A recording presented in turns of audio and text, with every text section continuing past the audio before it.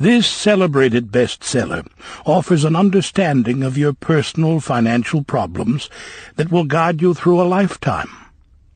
The Richest Man in Babylon uses success secrets of the ancients to lead you onto the road of happiness and prosperity. And now, The Richest Man in Babylon. Forward. Our prosperity as a nation depends upon the personal financial prosperity of each of us as individuals. This book deals with the personal successes of each of us. Success means accomplishments as the result of our own efforts and abilities. Proper preparation is the key to our success. Our acts can be no wiser than our thoughts. Our thinking can be no wiser than our understanding. This book of cures for lean purses has been termed a guide to financial understanding. That indeed is its purpose, to offer those who are ambitious for financial success an insight which will aid them to acquire money, to keep money, and to make their surpluses earn more money. In the pages which follow, we are taken back to Babylon, the cradle in which was nurtured the basic principles of finance now recognized and used the world over. To new readers, the author is happy to extend the wish that its pages may contain for them the same inspiration for growing bank accounts, greater financial successes, and the solution of difficult personal financial problems so enthusiastically reported by readers from coast to coast. To the business executives who have distributed these tales in such generous quantities to friends, relatives, employees, and associates, the author takes this opportunity to express his gratitude. No endorsement could be higher than that of practical men who appreciate its teachings because they themselves have worked up to important successes by applying the very principles it advocates. Babylon became the wealthiest city of the ancient world because its citizens were the richest people of their time. They appreciated the value of money. They practiced sound financial principles in acquiring money, keeping money, and making their money earn more money. They provided for themselves what we all desire: incomes for the future. GSC. Chapter 1. The Man Who Desired Gold. Banseer, the chariot builder of Babylon, was thoroughly discouraged. From his seat upon the low wall surrounding his property, he gazed sadly at his simple home and the open workshop in which stood a partially completed chariot. His wife frequently appeared at the open door. Her furtive glances in his direction reminded him that the meal bag was almost empty and he should be at work finishing the chariot, hammering and hewing, polishing and painting, stretching taut the leather over the wheel rims, preparing it for delivery so he could collect from his wealthy customer. Nevertheless, his fat, muscular body sat stolidly upon the wall. His slow mind was struggling patiently with a problem for which he could find no answer. The hot tropical sun, so typical of this valley of the Euphrates, beat down upon him mercilessly. Beads of perspiration formed upon his brow and trickled down unnoticed to lose themselves in the hairy jungle on his chest. Beyond his home towered the high terraced walls surrounding the king's palace. Nearby, cleaving the blue heavens, was the painted tower of the Temple of Bel. In the shadow of such grandeur was his simple home and many others far less neat and well cared for. Babylon was like this, a mixture of grandeur and squalor, of dazzling wealth and direst poverty, crowded together without plan or system within the protecting walls of the city. Behind him, had he cared to turn and look, The noisy chariots of the rich jostled and crowded aside the sandaled tradesmen as well as the barefooted beggars. Even the rich were forced to turn into the gutters to clear the way for the long lines of slave water carriers on the king's business, each bearing a heavy goatskin of water to be poured upon the hanging gardens. Bansir was too engrossed in his own problem to hear or heed the confused hubbub of the busy city. It was the unexpected twanging of the strings from a familiar lyre that aroused him from his reverie. He turned and looked into the sensitive, smiling face of his best friend, Kabai, the musician. "May the gods bless thee with great liberality, my good friend," began Kabai with an elaborate salute. "Yet it does appear they have already been so generous thou needst not to labor. I rejoice with thee in thy good fortune. More, I would even share it with thee. Pray, from thy purse, which must be bulging, else thou wouldst be busy in yon shop, extract but 2 humble shekels and lend them to me until after the nobleman's feast this night. Thou wilt not miss them ere they are returned." "If I did have 2 shekels," Bansir responded gloomily, "to no one could I lend them, not even to you, my best of friends, for they would be my fortune, my entire fortune." No one lends his entire fortune, not even to his best friend. "What?" exclaimed Kabai with genuine surprise. "Thou hast not 1 shekel in thy purse, yet sit like a statue upon a wall? Why not complete that chariot? How else canst thou provide for thy noble appetite? 'Tis not like thee, my friend. Where is thy endless energy? Doth something distress thee? Have the gods brought to thee troubles?" "A torment from the gods it must be," Bansir agreed. "It began with a dream, a senseless dream in which I thought I was a man of means. From my belt hung a handsome purse, heavy with coins. There were shekels which I cast with careless freedom to the beggars. There were pieces of silver with which I did buy finery for my wife and whatever I did desire for myself. There were pieces of gold which made me feel assured of the future and unafraid to spend the silver. A glorious feeling of contentment was within me. You would not have known me for thy hard-working friend, nor wouldst have known my wife, so free from wrinkles was her face and shining with happiness. She was again the smiling maiden of our early married days." "A pleasant dream indeed," commented Kabai. "But why should such pleasant feelings as it aroused turn thee into a glum statue upon the wall?" "Why, indeed? Because when I awoke and remembered how empty was my purse, a feeling of rebellion swept over me. Let us talk it over together, for, as the sailors do say, we ride in the same boat, we two. As youngsters we went together to the priests to learn wisdom. As young men we shared each other's pleasures. As grown men we have always been close friends.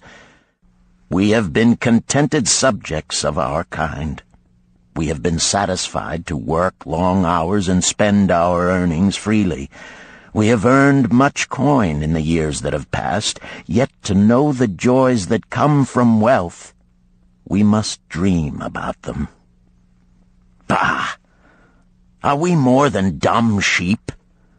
We live in the richest city in all the world. The travelers do say none equals it in wealth. About us is much display of wealth, but of it we ourselves have not. After half a lifetime of hard labor, thou, my best of friends, hast an empty purse, and sayest to me, may I borrow such a trifle as 2 shekels until after the nobleman's feast this night? Then what do I reply? Do I say, here is my purse, its contents will I gladly share? No, I admit that my purse is as empty as thine. What is the matter? Why cannot we acquire silver and gold, more than enough for food and robes? Consider also our sons, Bansir continued. Are they not following in the footsteps of their fathers? Need they and their families, and their sons families, live all their lives in the midst of such treasures of gold, and yet, like us, be content to banquet upon sour goat's milk and porridge? Never in all the years of our friendship didst thou talk like this before, Bansir. Kabai was puzzled. Never in all those years did I think like this before. From early dawn until darkness stopped me, I have labored to build the finest chariots any man could make, soft-heartedly hoping some day the gods would recognize my worthy deeds and bestow upon me great prosperity. This they have never done. At last I realize this they will never do. Therefore my heart is sad. I wish to be a man of means. I wish to own lands and cattle, to have fine robes and coins in my purse. I am willing to work for these things with all the strength in my back, with all the skill in my hands, with all the cunning in my mind. But I wish my labors to be fairly rewarded. What is the matter with us? Again, I ask you, why cannot we have our just share of the good things so plentiful for those who have the gold with which to buy them? Would I knew the answer, Kabai replied. No better than thou am I satisfied. My earnings from my lyre are quickly gone. Often must I plan and scheme that my family be not hungry. Also within my breast is a deep longing for a lyre large enough that it may truly sing the strains of music that do surge through my mind. With such an instrument could I make music finer than even the king has ever heard before. Such a lyre thou shouldst have. No man in all Babylon could make it sing more sweetly. Could make it sing so sweetly not only the king, but the gods themselves would be delighted. But how mayest thou secure it while we both of us are as poor as the king's slaves? Listen to the bell. Here they come. He pointed to the long column of half-naked, sweating water-bearers plodding laboriously up the narrow street from the river. 5 abreast they marched, each bent under a heavy goatskin of water. A fine figure of a man he who doth lead them. Kabai indicated the wearer of the bell who marched in front without a load. A prominent man in his own country, 'tis easy to see. There are many good figures in the line, Bansir agreed, as good men as we. Tall blond men from the north, laughing black men from the south, little brown men from the nearer countries, all marching together from the river to the gardens, back and forth, day after day, year after year, naught of happiness to look forward to, beds of straw upon which to sleep, hard grain porridge to eat. Pity the poor brutes, Kabai. Pity them I do, yet thou dost make me see how little better off are we, free men though we call ourselves. That is truth, Kabai, unpleasant thought though it may be. We do not wish to go on year after year living slavish lives, working, getting nowhere. Might we not find out how others acquire gold and do as they do? Kabai inquired. Perhaps there is some secret we might learn if we but sought from those who knew, replied Bansir thoughtfully. This very day, suggested Kabai, I did pass our old friend Arkad, riding in his golden chariot. This I will say, he did not look over my humble head as many in his station might consider his right. Instead, he did wave his hand that all onlookers might see him pay greetings and bestow his smile of friendship upon Kabai, the musician. He is claimed to be the richest man in all Babylon, Bansir mused. So rich, the king is said to seek his golden aid in affairs of the treasury, Kabai replied. So rich, Bansir interrupted. I fear if I should meet him in the darkness of the night, I should lay my hands upon his fat wallet. Nonsense, reproved Kabai. A man's wealth is not in a purse he carries. A fat purse quickly empties if there be no golden stream to refill it. Arkad has an income that constantly keeps his purse full, no matter how liberally he spends. Income, that is the thing, ejaculated Bansir. I wish an income that will keep flowing into my purse whether I sit upon the wall or travel to far lands. Arkad must know how a man can make an income for himself. Dost suppose it is something he could make clear to a mind as slow as mine? Methinks he did teach his knowledge to his son, Nomasir, Kabai responded. Did he not go to Nineveh and, so it is told at the inn, become, without aid from his father, one of the richest men in that city? Kabai, thou bringest to me a rare thought. A new light gleamed in Bansir's eyes. It costs nothing to ask wise advice from a good friend, and Arkad was always that. Never mind though our purses be as empty as the falcon's nest of a year ago. Let that not detain us. We are weary of being without gold in the midst of plenty. We wish to become men of means. Come, let us go to Arkad and ask how we also may acquire incomes for ourselves. Thou speakest with true inspiration, Bansir. Thou bringest to my mind a new understanding. Thou makest me to realize the reason why we have never found any measure of wealth. We never sought it. Thou hast labored patiently to build the staunchest chariots in Babylon.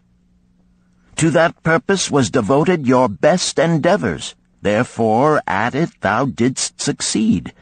I strove to become a skillful lyre player, and at it I did succeed. In those things toward which we exerted our best endeavors, we succeeded. The gods were content to let us continue thus. Now at last we see a light, bright like that from the rising sun. It biddeth us to learn more, that we may prosper more. With a new understanding, we shall find honorable ways to accomplish our desires. Let us go to Arkad this very day, Bansir urged. Also, let us ask other friends of our boyhood days who have fared no better than ourselves to join us, that they too may share in his wisdom. Thou wert ever thus thoughtful to thy friends, Bansir. Therefore hast thou many friends. It shall be as thou sayest. We go this day and take them with us.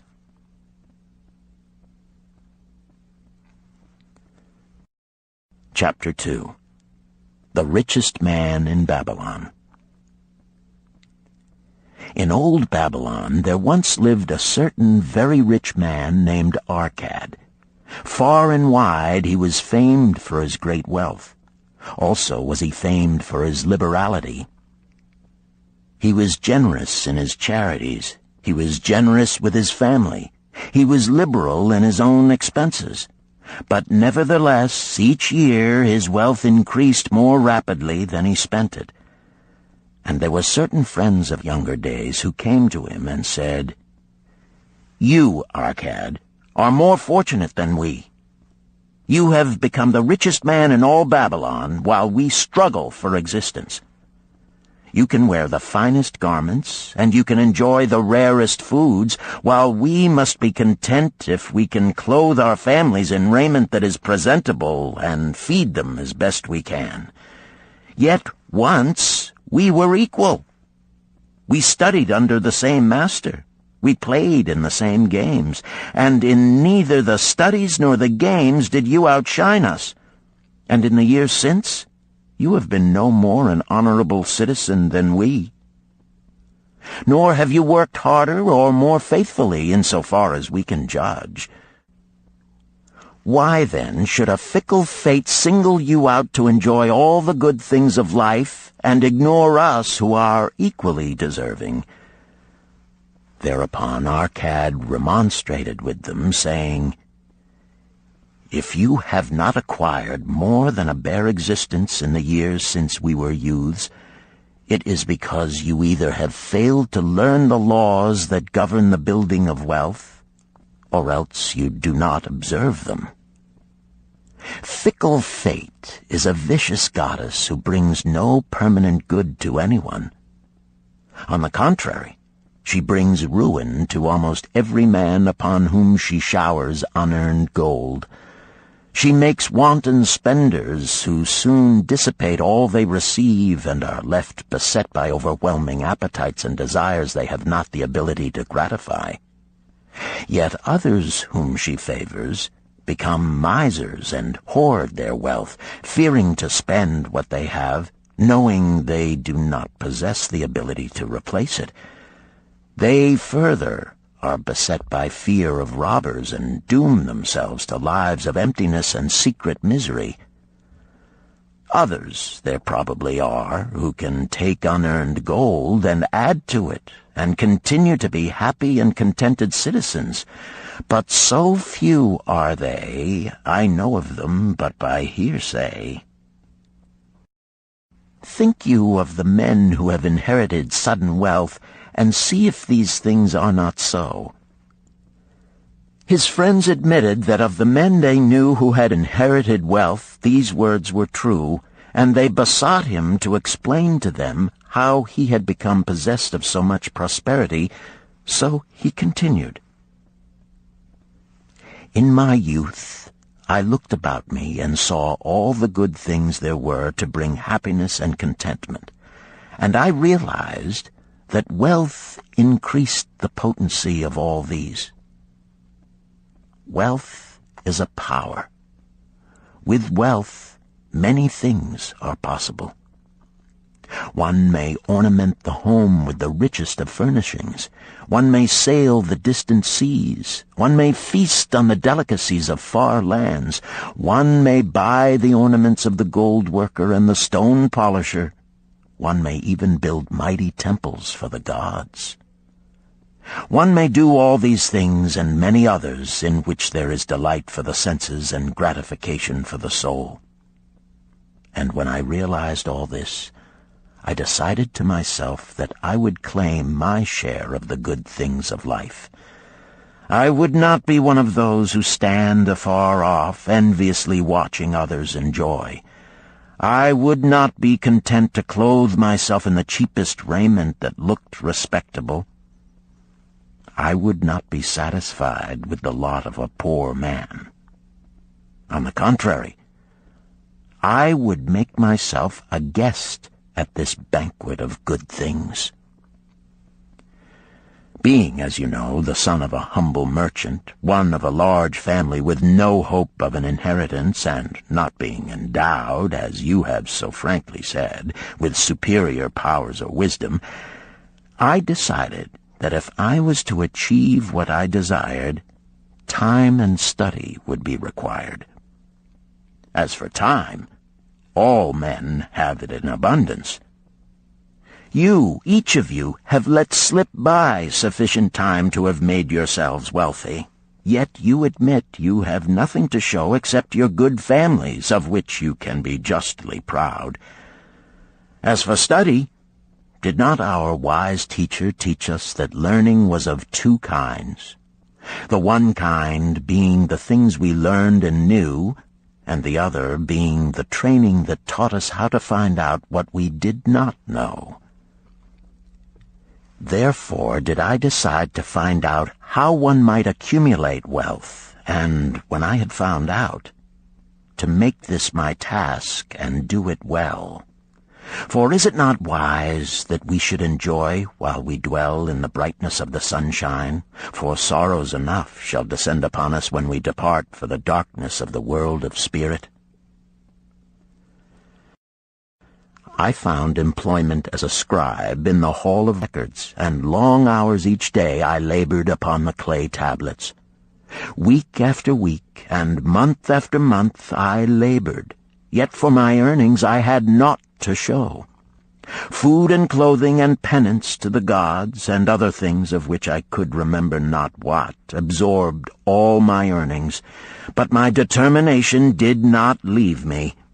And one day Algamish, the moneylender, came to the house of the city master and ordered a copy of the 9th law, and he said to me, I must have this in 2 days, and if the task is done by that time, 2 coppers will I give to thee. So I labored hard, but the law was long, and when Algamish returned, the task was unfinished.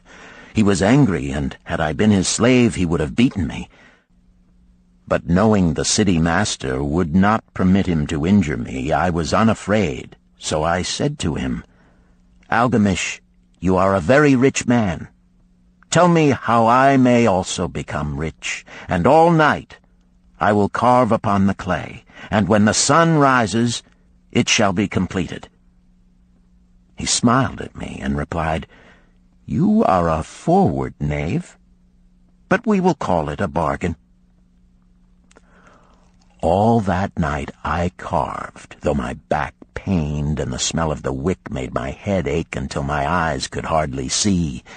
But when he returned at sunup, the tablets were complete.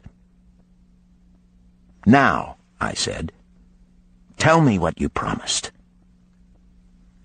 You have fulfilled your part of our bargain, my son, he said to me kindly, and I am ready to fulfill mine. I will tell you these things you wish to know, because I am becoming an old man, and an old tongue loves to wag. And when youth comes to age for advice, he receives the wisdom of years. But too often does youth think that age knows only the wisdom of days that are gone, and therefore profits not. But remember this, the sun that shines today is the sun that shone when thy father was born, and will still be shining when thy last grandchild shall pass into the darkness. The thoughts of youth, he continued, are bright lights that shine forth like the meteors that oft make brilliant the sky. But the wisdom of age is like the fixed stars that shine so unchanged that the sailor may depend upon them to steer his course.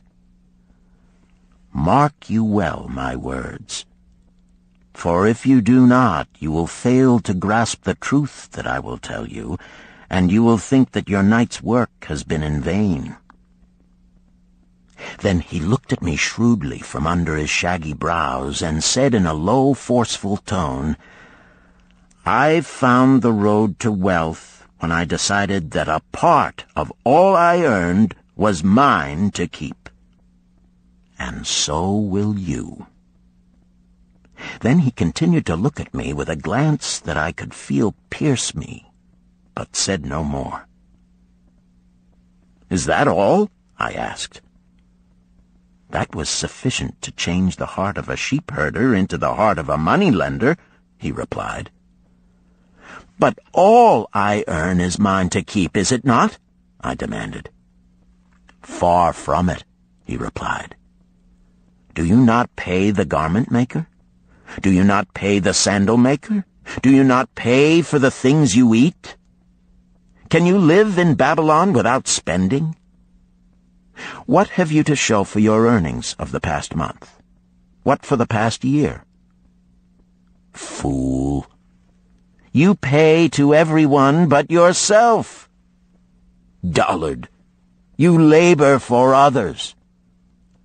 As well be a slave and work for what your master gives you to eat and wear. If you did keep for yourself 1/10 of all you earn, how much would you have in 10 years? My knowledge of the numbers did not forsake me, and I answered, "As much as I earn in 1 year." "You speak but half the truth," he retorted. "Every gold piece you save is a slave to work for you. Every copper it earns is its child that also can earn for you. If you would become wealthy, then what you save must earn, and its children must earn, that all may help to give to you the abundance you crave. You think I cheat you for your long night's work," he continued, "but I am paying you 1,000 times over if you have the intelligence to grasp the truth I offer you. A part of all you earn is yours to keep.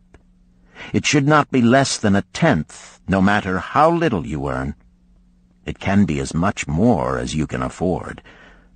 Pay yourself first. Do not buy from the clothes maker and the sandal maker more than you can pay out of the rest and still have enough for food and charity and penance to the gods. Wealth, like a tree, grows from a tiny seed. The first copper you save is the seed from which your tree of wealth shall grow. The sooner you plant that seed, the sooner shall the tree grow. And the more faithfully you nourish and water that tree with consistent savings, the sooner may you bask in contentment beneath its shade." So saying, he took his tablets and went away. I thought much about what he had said to me, and it seemed reasonable, so I decided that I would try it. Each time I was paid, I took 1 from each 10 pieces of copper and hid it away. And strange as it may seem, I was no shorter of funds than before. I noticed little difference as I managed to get along without it. But often I was tempted, as my hoard began to grow, to spend it for some of the good things the merchants displayed, brought by camels and ships from the land of the Phoenicians. But I wisely refrained. A 12th month after Algamish had gone, he again returned and said to me, "Son, have you paid to yourself not less than 1/10 of all you have earned for the past year?" I answered proudly, "Yes, master, I have." "That is good," he answered, beaming upon me. "And what have you done with it?" "I have given it to Asmer, the brickmaker, who told me he was traveling over the far seas, and in Tyre he would buy from me the rare jewels of the Phoenicians. When he returns, we shall sell these at high prices and divide the earnings." "Every fool must learn," he growled. "But why trust the knowledge of a brickmaker about jewels? Would you go to the breadmaker to inquire about the stars? No, by my tunic, you would go to the astrologer if you had power to think. Your savings are gone, youth. You have jerked your wealth tree up by the roots. But plant another. Try again. And next time, if you would have advice about jewels, go to the jewel merchant. If you would know the truth about sheep, go to the herdsman. Advice is one thing that is freely given away, but watch that you take only what is worth having. He who takes advice about his savings from one who is inexperienced in such matters shall pay with his savings for proving the falsity of their opinions." Saying this, he went away. And it was as he said, for the Phoenicians are scoundrels and sold to Asmer worthless bits of glass that looked like gems. But as Algamish had bid me, I again saved each 10th copper, for I now had formed the habit, and it was no longer difficult. Again, 12 months later, Algamish came to the room of the scribes and addressed me. "What progress have you made since last I saw you?" "I have paid myself faithfully," I replied, "and my savings I have entrusted to Agar, the shield-maker, to buy bronze, and each 4th month he does pay me the rental." "That is good. And what do you do with the rental?" I do have a great feast with honey and fine wine and spiced cake. Also I have bought me a scarlet tunic, and some day I shall buy me a young ass upon which to ride." To which Algamish laughed, "You do eat the children of your savings. Then how do you expect them to work for you? And how can they have children that will also work for you? First get thee an army of golden slaves, and then many a rich banquet may you enjoy without regret." So saying, he again went away. Nor did I again see him for 2 years, when he once more returned, and his face was full of deep lines, and his eyes drooped, for he was becoming a very old man. And he said to me, "Arcad, hast thou yet achieved the wealth thou dreamed of?" And I answered, "Not yet all that I desire, but some I have, and it earns more, and its earnings earn more." "And do you still take the advice of brickmakers?" "About brickmaking they give me good advice," I retorted. "Arcad," he continued, "you have learned your lessons well. You first learned to live upon less than you could earn. Next, you learned to seek advice from those who were competent through their own experiences to give it. And lastly, you have learned to make gold work for you. You have taught yourself how to acquire money, how to keep it, and how to use it. Therefore, you are competent for a responsible position. I am becoming an old man.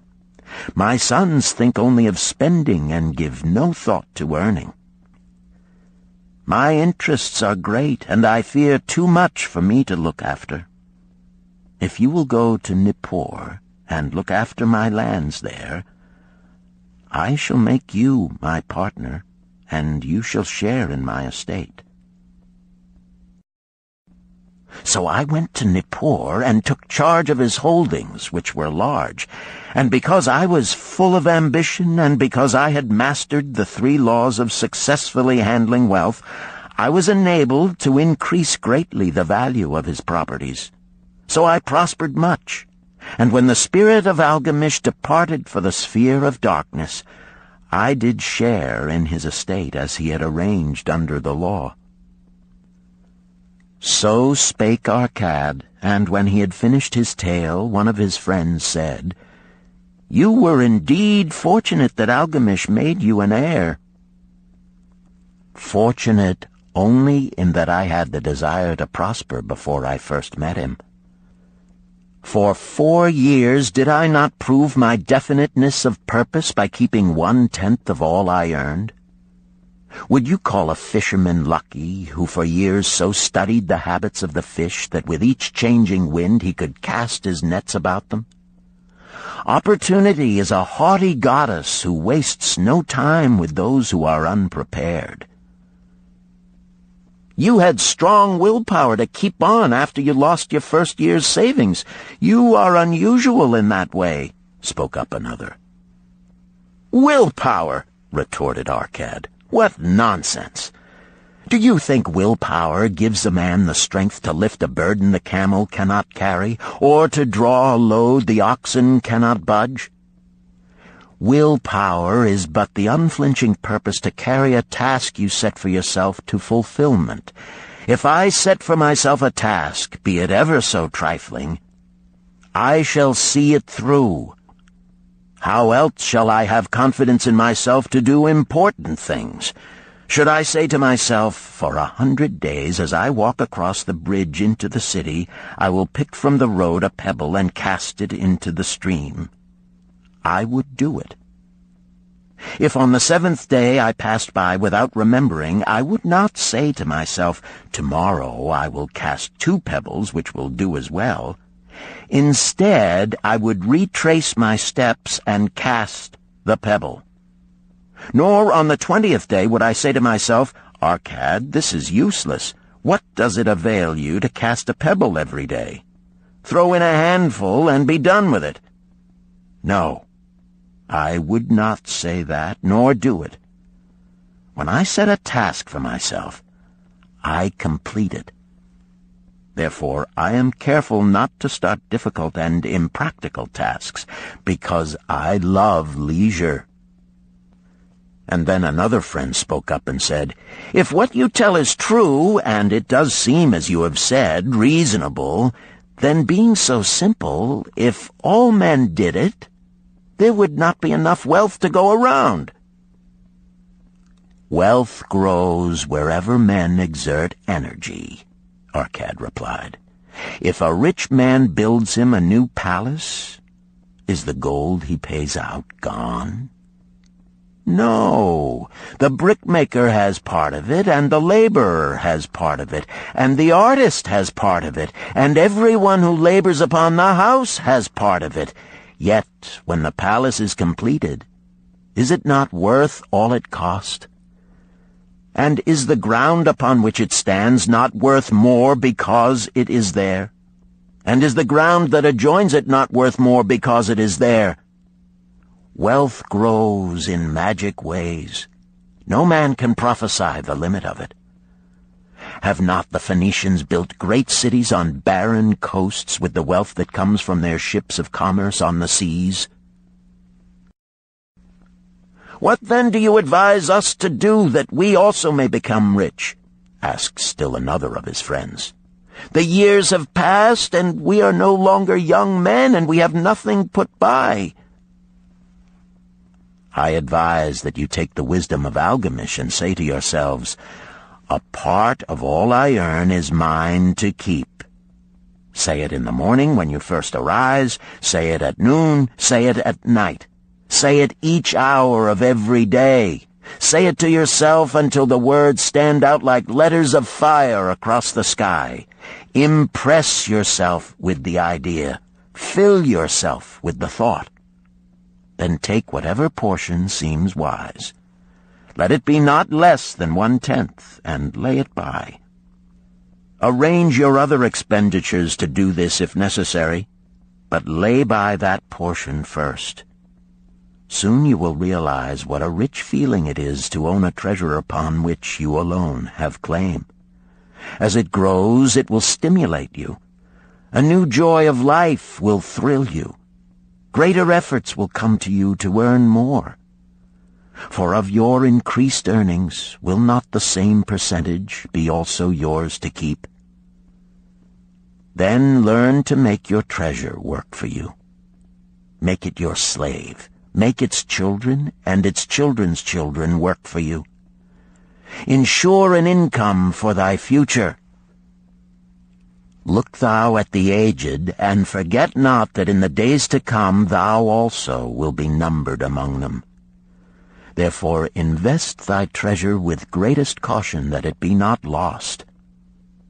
Usurious rates of return are deceitful sirens that sing but to lure the unwary upon the rocks of loss and remorse.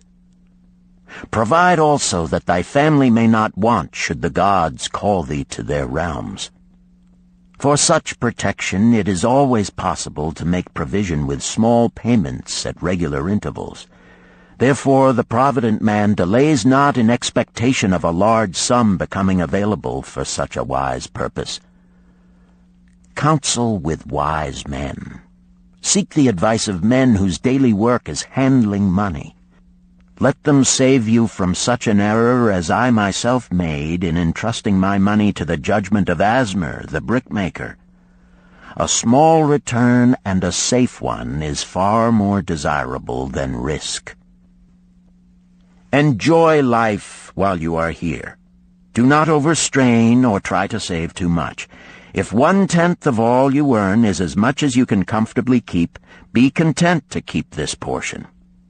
Live otherwise according to your income, and let not yourself get niggardly and afraid to spend. Life is good, and life is rich with things worth while and things to enjoy. His friends thanked him and went away. Some were silent because they had no imagination and could not understand. Some were sarcastic because they thought that one so rich should divide with old friends not so fortunate. But some had in their eyes a new light. They realized that Algamish had come back each time to the room of the scribes because he was watching a man work his way out of darkness into light. When that man had found the light, a place awaited him.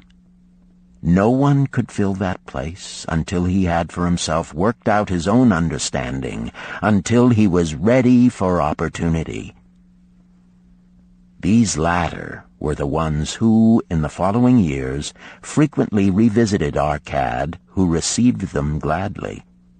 He counseled with them and gave them freely of his wisdom, as men of broad experience are always glad to do, and he assisted them in so investing their savings that it would bring in a good interest with safety and would neither be lost nor entangled in investments that paid no dividends. The turning point in these men's lives came upon that day when they realized the truth that had come from Algamish to Arcad, and from Arcad to them. A part of all you earn is yours to keep.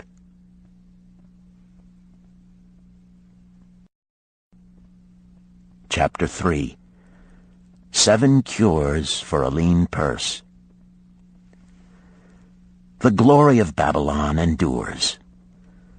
Down through the ages, its reputation comes to us as the richest of cities, its treasures as fabulous.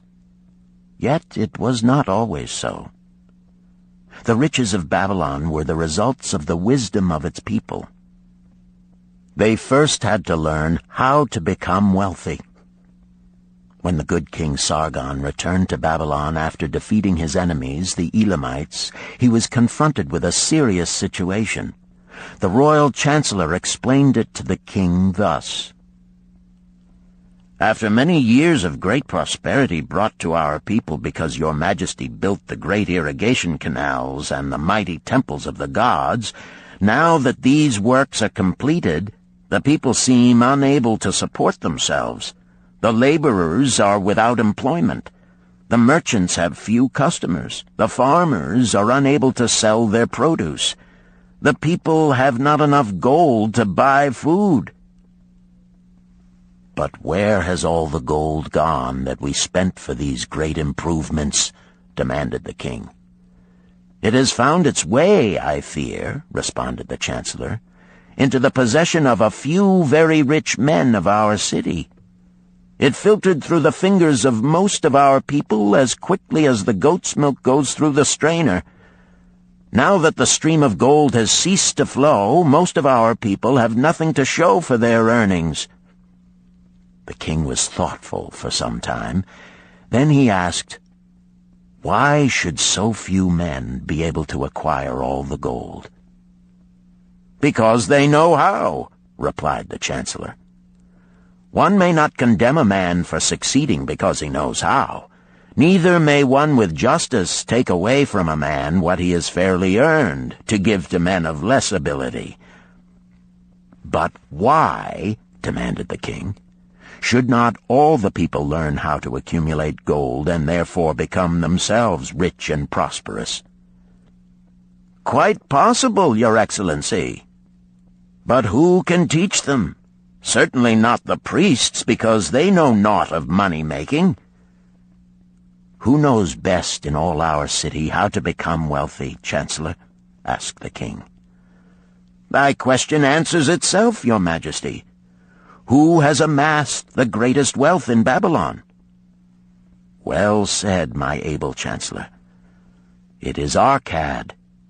He is the richest man in Babylon. Bring him before me on the morrow."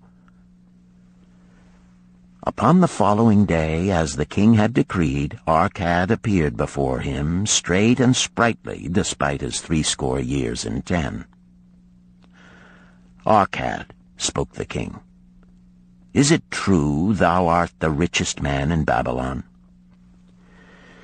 "So it is reported, Your Majesty, and no man disputes it."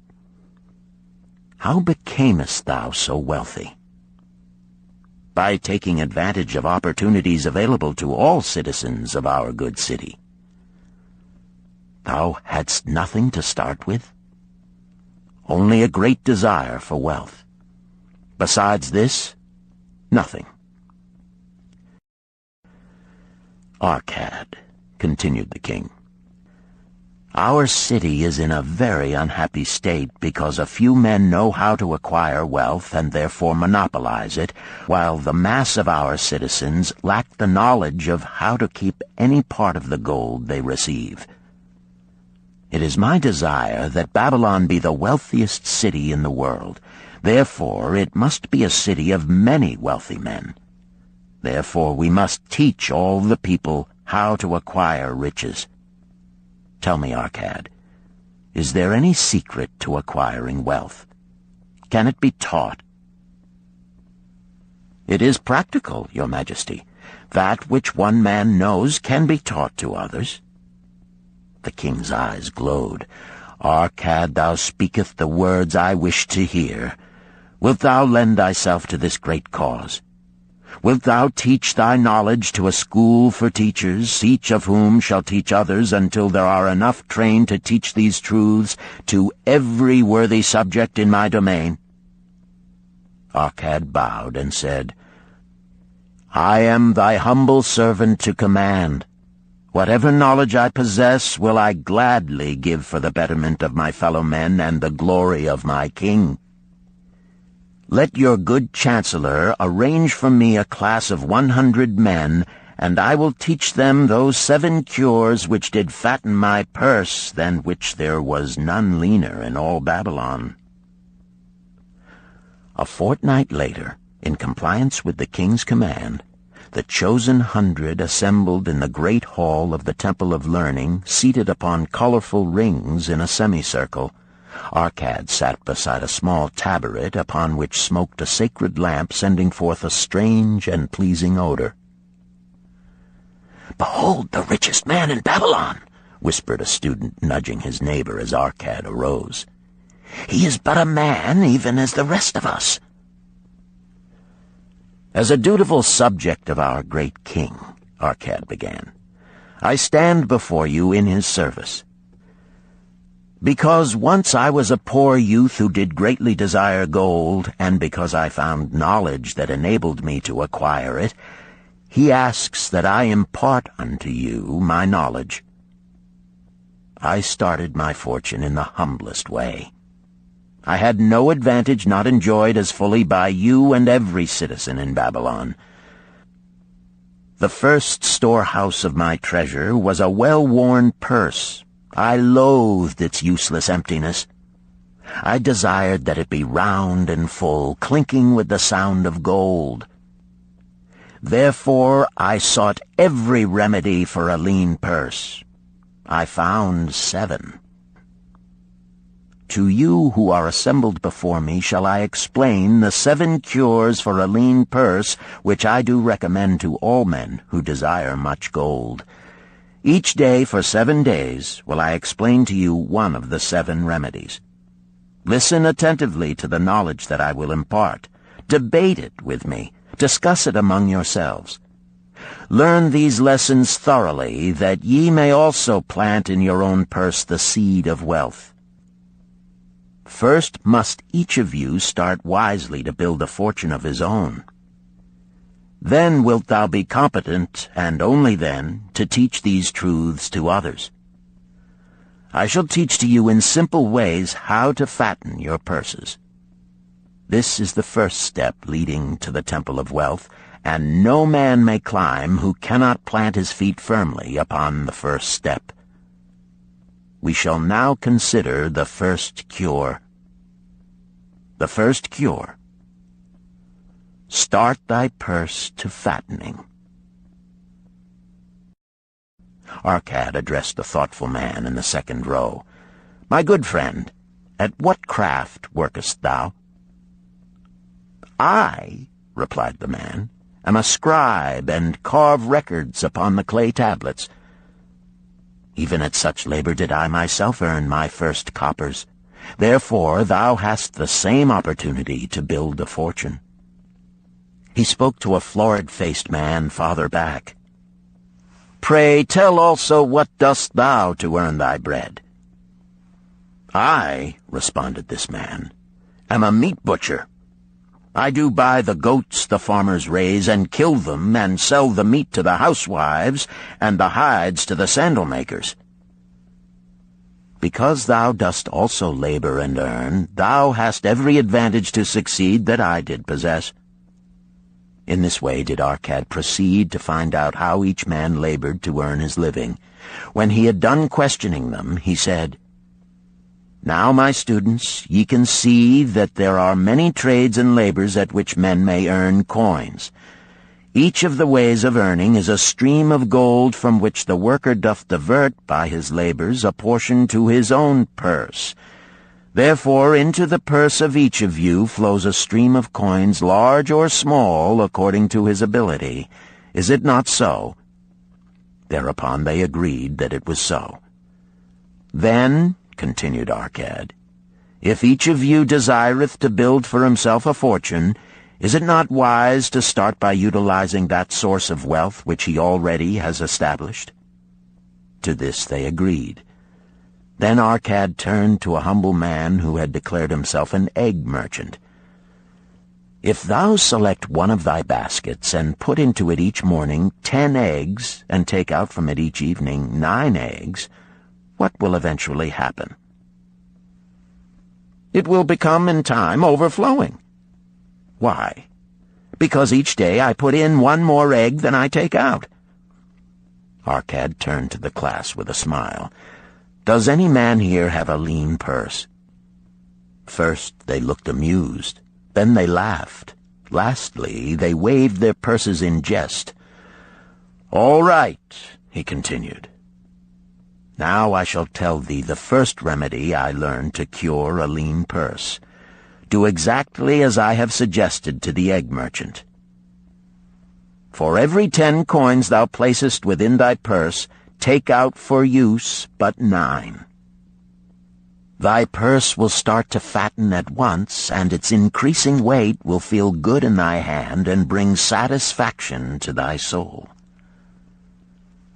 Deride not what I say because of its simplicity. Truth is always simple.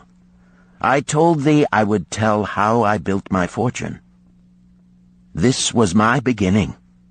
I, too, carried a lean purse and cursed it because there was naught within to satisfy my desires. But when I began to take out from my purse but 9 parts of 10 I put in, it began to fatten. So will thine. Now I will tell a strange truth, the reason for which I know not. When I ceased to pay out more than 9/10 of my earnings, I managed to get along just as well. I was not shorter than before. Also, ere long, did coins come to me more easily than before. Surely it is a law of the gods that unto him who keepeth and spendeth not a certain part of all his earnings shall gold come more easily. Likewise him whose purse is empty does gold avoid. Which desirest thou the most? Is it the gratification of thy desires of each day, a jewel, a bit of finery, better raiment, more food, things quickly gone and forgotten? Or is it substantial belongings, gold, lands, herds, merchandise, income-bringing investments? The coins thou takest from thy purse bring the first. The coins thou leavest within it will bring the latter. This, my students, was the first cure I did discover for my lean purse. For each 10 coins I put in, to spend but 9. Debate this among yourselves. If any man proves it untrue, tell me upon the morrow when we shall meet again. The second cure. Control thy expenditures. Some of your members, my students, have asked me this. How can a man keep 1/10 of all he earns in his purse when all the coins he earns are not enough for his necessary expenses? So did Arcad address his students upon the second day. "Yesterday, how many of thee carried lean purses?" "All of us," answered the class. "Yet thou do not all earn the same. Some earn much more than others. Some have much larger families to support. Yet all purses were equally lean. Now I will tell thee an unusual truth about men and sons of men. It is this, that what each of us calls our necessary expenses will always grow to equal our incomes unless we protest to the contrary. Confuse not the necessary expenses with thy desires. Each of you, together with your good families, have more desires than your earnings can gratify. Therefore are thy earnings spent to gratify these desires in so far as they will go. Still thou retainest many ungratified desires. All men are burdened with more desires than they can gratify. Because of my wealth, thinkest thou I may gratify every desire? 'Tis a false idea. There are limits to my time. There are limits to my strength. There are limits to the distance I may travel. There are limits to what I may eat. There are limits to the zest with which I may enjoy. I say to you that just as weeds grow in a field wherever the farmer leaves space for their roots, even so freely do desires grow in men whenever there is a possibility of their being gratified. Thy desires are a multitude, and those that thou mayest gratify are but few. Study thoughtfully thy accustomed habits of living. Herein may be most often found certain accepted expenses that may wisely be reduced or eliminated. Let thy motto be 100% of appreciated value demanded for each coin spent. Therefore engrave upon the clay each thing for which thou desireth to spend. Select those that are necessary and others that are possible through the expenditure of 9/10 of thy income. Cross out the rest and consider them but a part of that great multitude of desires that must go unsatisfied, and regret them not. Budget then thy necessary expenses. Touch not the 1/10 that is fattening thy purse. Let this be thy great desire that is being fulfilled. Keep working with thy budget. Keep adjusting it to help thee. Make it thy first assistant in defending thy fattening purse."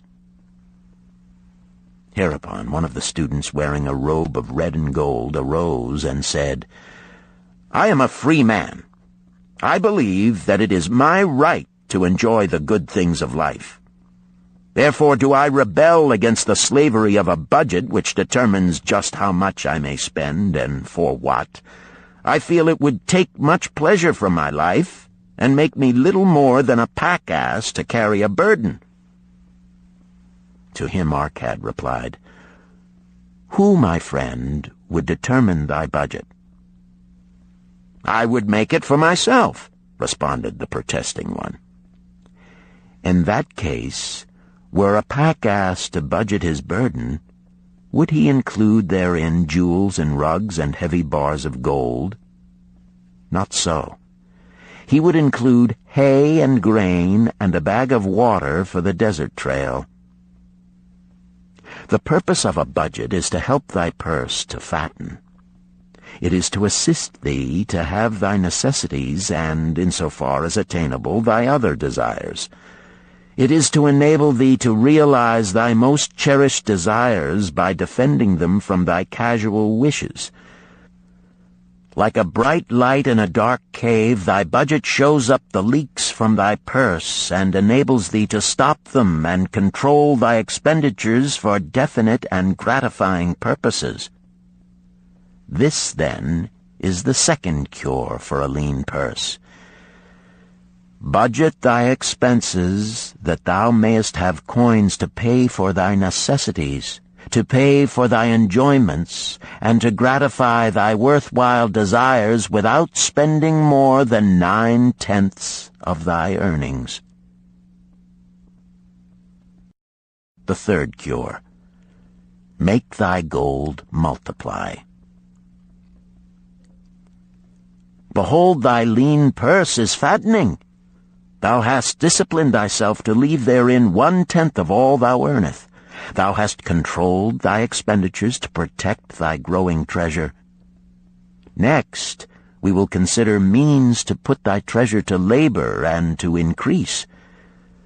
Gold in a purse is gratifying to own, and satisfieth a miserly soul, but earns nothing.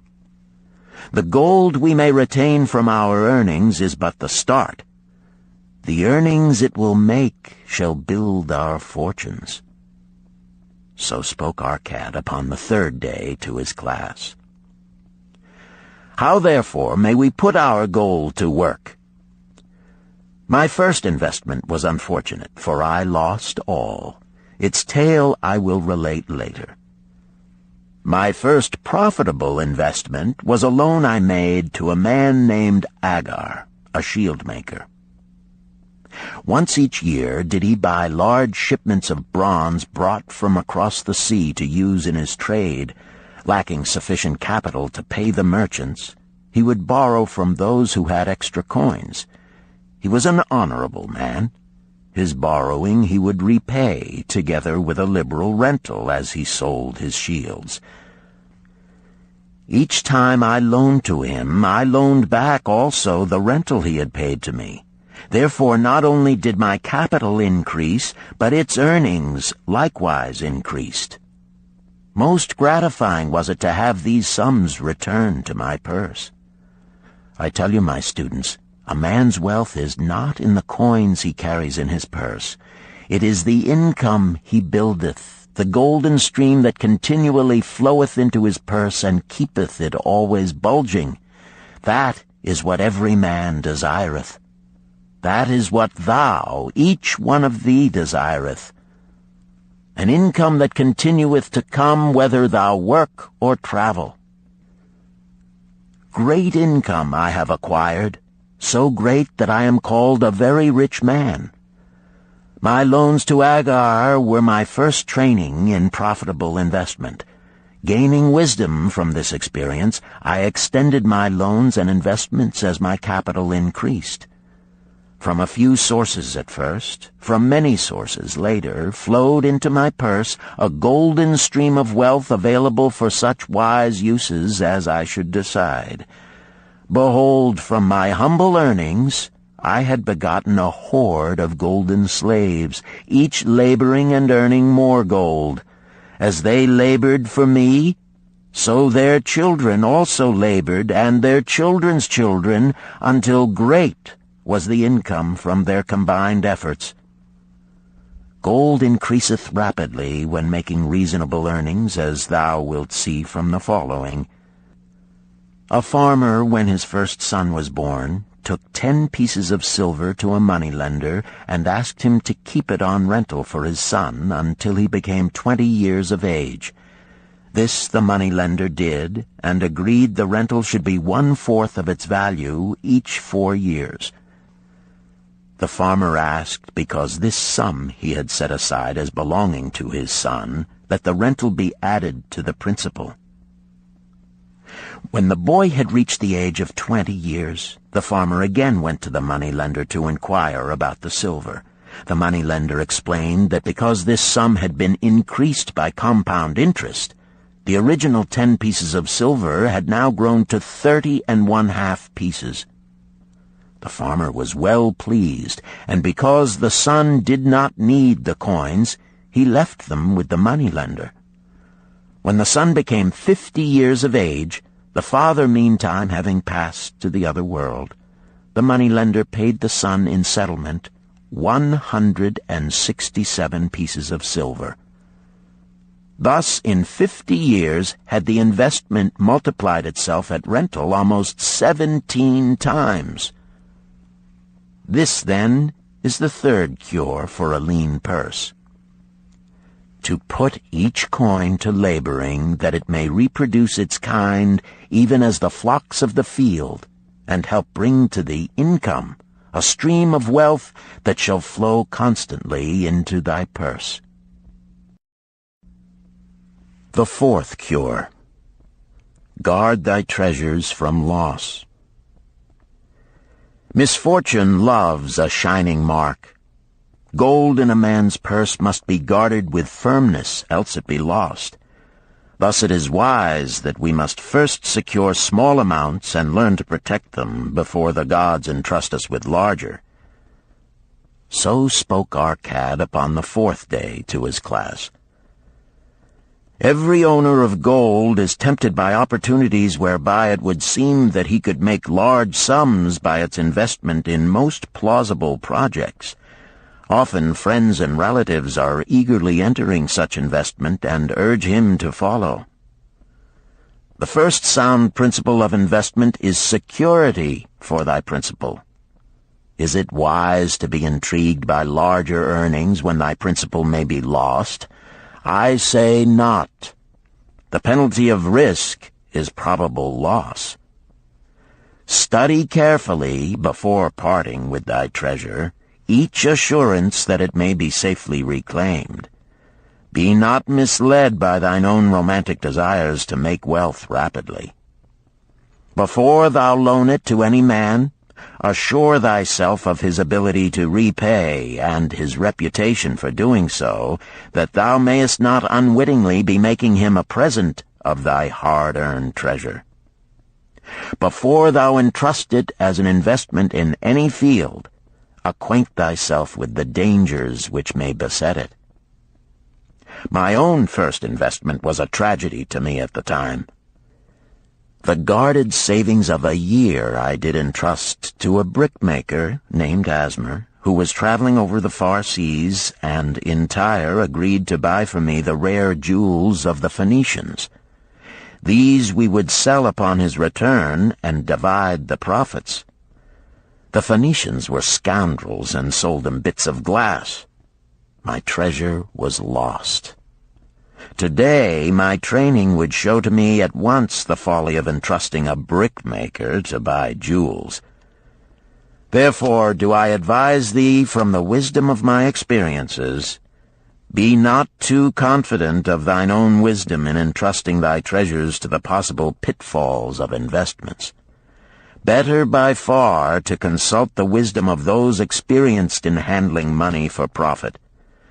Such advice is freely given for the asking, and may readily possess a value equal in gold to the sum thou considerest investing. In truth, such is its actual value if it save thee from loss. This, then, is the fourth cure for a lean purse, and of great importance if it prevent thy purse from being emptied once it has become well filled. Guard thy treasure from loss by investing only where thy principal is safe, where it may be reclaimed if desirable, and where thou wilt not fail to collect a fair rental. Consult with wise men. Secure the advice of those experienced in the profitable handling of gold. Let their wisdom protect thy treasure from unsafe investments. This ends Disc 1. The Richest Man in Babylon, Disc 2. The fifth cure. Make of thy dwelling a profitable investment. If a man setteth aside 9 parts of his earnings upon which to live and enjoy life, and if any part of this 9 parts he can turn into a profitable investment without detriment to his well-being, then so much faster will his treasures grow. So spake Arcad to his class at their 5th lesson. All too many of our men of Babylon do raise their families in unseemly quarters. They do pay to exacting landlords liberal rentals for rooms where their wives have not a spot to raise the blooms that gladden a woman's heart, and their children have no place to play their games except in the unclean alleys. No man's family can fully enjoy life unless they do have a plot of ground wherein children can play in the clean earth, and where the wife may raise not only blossoms but good rich herbs to feed her family. To a man's heart it brings gladness to eat the figs from his own trees and the grapes of his own vines, to own his own domicile and to have it a place he is proud to care for, putteth confidence in his heart and greater effort behind all his endeavors. Therefore do I recommend that every man own the roof that sheltereth him and his. Nor is it beyond the ability of any well-intentioned man to own his home.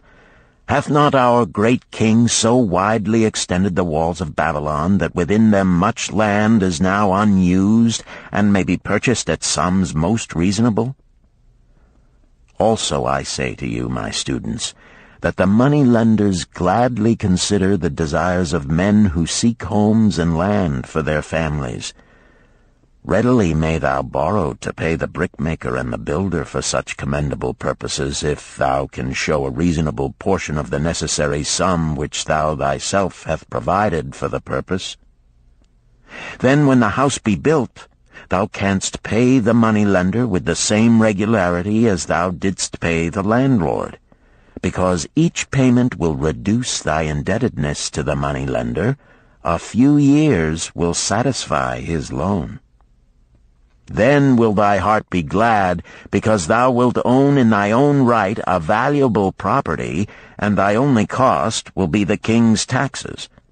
Also wilt thy good wife go more often to the river to wash thy robes, that each time returning she may bring a goatskin of water to pour upon the growing things. Thus come many blessings to the man who owneth his own house, and greatly will it reduce his cost of living, making available more of his earnings for pleasures and the gratification of his desires. This, then, is the fifth cure for a lean purse. Own thy own home. The sixth cure. Ensure a future income. The life of every man proceedeth from his childhood to his old age. This is the path of life, and no man may deviate from it, unless the gods call him prematurely to the world beyond. Therefore do I say that it behooves a man to make preparation for a suitable income in the days to come, when he is no longer young, and to make preparations for his family, should he be no longer with them to comfort and support them. This lesson shall instruct thee in providing a full purse when time has made thee less able to earn. So Arcad addressed his class upon the sixth day. The man who, because of his understanding of the laws of wealth, acquireth a growing surplus, should give thought to those future days.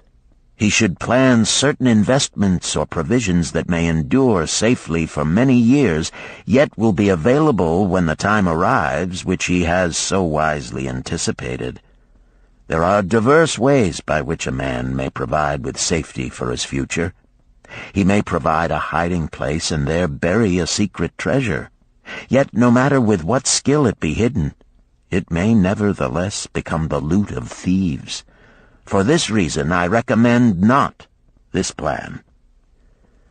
A man may buy houses or lands for this purpose. If wisely chosen as to their usefulness and value in the future, they are permanent in their value and their earnings, or their sale will provide well for his purpose. A man may loan a small sum to the moneylender and increase it at regular periods. The rental which the moneylender adds to this will largely add to its increase. I do know a sandal-maker named Ansan, who explained to me not long ago that each week for 8 years he had deposited with his moneylender 2 pieces of silver. The moneylender had but recently given him an accounting over which he greatly rejoiced.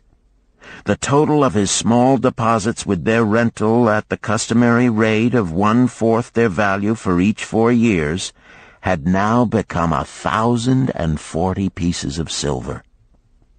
I did gladly encourage him further by demonstrating to him with my knowledge of the numbers that in 12 years more, if he would keep his regular deposits of but 2 pieces of silver each week, the moneylender would then owe him 4,000 pieces of silver, a worthy competence for the rest of his life.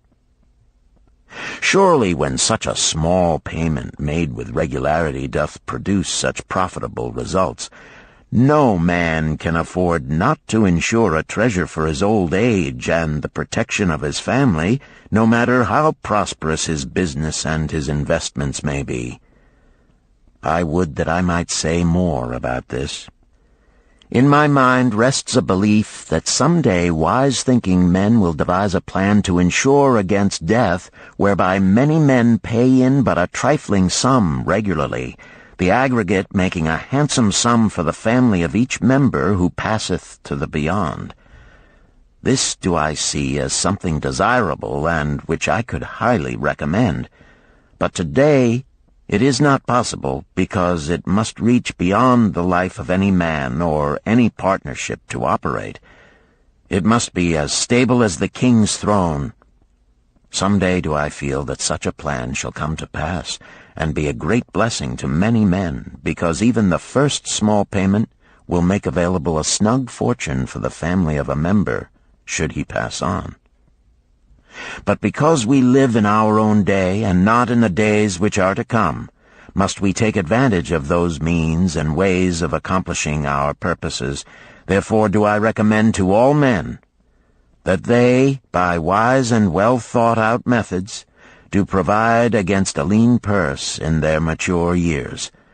For a lean purse to a man no longer able to earn, or to a family without its head, is a sore tragedy. This, then, is the 6th cure for a lean purse. Provide in advance for the needs of thy growing age and the protection of thy family. The 7th cure. Increase thy ability to earn. This day do I speak to thee, my students, of one of the most vital remedies for a lean purse. Yet I will not talk of gold, but of yourselves, of the men beneath the robes of many colors who do sit before me. I will talk to you of those things within the minds and lives of men which do work for or against their success. So did Arcad address his class upon the 7th day. Not long ago came to me a young man seeking to borrow. When I questioned him the cause of his necessity, he complained that his earnings were insufficient to pay his expenses. Thereupon I explained to him, this being the case, he was a poor customer for the moneylender, as he possessed no surplus earning capacity to repay the loan. What you need, young man, I told him, is to earn more coins. What dost thou to increase thy capacity to earn? All that I can do, he replied. 6 times within 2 moons have I approached my master to request my pay be increased, but without success. No man can go oftener than that. We may smile at his simplicity, yet he did possess one of the vital requirements to increase his earnings. Within him was a strong desire to earn more, a proper and commendable desire. Preceding accomplishment must be desire. Thy desires must be strong and definite. General desires are but weak longings. For a man to wish to be rich is of little purpose. For a man to desire 5 pieces of gold is a tangible desire which he can press to fulfillment. After he has backed his desire for 5 pieces of gold with strength of purpose to secure it, next he can find similar ways to obtain 10 pieces, and then 20 pieces, and later 1,000 pieces, and, behold, he has become wealthy. In learning to secure his one definite small desire, he hath trained himself to secure a larger one. This is the process by which wealth is accumulated, first in small sums, then in larger ones as a man learns and becomes more capable. Desires must be simple and definite. They defeat their own purpose should they be too many, too confusing, or beyond a man's training to accomplish. As a man perfecteth himself in his calling, even so doth his ability to earn increase. In those days when I was a humble scribe carving upon the clay for a few coppers each day, I observed that other workers did more than I, and were paid more. Therefore did I determine that I would be exceeded by none. Nor did it take long for me to discover the reason for their greater success.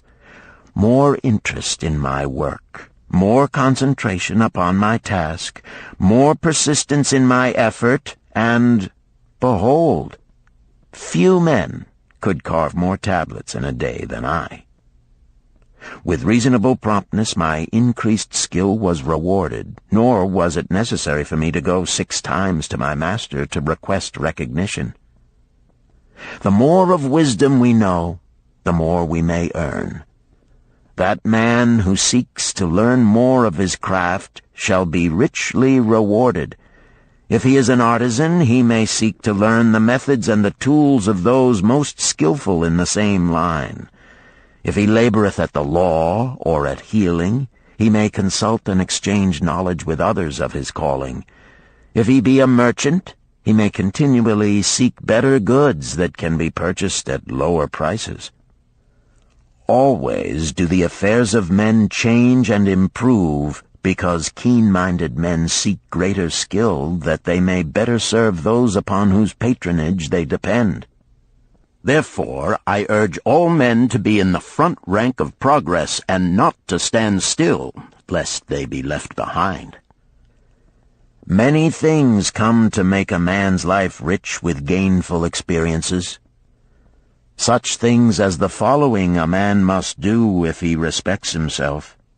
He must pay his debts with all the promptness within his power, not purchasing that for which he is unable to pay.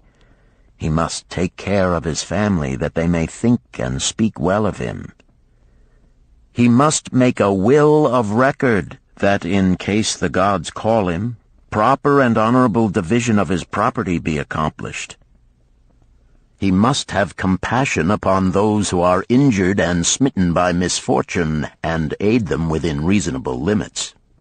He must do deeds of thoughtfulness to those dear to him. Thus, the 7th and last remedy for a lean purse is to cultivate thy own powers, to study and become wiser, to become more skillful, to so act as to respect thyself. Thereby shalt thou acquire confidence in thyself to achieve thy carefully considered desires. These, then, are the 7 cures for a lean purse, which, out of the experience of a long and successful life, I do urge for all men who desire wealth. There is more gold in Babylon, my students, than thou dreamest of. There is abundance for all. Go thou forth and practice these truths, that thou mayest prosper and grow wealthy, as is thy right. Go thou forth and teach these truths, that every honorable subject of his majesty may also share liberally in the ample wealth of our beloved city. Chapter 4. Meet the Goddess of Good Luck. Babylonian proverb. If a man be lucky, there is no foretelling the possible extent of his good fortune. Pitch him into the Euphrates, and like as not he will swim out with a pearl in his hand. The desire to be lucky is universal. It was just as strong in the breasts of men 4,000 years ago in ancient Babylon as it is in the hearts of men today. We all hope to be favored by the whimsical goddess of good luck. Is there some way we can meet her and attract not only her favorable attention, but her generous favors? Is there a way to attract good luck? That is just what the men of ancient Babylon wished to know. It is exactly what they decided to find out. They were shrewd men and keen thinkers. That explains why their city became the richest and most powerful city of their time. In that distant past, they had no schools or colleges.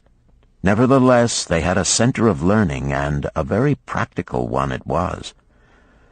Among the towered buildings in Babylon was one that ranked in importance with the palace of the king, the hanging gardens, and the temples of the gods.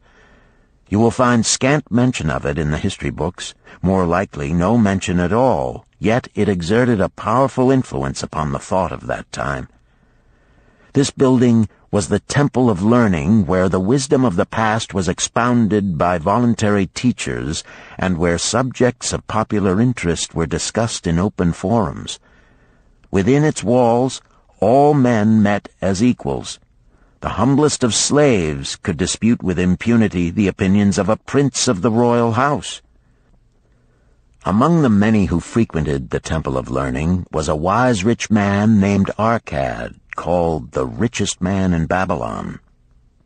He had his own special hall where almost any evening a large group of men, some old, some very young, but mostly middle-aged, gathered to discuss and argue interesting subjects.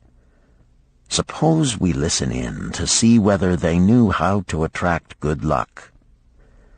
The sun had just set like a great red ball of fire shining through the haze of desert dust when Arcad strolled to his accustomed platform. Already full 80 men were awaiting his arrival, reclining on their small rugs spread upon the floor. More were still arriving. "What shall we discuss this night?" Arcad inquired. After a brief hesitation, a tall cloth weaver addressed him, arising as was the custom.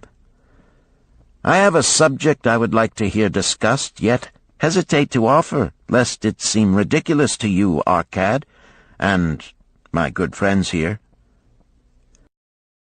Upon being urged to offer it, both by Arcad and by calls from the others, he continued, "This day I have been lucky, for I have found a purse in which there are pieces of gold. To continue to be lucky is my great desire. Feeling that all men share with me this desire, I do suggest we debate how to attract good luck, that we may discover ways it can be enticed to one." "A most interesting subject has been offered," Arcad commented. "One most worthy of our discussion. To some men, good luck bespeaks but a chance happening that, like an accident, may befall one without purpose or reason. Others do believe that the instigator of all good fortune is our most bounteous goddess Ashtar, ever anxious to reward with generous gifts those who please her. Speak up, my friends, what say you? Shall we seek to find if there be means by which good luck may be enticed to visit each and all of us?" "Yea, and much of it," responded the growing group of eager listeners. Thereupon Arcad continued, "To start our discussion, let us first hear from those among us who have enjoyed experiences similar to that of the cloth weaver in finding or receiving, without effort upon their part, valuable treasures or jewels." There was a pause in which all looked about, expecting someone to reply, but no one did. "What? No one?" Arcad asked. then rare indeed must be this kind of good luck. Who now will offer a suggestion as to where we shall continue our search?" "That I will do," spoke a well-robed young man, arising. "When a man speaketh of luck, is it not natural that his thoughts turn to the gaming tables? Is it not there we find many men courting the favor of the goddess in hope she will bless them with rich winnings?" As he resumed his seat, a voice called, "Do not stop! Continue thy story. Tell us, didst thou find favor with the goddess at the gaming tables? Did she turn the cubes with red side up, so thou filled thy purse at the dealer's expense? Or did she permit the blue sides to come up, so the dealer raked in thy hard-earned pieces of silver?" The young man joined the good-natured laughter, then replied, "I am not averse to admitting she seemed not to know I was even there. But how about the rest of you? Have you found her waiting about such places to roll the cubes in your favor? We are eager to hear as well as to learn." "A wise start," broke in Arcad. "We meet here to consider all sides of each question. To ignore the gaming table would be to overlook an instinct common to most men, the love of taking a chance with a small amount of silver in the hope of winning much gold." "That doth remind me of the races but yesterday," called out another listener. "If the goddess frequents the gaming tables, certainly she does not overlook the races where the gilded chariots and the foaming horses offer far more excitement. Tell us honestly, Arcad, didst she whisper to you to place your bet upon those gray horses from Nineveh yesterday? I was standing just behind thee, and could scarce believe my ears when I heard thee place thy bet upon the grays. Thou knowest as well as any of us that no team in all Assyria can beat our beloved bays in a fair race. Didst the goddess whisper in thy ear to bet upon the grays, because at the last turn the inside black would stumble and so interfere with our bays that the grays would win the race and score an unearned victory?" Arcad smiled indulgently at the banter. "What reason have we to feel the good goddess would take that much interest in any man's bet upon a horse race? To me she is a goddess of love and dignity, whose pleasure it is to aid those who are in need and to reward those who are deserving. I look to find her, not at the gaming tables or the races where men lose more gold than they win, but in other places where the doings of men are more worthwhile and more worthy of reward.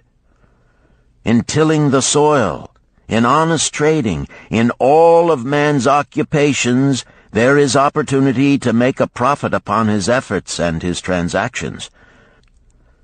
Perhaps not all the time will he be rewarded, because sometimes his judgment may be faulty, and other times the winds and the weather may defeat his efforts. Yet, if he persists, he may usually expect to realize his profit. This is so because the chances of profit are always in his favor. But when a man playeth the games, the situation is reversed, for the chances of profit are always against him, and always in favor of the gamekeeper. The game is so arranged that it will always favor the keeper. It is his business at which he plans to make a liberal profit for himself from the coins bet by the players. Few players realize how certain are the gamekeeper's profits and how uncertain are their own chances to win. For example, let us consider wagers placed upon the cube. Each time it is cast, we bet which side will be uppermost. If it be the red side, the game master pays to us 4 times our bet. But if any other of the 5 sides come uppermost, we lose our bet. Thus, the figures show that for each cast we have 5 chances to lose, but because the red pays 4 for 1, we have 4 chances to win. In a night's play, the game master can expect to keep for his profit 1/5 of all the coins wagered. Can a man expect to win more than occasionally against odds so arranged that he should lose 1/5 of all his bets? Yet some men do win large sums at times, volunteered one of the listeners. Quite so, they do, Arcad continued. Realizing this, the question comes to me whether money secured in such ways brings permanent value to those who are thus lucky. Among my acquaintances are many of the successful men of Babylon, yet among them I am unable to name a single one who started his success from such a source. You who are gathered here tonight know many more of our substantial citizens. To me, it would be of much interest to learn how many of our successful citizens can credit the gaming tables with their start to success. Suppose each of you tell of those you know. What say you?" After a prolonged silence, a wag ventured, "Wouldst thy inquiry include the gamekeepers?" "If you think of no one else," Arcad responded. "If not one of you can think of anyone else, then how about yourselves? Are there any consistent winners with us who hesitate to advise such a source for their incomes?" His challenge was answered by a series of groans from the rear, taken up and spread amid much laughter. "It would seem we are not seeking good luck in such places as the goddess frequents," he continued. "Therefore let us explore other fields. We have not found it in picking up lost wallets, neither have we found it haunting the gaming tables. As to the races, I must confess to have lost far more coins there than I have ever won. Now suppose we consider our trades and businesses. Is it not natural, if we conclude a profitable transaction, to consider it not good luck, but a just reward for our efforts? I am inclined to think we may be overlooking the gifts of the goddess. Perhaps she really does assist us when we do not appreciate her generosity. Who can suggest further discussion?" Thereupon an elderly merchant arose, smoothing his genteel white robe. "With thy permission, most honorable Arcad and my friends, I offer a suggestion. If, as you have said, we take credit to our own industry and ability for our business success, why not consider the successes we almost enjoyed but which escaped us, happenings which would have been most profitable? They would have been rare examples of good luck if they had actually happened. Because they were not brought to fulfillment, we cannot consider them as our just rewards. Surely many men here have such experiences to relate." "Here is a wise approach," Arcad approved. "Who among you have had good luck within your grasp only to see it escape?" Many hands were raised, among them that of the merchant. Arcad motioned to him to speak. "As you suggested this approach, we should like to hear first from you." "I will gladly relate a tale," he resumed, "that doth illustrate how closely unto a man good luck may approach, and how blindly he may permit it to escape, much to his loss and later regret. Many years ago, when I was a young man, just married and well started to earning, my father did come one day and urge most strongly that I enter upon an investment. The son of one of his good friends had taken notice of a barren tract of land not far beyond the outer walls of our city. It lay high above the canal where no water could reach it. The son of my father's friend devised a plan to purchase this land, build 3 large water wheels that could be operated by oxen, and thereby raise the life-giving waters to the fertile soil. This accomplished, he planned to divide it into small tracts and sell to the residents of the city for herb patches. The son of my father's friend did not possess sufficient gold to complete such an undertaking. Like myself, he was a young man earning a fair sum. His father, like mine, was a man of large family and small means. He therefore decided to interest a group of men to enter the enterprise with him. The group was to comprise 12, each of whom must be a money earner and agree to pay 1/10 of his earnings into the enterprise until the land was made ready for sale. All would then share justly in the profits in proportion to their investment. "Thou, my son," bespoke my father unto me, "art now in thy young manhood. It is my deep desire that thou begin the building of a valuable estate for thyself, that thou mayest become respected among men. I desire to see thou profit from a knowledge of the thoughtless mistakes of thy father." "This do I most ardently desire, my father," I replied. "Then this do I advise. Do what I should have done at thy age. From thy earnings keep out 1/10 to put into favorable investments. With this 1/10 of thy earnings, and what it will also earn, thou canst, before thou art my age, accumulate for thyself a valuable estate." "Thy words are words of wisdom, my father. Greatly do I desire riches. Yet there are many uses to which my earnings are called. Therefore do I hesitate to do as thou dost advise. I am young. There is plenty of time." "So I thought at thy age. Yet behold, many years have passed, and I have not yet made the beginning." "We live in a different age, my father. I shall avoid thy mistakes." "Opportunity stands before thee, my son. It is offering a chance that may lead to wealth. I beg of thee, do not delay. Go upon the morrow to the son of my friend, and bargain with him to pay 10% of thy earnings into this investment. Go promptly upon the morrow.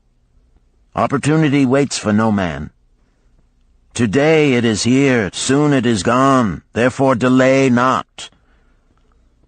In spite of the advice of my father, I did hesitate.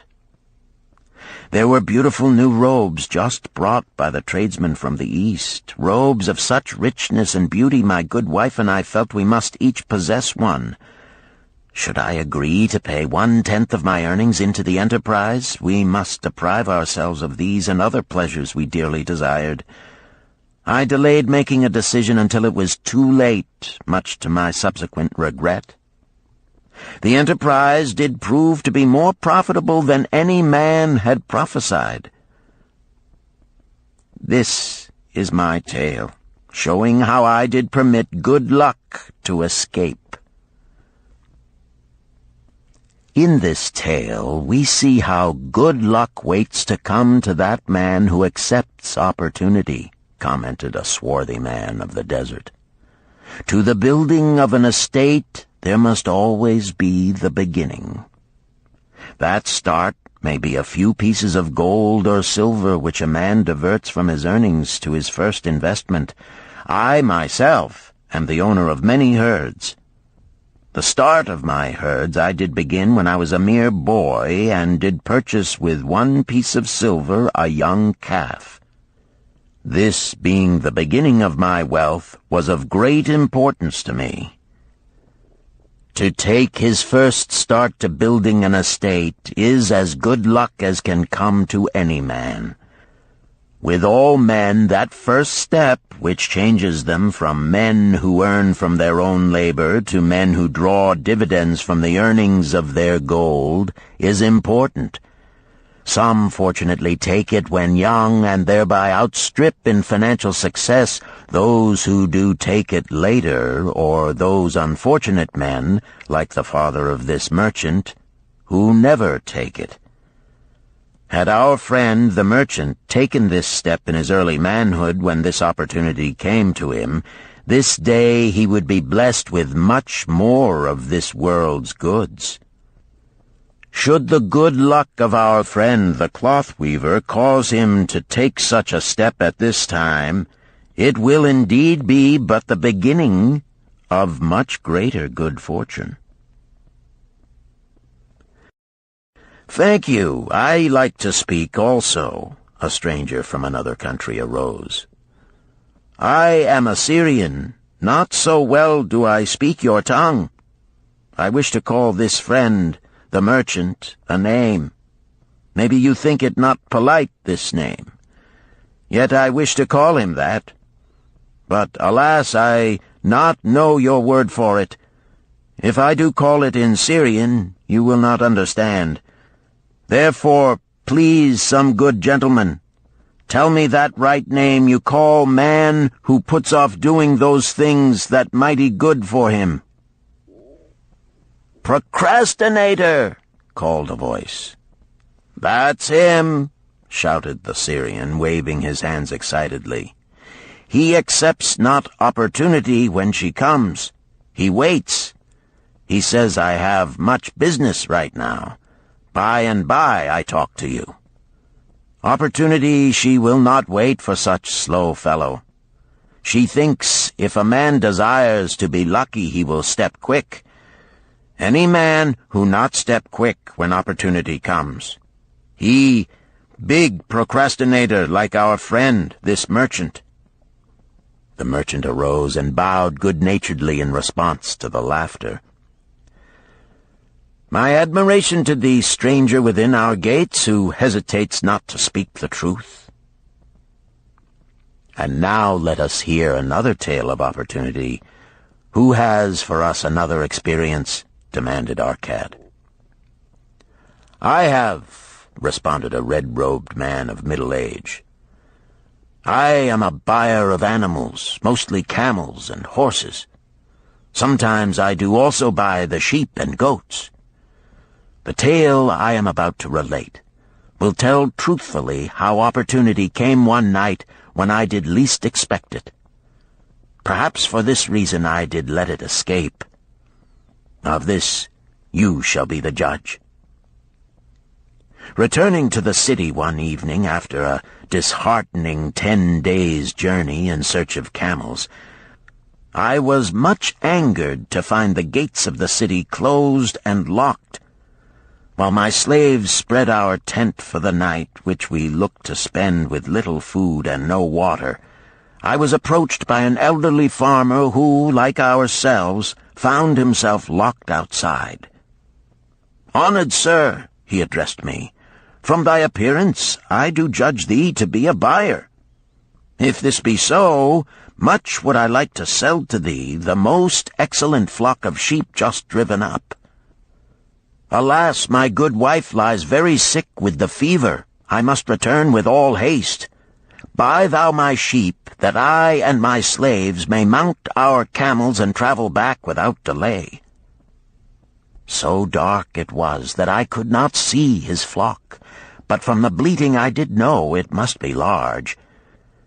Having wasted 10 days searching for camels I could not find, I was glad to bargain with him. In his anxiety he did set a most reasonable price. I accepted, well knowing my slaves could drive the flock through the city gates in the morning and sell at a substantial profit. The bargain concluded, I called my slaves to bring torches that we might count the flock which the farmer declared to contain 900. I shall not burden you, my friends, with a description of our difficulty in attempting to count so many thirsty, restless, milling sheep. It proved to be an impossible task. Therefore, I bluntly informed the farmer I would count them at daylight and pay him then. "Please, most honorable sir," he pleaded, Pay me but 2/3 of the price tonight, that I may be on my way. I will leave my most intelligent and educated slave to assist to make the count in the morning. He is trustworthy, and to him thou canst pay the balance." But I was stubborn and refused to make payment that night. Next morning, before I awoke, the city gates opened, and 4 buyers rushed out in search of flocks. They were most eager and willing to pay high prices because the city was threatened with siege and food was not plentiful. Nearly 3 times the price at which he had offered the flock to me did the old farmer receive for it. Thus was rare good luck allowed to escape. "Here is a tale most unusual," commented Arcad. "What wisdom doth it suggest?" "The wisdom of making a payment immediately when we are convinced our bargain is wise," suggested a venerable saddle-maker. "If the bargain be good, then dost thou need protection against thy own weaknesses as much as against any other man. We mortals are changeable. Alas, I must say more apt to change our minds when right than wrong. Wrong, we are stubborn indeed. Right, we are prone to vacillate and let opportunity escape. My first judgment is my best. Yet always have I found it difficult to compel myself to proceed with a good bargain when made. Therefore, as a protection against my own weaknesses, I do make a prompt deposit thereon.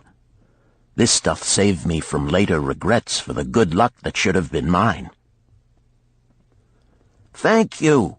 Again I like to speak." The Syrian was upon his feet once more. "These tales much alike.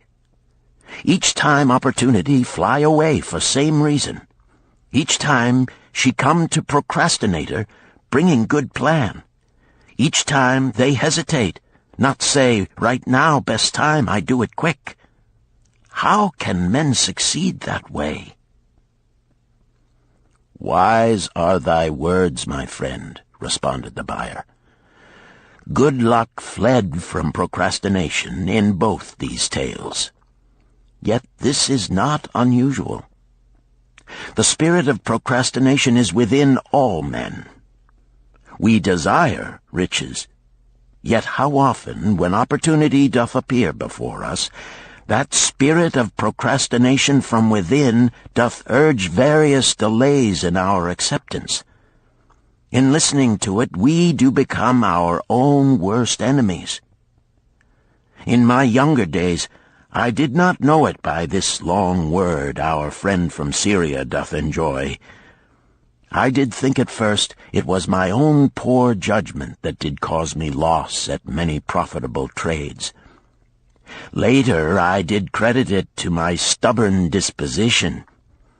At last I did recognize it for what it was, a habit of needless delaying where action was required, action prompt and decisive. How I did hate it when its true character stood revealed. With the bitterness of a wild ass hitched to a chariot, I did break loose from this enemy to my success. "Thank you. I like ask question from Mr. Merchant," the Syrian was speaking. "You wear fine robes, not like those of poor man. You speak like successful man. Tell us, do you listen now when procrastination whispers in your ear?" "Like our friend the buyer, I also had to recognize and conquer procrastination," responded the merchant. "To me, it proved to be an enemy ever watching and waiting to thwart my accomplishments. The tale I did relate is but one of many similar instances I could tell to show how it drove away my opportunities. 'Tis not difficult to conquer once understood. No man willingly permits the thief to rob his bins of grain, nor does any man willingly permit an enemy to drive away his customers and rob him of his profits. When once I did recognize that such acts as these my enemy was committing, with determination I conquered him. So must every man master his own spirit of procrastination before he can expect to share in the rich treasures of Babylon. What sayest, Arcad? Because thou art the richest man in Babylon, many do proclaim thee to be the luckiest. Dost agree with me that no man can arrive at a full measure of success until he hath completely crushed the spirit of procrastination within him? It is even as thou sayest, Arcad admitted. During my long life, I have watched generation following generation, marching forward along those avenues of trade, science, and learning that lead to success in life.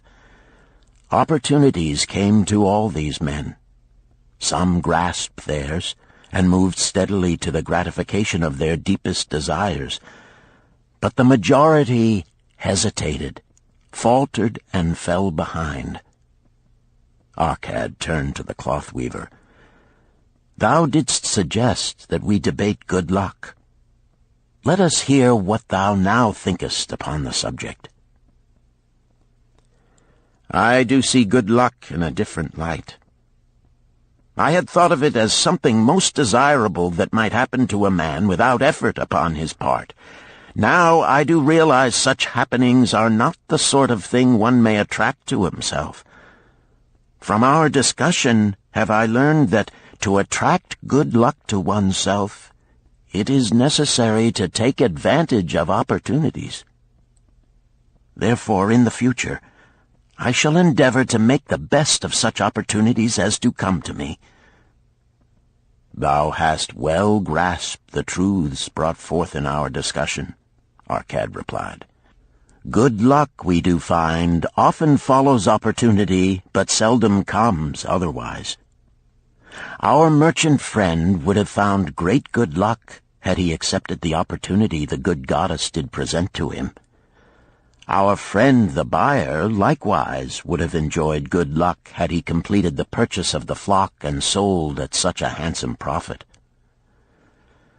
We did pursue this discussion to find a means by which good luck could be enticed to us.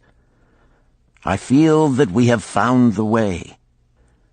Both the tales did illustrate how good luck follows opportunity. Herein lies a truth that many similar tales of good luck, won or lost, could not change. The truth is this: good luck can be enticed by accepting opportunity. Those eager to grasp opportunities for their betterment do attract the interest of the good goddess. She is ever anxious to aid those who please her. Men of action please her best. Action will lead thee forward to the successes thou dost desire.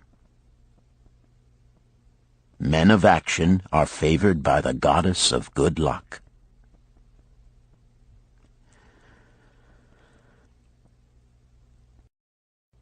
Chapter 5.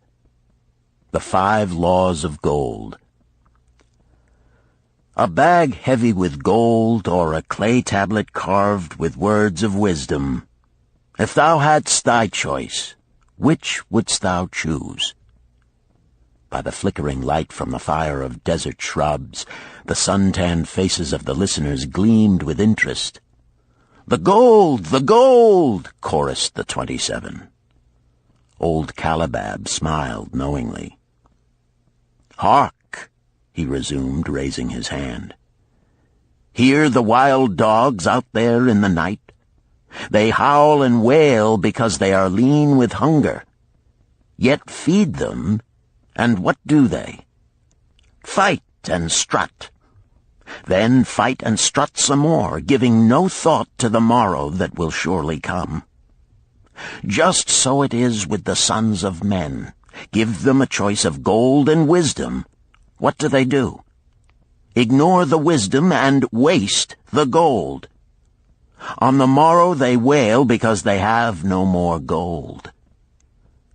Gold is reserved for those who know its laws and abide by them." Calabab drew his white robe close about his lean legs, for a cool night wind was blowing. "Because thou hast served me faithfully upon our long journey, because thou cared well for my camels, because thou toiled uncomplainingly across the hot sands of the desert, because thou fought bravely the robbers that sought to despoil my merchandise, I will tell thee this night the tale of the 5 laws of gold, such a tale as thou never hast heard before. Hark ye with deep attention to the words I speak, for if you grasp their meaning and heed them, in the days that come thou shalt have much gold." He paused impressively. Above, in a canopy of blue, the stars shone brightly in the crystal-clear skies of Babylonia. Behind the group loomed their faded tents tightly staked against possible desert storms. Beside the tents were neatly stacked bales of merchandise covered with skins. Nearby, the camel herd sprawled in the sand, some chewing their cuds contentedly, others snoring in hoarse discord. "Thou hast told us many good tales, Calab," spoke up the chief packer. "We look to thy wisdom to guide us upon the morrow when our service with thee shall be at an end. I have but told thee of my adventures in strange and distant lands, but this night I shall tell thee of the wisdom of Arkad, the wise rich man." "Much have we heard of him," acknowledged the chief packer, "for he was the richest man that ever lived in Babylon." "The richest man he was, and that because he was wise in the ways of gold, even as no man had ever been before him. This night shall I tell you of his great wisdom as it was told to me by Nomasir, his son, many years ago in Nineveh, when I was but a lad. My master and myself had tarried long into the night in the palace of Nomasir. I had helped my master bring great bundles of fine rugs, each one to be tried by Nomasir until his choice of colors was satisfied. At last he was well pleased, and commanded us to sit with him and to drink a rare vintage, odorous to the nostrils and most warming to my stomach, which was unaccustomed to such a drink. Then did he tell us this tale of the great wisdom of Arkad, his father, even as I shall tell it to you. In Babylon it is the custom, as you know, that the sons of wealthy fathers live with their parents in expectation of inheriting the estate.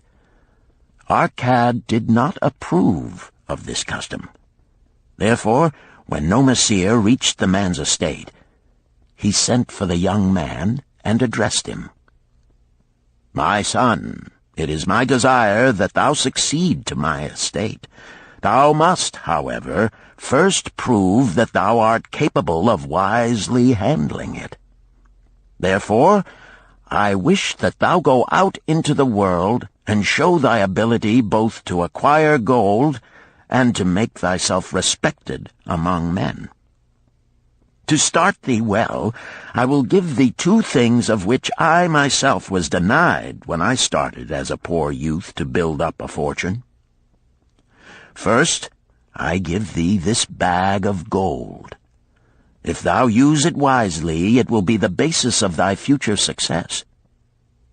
Second, I give thee this clay tablet upon which is carved the 5 laws of gold.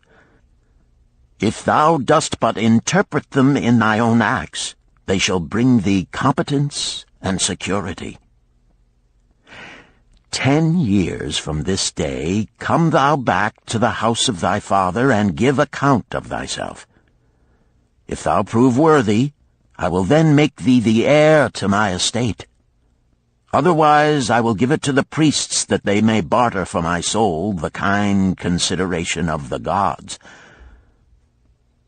So Nomasir went forth to make his own way, taking his bag of gold, the clay tablet carefully wrapped in silken cloth, his slave, and the horses upon which they rode.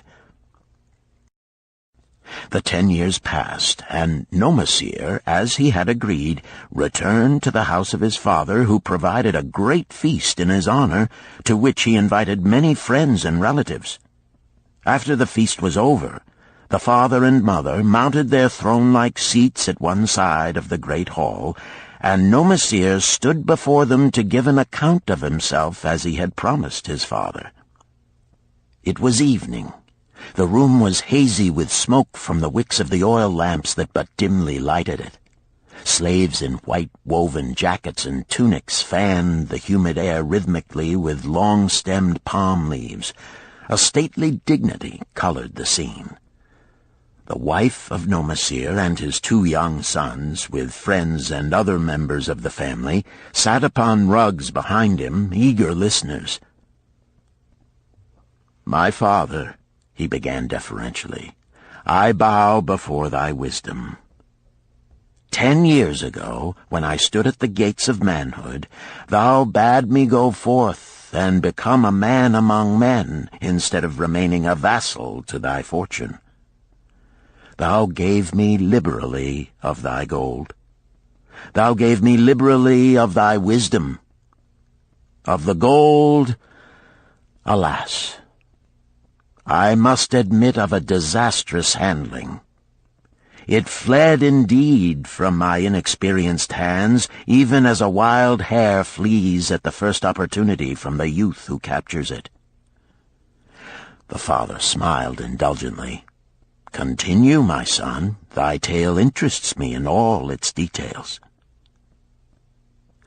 "I decided to go to Nineveh, as it was a growing city, believing that I might find there opportunities.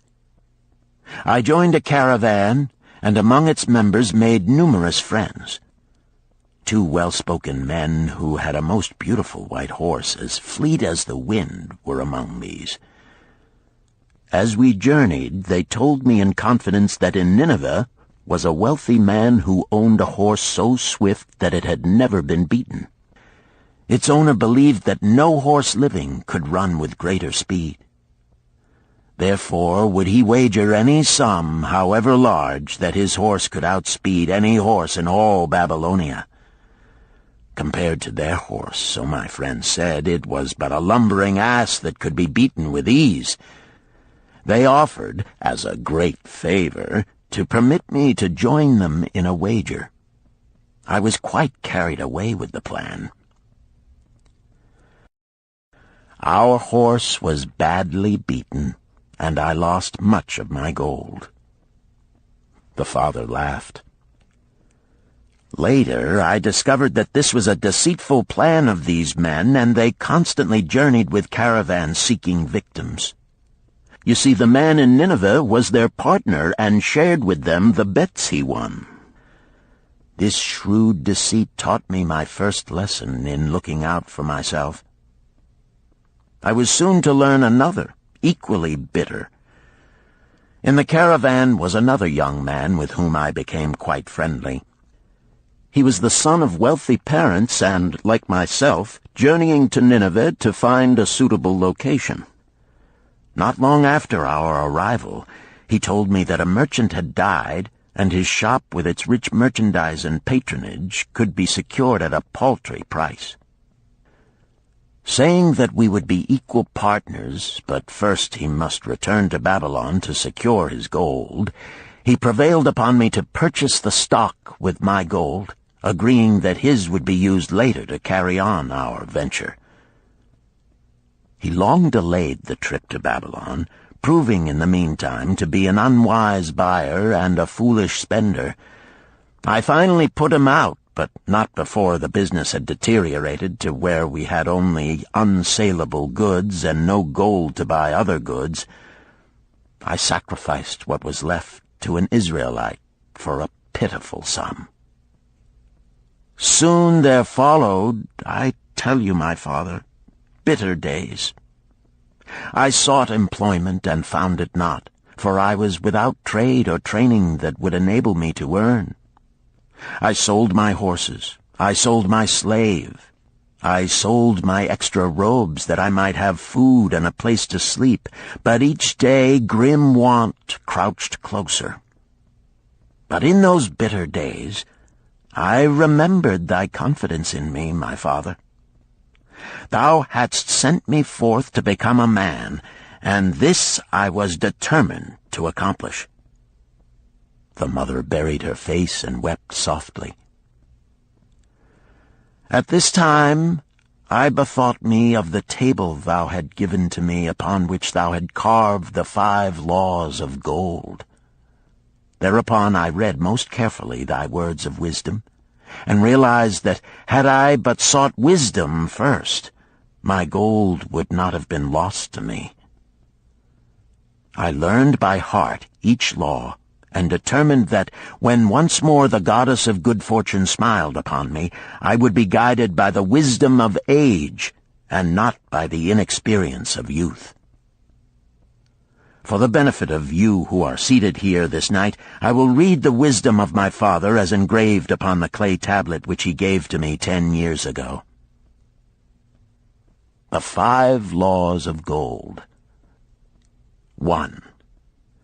Gold cometh gladly and in increasing quantity to any man who will put by not less than 1/10 of his earnings to create an estate for his future and that of his family. 2. Gold laboreth diligently and contentedly for the wise owner who finds for it profitable employment, multiplying even as the flocks of the field. 3. Gold clingeth to the protection of the cautious owner who invests it under the advice of men wise in its handling. 4. Gold slippeth away from the man who invests it in businesses or purposes with which he is not familiar, or which are not approved by those skilled in its keep. 5. Gold flees the man who would force it to impossible earnings, or who followeth the alluring advice of tricksters and schemers, or who trusts it to his own inexperience and romantic desires in investment. These are the 5 laws of gold as written by my father. I do proclaim them as of greater value than gold itself, as I will show by the continuance of my tale. He again faced his father. I have told thee of the depth of poverty and despair to which my inexperience brought me. However, there is no chain of disasters that will not come to an end. Mine came when I secured employment managing a crew of slaves working upon the new outer wall of the city. Profiting from my knowledge of the first law of gold, I saved a copper from my first earnings, adding to it at every opportunity until I had a piece of silver. It was a slow procedure, for one must live. I did spend grudgingly, I admit, because I was determined to earn back before the 10 years were over as much gold as you, my father, had given to me. One day the slave-master with whom I had become quite friendly said to me, "Thou art a thrifty youth who spends not wantonly what he earns. Hast thou gold put by that is not earning?" "Yes," I replied. "It is my greatest desire to accumulate gold, to replace that which my father gave to me and which I have lost. 'Tis a worthy ambition, I will grant. And do you know that the gold which you have saved can work for you and earn much more gold?" "Alas, my experience has been bitter, for my father's gold has fled from me, and I am in much fear lest my own do the same." "If thou hast confidence in me, I will give thee a lesson in the profitable handling of gold," he replied. "Within a year the outer wall will be complete and ready for the great gates of bronze that will be built at each entrance to protect the city from the king's enemies. In all Nineveh there is not enough metal to make these gates, and the king has not thought to provide it. Here is my plan. A group of us will pool our gold and send a caravan to the mines of copper and tin which are distant, and bring to Nineveh the metal for the gates. When the king says, 'Make the great gates,' we alone can supply the metal, and a rich price he will pay. If the king will not buy from us, we will yet have the metal which can be sold for a fair price." In his offer, I recognized an opportunity to abide by the third law and invest my savings under the guidance of wise men. Nor was I disappointed. Our pool was a success, and my small store of gold was greatly increased by the transaction. In due time I was accepted as a member of this same group in other ventures. They were men wise in the profitable handling of gold. They talked over each plan presented with great care before entering upon it. They would take no chance on losing their principal or tying it up in unprofitable investments from which their gold could not be recovered. Such foolish things as the horse race and the partnership into which I had entered with my inexperience would have had scant consideration with them. They would have immediately pointed out their weaknesses. Through my association with these men, I learned to safely invest gold to bring profitable returns. As the years went on, my treasure increased more and more rapidly. I not only made back as much as I lost, but much more. Through my misfortunes, my trials, and my success, I have tested time and again the wisdom of the 5 laws of gold, my father, and have proven them true in every test. To him who is without knowledge of the 5 laws, gold comes not often, and goeth away quickly. But to him who abide by the 5 laws, gold comes and works as his dutiful slave. Nomasir ceased speaking and motioned to a slave in the back of the room. The slave brought forward, one at a time, 3 heavy leather bags. One of these Nomasir took and placed upon the floor before his father, addressing him again. "Thou didst give to me a bag of gold, Babylon gold. Behold, in its place I do return to thee a bag of Nineveh gold of equal weight, an equal exchange, as all will agree. Thou didst give to me a clay tablet inscribed with wisdom. Behold, in its stead I do return 2 bags of gold." So saying, he took from the slave the other 2 bags, and likewise placed them upon the floor before his father. "This I do to prove to thee, my father, of how much greater value I consider thy wisdom than thy gold. Yet who can measure in bags of gold the value of wisdom? Without wisdom, gold is quickly lost by those who have it. But with wisdom, gold can be secured by those who have it not, as these 3 bags of gold do prove. It does indeed give to me the deepest satisfaction, my father, to stand before thee and say that, because of thy wisdom, I have been able to become rich and respected before men." The father placed his hand fondly upon the head of Nomasir. "Thou hast learned well thy lessons, and I am indeed fortunate to have a son to whom I may entrust my wealth." Calibab ceased his tale and looked critically at his listeners. "What means this to thee, this tale of Nomasir?" he continued.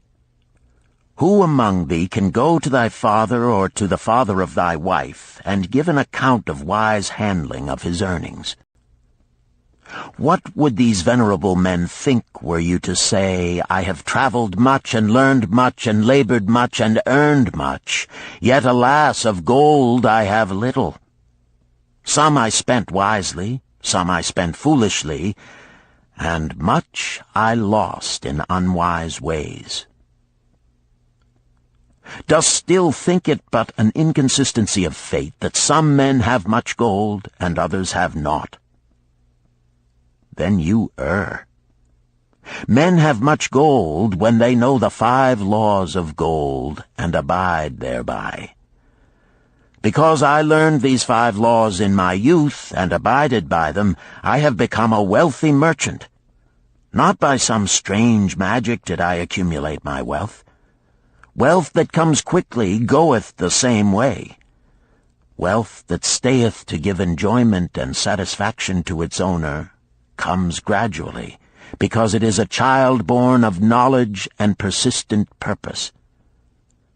To earn wealth is but a slight burden upon the thoughtful man. Bearing the burden consistently from year to year accomplishes the final purpose. The 5 laws of gold offer to thee a rich reward for their observance. Each of these 5 laws is rich with meaning, and lest thou overlook this in the briefness of my tale, I will now repeat them. I do know them each by heart, because in my youth I could see their value and would not be content until I knew them word for word. The first law of gold. Gold cometh gladly and in increasing quantity to any man who will put by not less than 1/10 of his earnings to create an estate for his future and that of his family. Any man who will put by 1/10 of his earnings consistently and invest it wisely will surely create a valuable estate that will provide an income for him in the future and further guarantee safety for his family in case the gods call him to the world of darkness. This law always saith that gold cometh gladly to such a man. I can truly certify this in my own life. The more gold I accumulate, the more readily it comes to me, and in increased quantities. The gold which I save earns more, even as yours will, and its earnings earn more, and this is the working out of the first law. The second law of gold. Gold laboreth diligently and contentedly for the wise owner who finds for it profitable employment, multiplying even as the flocks of the field. Gold indeed is a willing worker. It is ever eager to multiply when opportunity presents itself. To every man who hath a store of gold set by, opportunity comes for its most profitable use. As the years pass, it multiplies itself in surprising fashion. The third law of gold. Gold clingeth to the protection of the cautious owner who invests it under the advice of men wise in its handling. Gold indeed clingeth to the cautious owner, even as it flees the careless owner. The man who seeks the advice of men wise in handling gold soon learneth not to jeopardize his treasure, but to preserve in safety and to enjoy in contentment its consistent increase. This ends Disc 2. The Richest Man in Babylon, Disc 3. The fourth law of gold. Gold slippeth away from the man who invests it in businesses or purposes with which he is not familiar or which are not approved by those skilled in its keep. To the man who hath gold yet is not skilled in its handling, many uses for it appear most profitable. Too often these are fraught with danger of loss, and if properly analyzed by wise men, show small possibility of profit. Therefore, the inexperienced owner of gold who trusts to his own judgment and invests it in businesses or purposes with which he is not familiar, too often finds his judgment imperfect and pays with his treasure for his inexperience. Wise indeed is he who investeth his treasures under the advice of men skilled in the ways of gold. the 5th law of gold.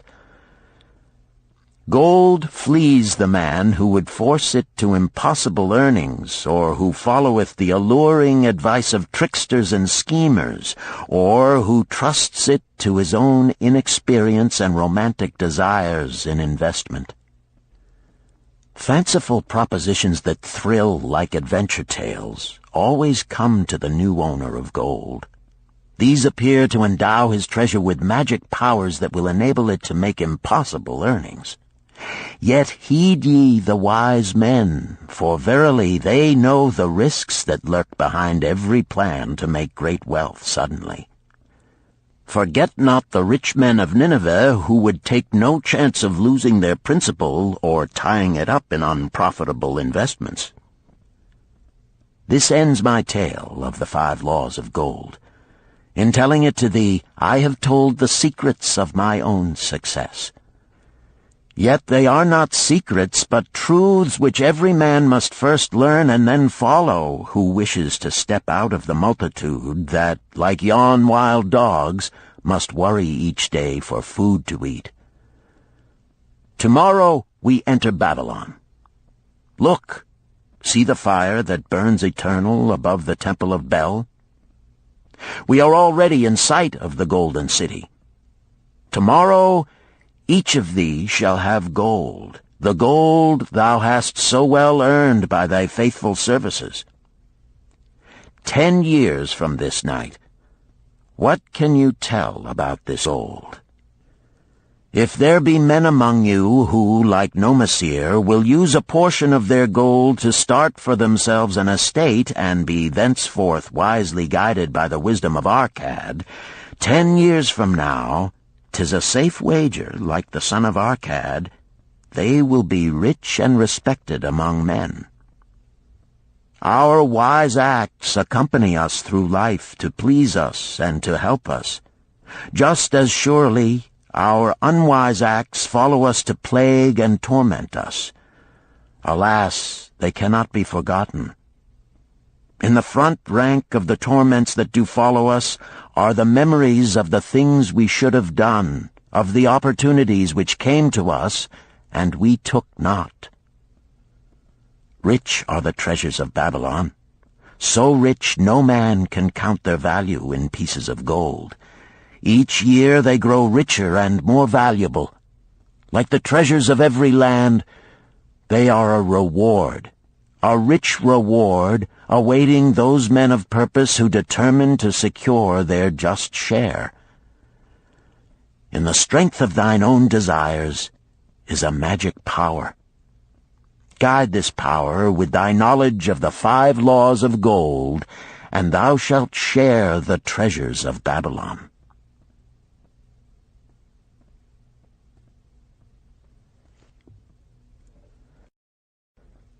Chapter 6. The Gold Lender of Babylon.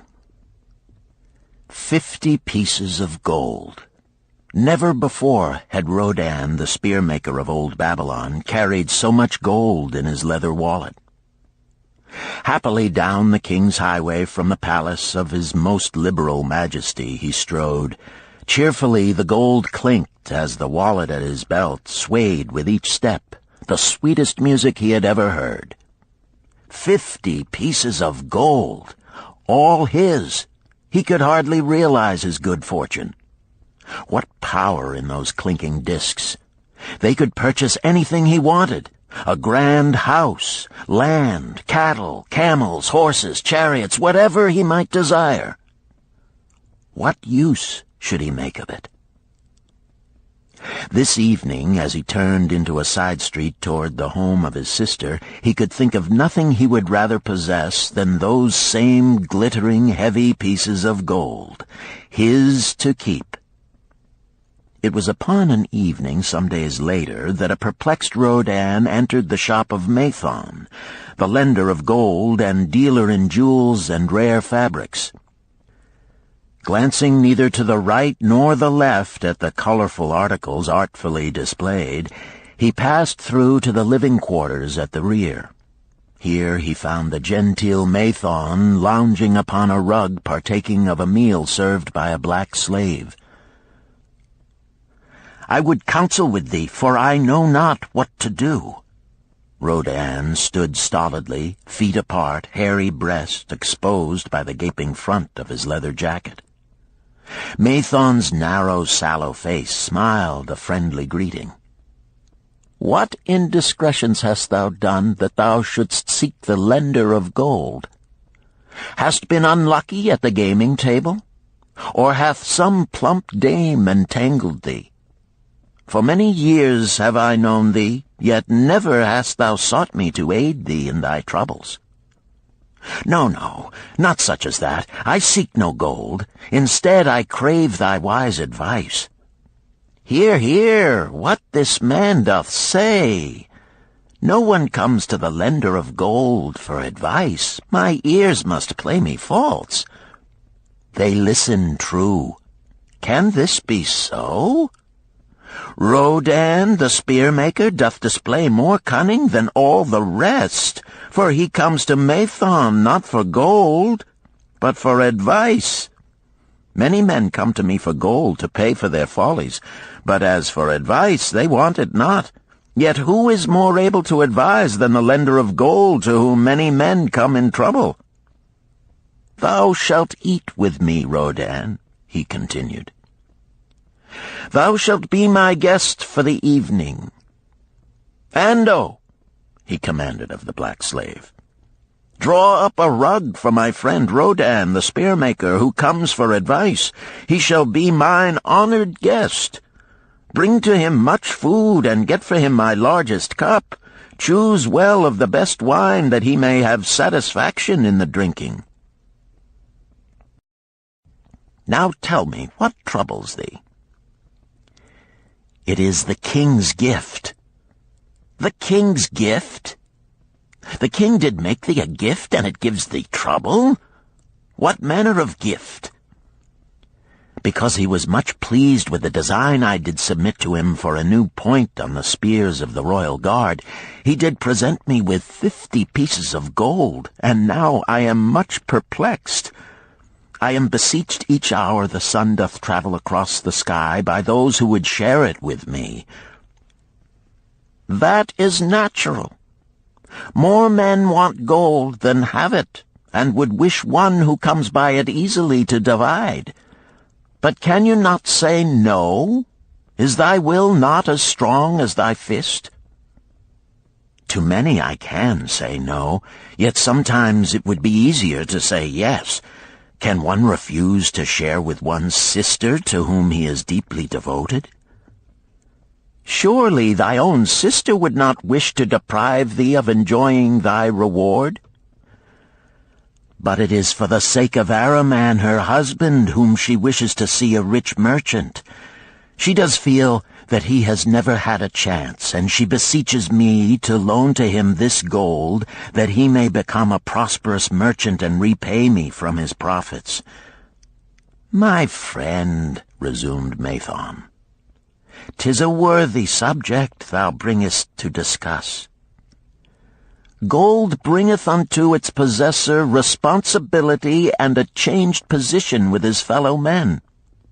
It bringeth fear lest he lose it, or it be tricked away from him. It bringeth a feeling of power and ability to do good. Likewise, it bringeth opportunities whereby his very good intentions may bring him into difficulties. Didst ever hear of the farmer of Nineveh who could understand the language of animals?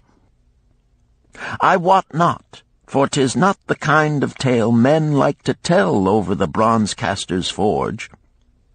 I will tell it to thee, for thou shouldst know that to borrowing and lending there is more than the passing of gold from the hands of one to the hands of another.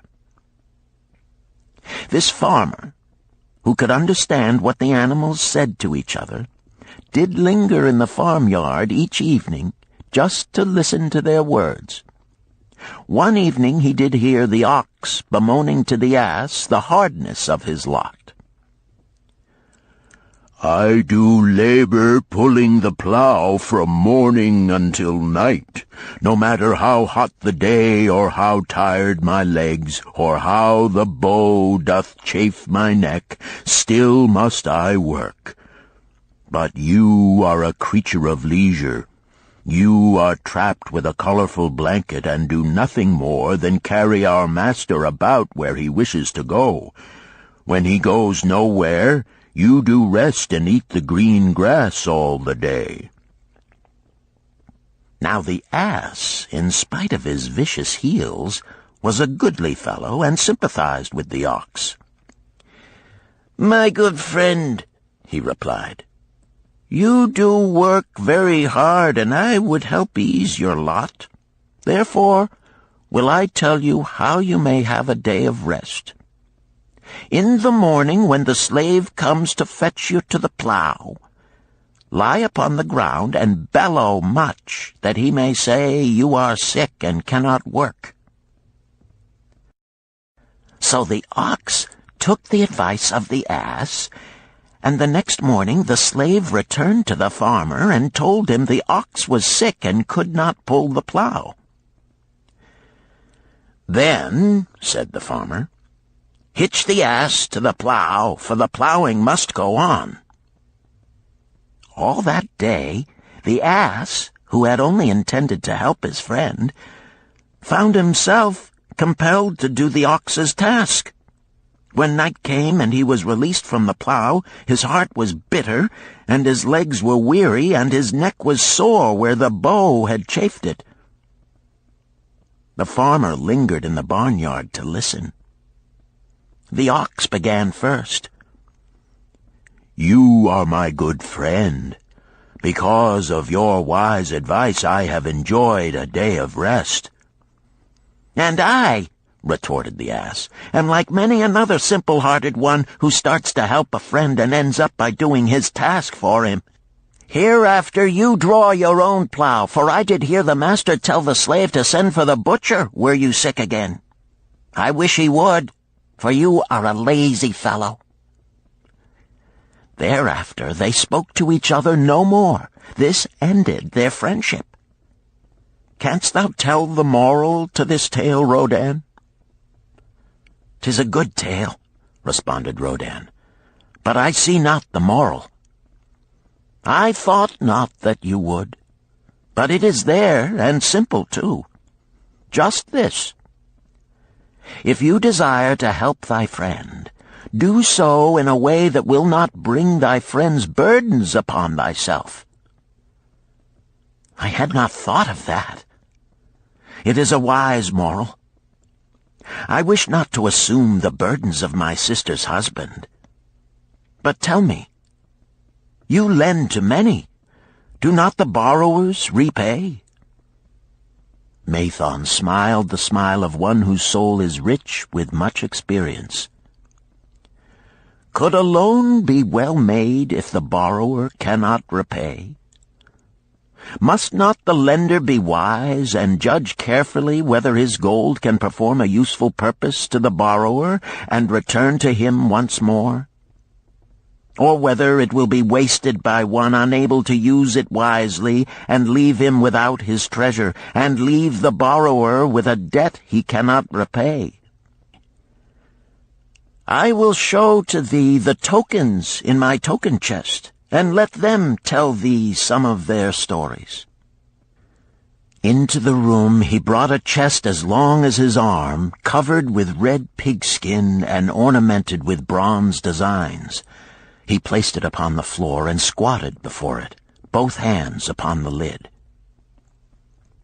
"From each person to whom I lend, I do exact a token for my token chest, to remain there until the loan is repaid. When they repay, I give it back.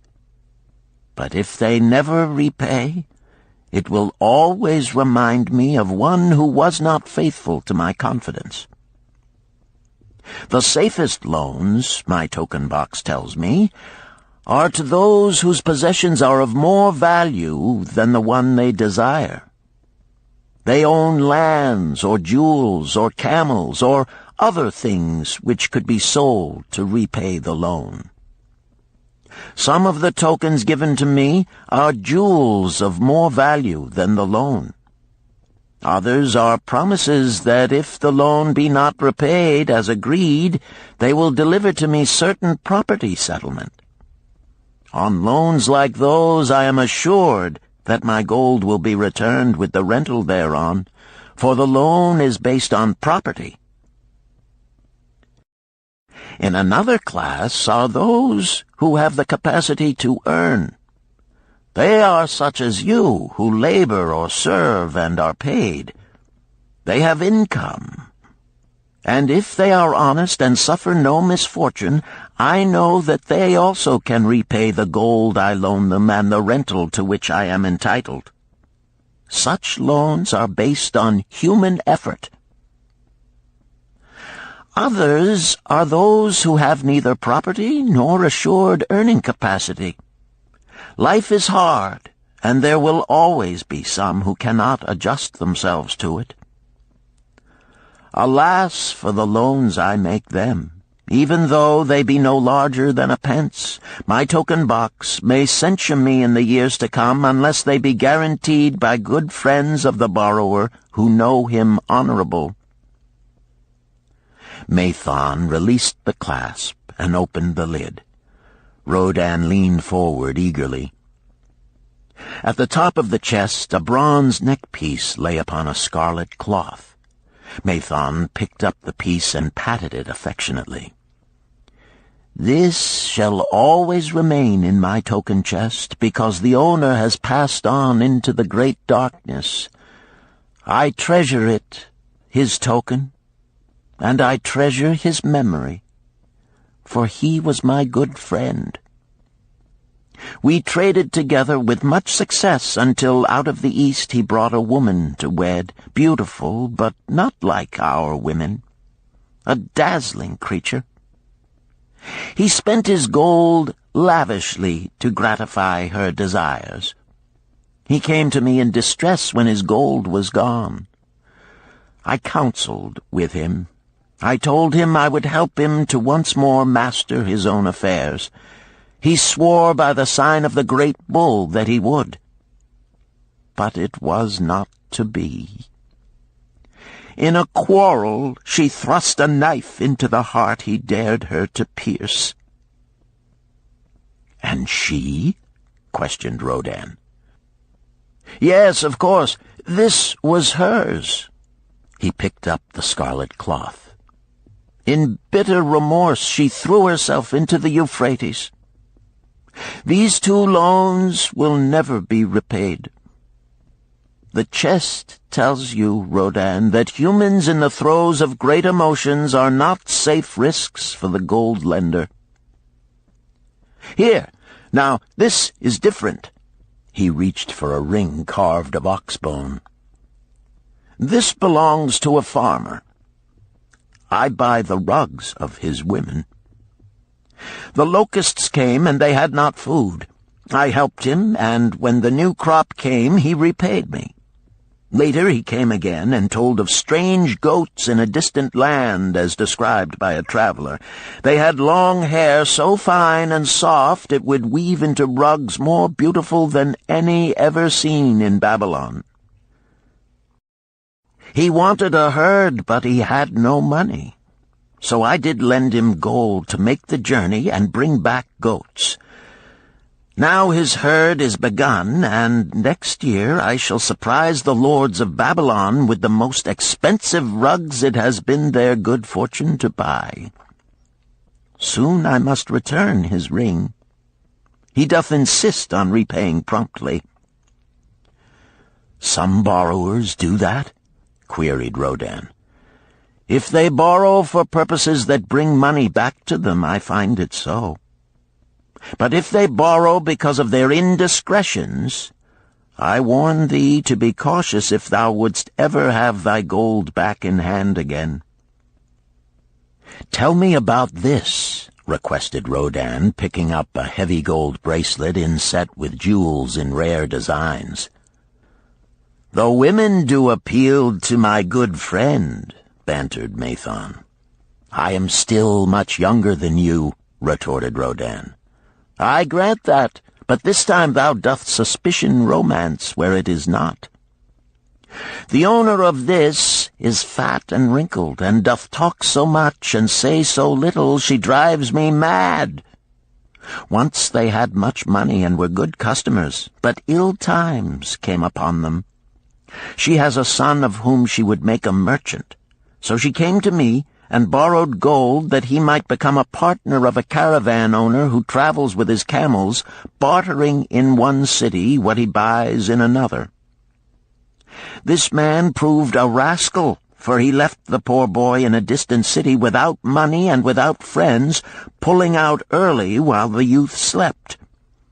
Perhaps when this youth has grown to manhood he will repay.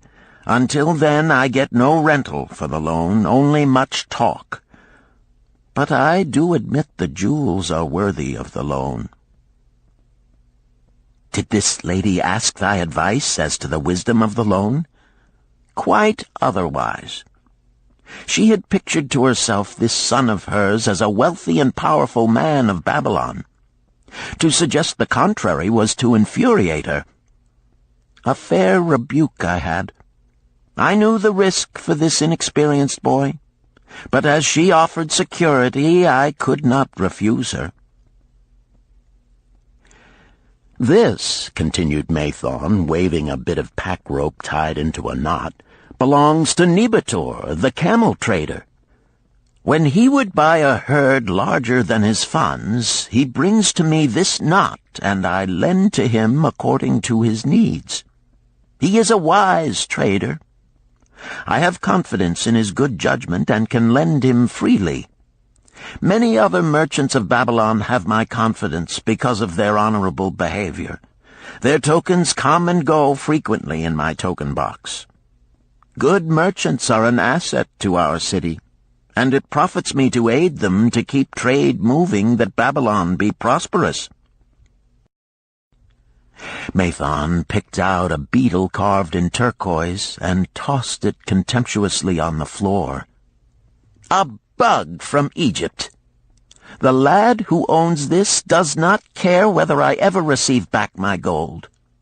When I reproach him, he replies, 'How can I repay when ill fate pursues me? You have plenty more. What can I do?' The token is his father's, a worthy man of small means who did pledge his land and herd to back his son's enterprises. The youth found success at first, and then was overzealous to gain great wealth. His knowledge was immature. His enterprises collapsed. Youth is ambitious. Youth would take shortcuts to wealth and the desirable things for which it stands. To secure wealth quickly, youth often borrows unwisely. Youth, never having had experience, cannot realize that hopeless debt is like a deep pit into which one may descend quickly, and where one may struggle vainly for many days. It is a pit of sorrow and regrets, where the brightness of the sun is overcast, and night is made unhappy by restless sleeping. Yet I do not discourage borrowing gold. I encourage it. I recommend it if it be for a wise purpose. I myself made my first real success as a merchant with borrowed gold. Yet what should the lender do in such a case? The youth is in despair and accomplishes nothing. He is discouraged. He makes no effort to repay. My heart turns against depriving the father of his land and cattle." "You tell me much that I am interested to hear," ventured Rodin, "but I hear no answer to my question. Should I lend my 50 pieces of gold to my sister's husband? They mean much to me." "Thy sister is a sterling woman whom I do much esteem. Should her husband come to me and ask to borrow 50 pieces of gold, I should ask him for what purpose he would use it. If he answered that he desired to become a merchant like myself and deal in jewels and rich furnishings, I would say, 'What knowledge have you of the ways of trade? Do you know where you can buy at lowest cost? Do you know where you can sell at a fair price? Could he say yes to these questions? No, he could not, Rodin admitted. He has helped me much in making spears, and he has helped some in the shops. Then would I say to him that his purpose was not wise. Merchants must learn their trade. His ambition, though worthy, is not practical, and I would not lend him any gold. But supposing he could say, yes, I have helped merchants much. I know how to travel to Smyrna and to buy at low cost the rugs the housewives weave. I also know many of the rich people of Babylon to whom I can sell these at a large profit. Then I would say, your purpose is wise and your ambition honorable. I shall be glad to lend you the 50 pieces of gold if you can give me security that they will be returned. But would he say, I have no security other than that I am an honored man and will pay you well for the loan? Then would I reply, I treasure much each piece of gold. Were the robbers to take it from you as you journeyed to Smyrna, or take the rugs from you as you returned, then you would have no means of repaying me, and my gold would be gone. Gold, you see, Rodin, is the merchandise of the lender of money. It is easy to lend. If it is lent unwisely, then it is difficult to get back. The wise lender wishes not the risk of the undertaking, but the guarantee of safe repayment. "'Tis well," he continued, "to assist those that are in trouble. 'Tis well to help those upon whom fate has laid a heavy hand. 'Tis well to help those who are starting, that they may progress and become valuable citizens. But help must be given wisely, lest, like the farmer's ass, in our desire to help, we but take upon ourselves the burden that belongs to another." Again I wandered from thy question, Rodin, but hear my answer. Keep thy 50 pieces of gold. What thy labor earns for thee and what is given thee for reward is thine own, and no man can put an obligation upon thee to part with it unless it do be thy wish. If thee wouldst lend it so that it may earn thee more gold, then lend with caution and in many places. I like not idle gold, even less I like too much of risk. How many years hast thou labored as a spear-maker? Fully 3. How much besides the king's gift hast saved? 3 gold pieces. Each year that thou hast labored, thou hast denied thyself good things to save from thine earnings 1 piece of gold? 'Tis as you say. Then mightest save in 50 years of labor 50 pieces of gold by thy self-denial? A lifetime of labor it would be. Thinkest thou thy sister would wish to jeopardize the savings of 50 years of labor over the bronze melting pot, that her husband might experiment on being a merchant? Not if I spoke in your words. Then go to her and say, 3 years I have labored each day except fast days, from morning until night, and I have denied myself many things that my heart craved.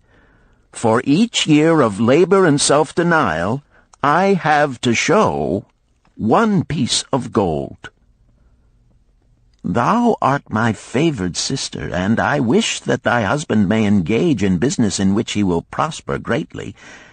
If he will submit to me a plan that seems wise and possible to my friend Mathon, then will I gladly lend to him my savings of an entire year, that he may have an opportunity to prove that he can succeed. Do that, I say, and if he has within him the soul to succeed, he can prove it. If he fails, he will not owe thee more than he can hope some day to repay. I am a gold lender because I own more gold than I can use in my own trade.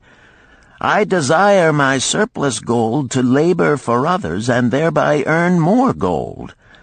I do not wish to take risk of losing my gold, for I have labored much and denied myself much to secure it. Therefore I will no longer lend any of it where I am not confident that it is safe and will be returned to me. Neither will I lend it where I am not convinced that its earnings will be promptly paid to me. I have told to thee, Rodan, a few of the secrets of my token chest.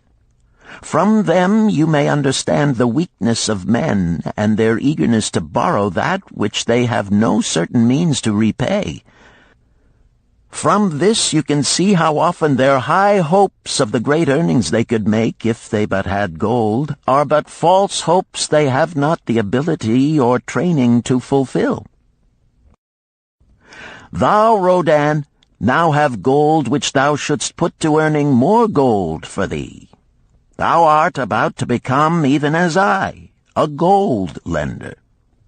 If thou dost safely preserve thy treasure, it will produce liberal earnings for thee, and be a rich source of pleasure and profit during all thy days. But if thou dost let it escape from thee, it will be a source of constant sorrow and regret as long as thy memory doth last. What desirest thou most of this gold in thy wallet?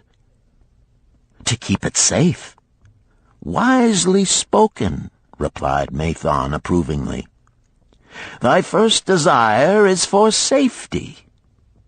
Thinkest thou that in the custody of thy sister's husband it would be truly safe from possible loss?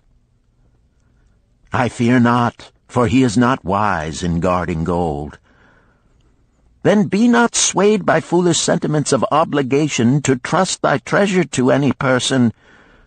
If thou wouldst help thy family or thy friends, find other ways than risking the loss of thy treasure.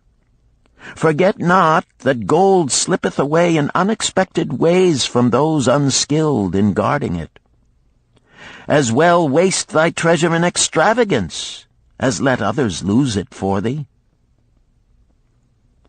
What next after safety dost desire of this treasure of thine? That it earn more gold. Again thou speakest with wisdom.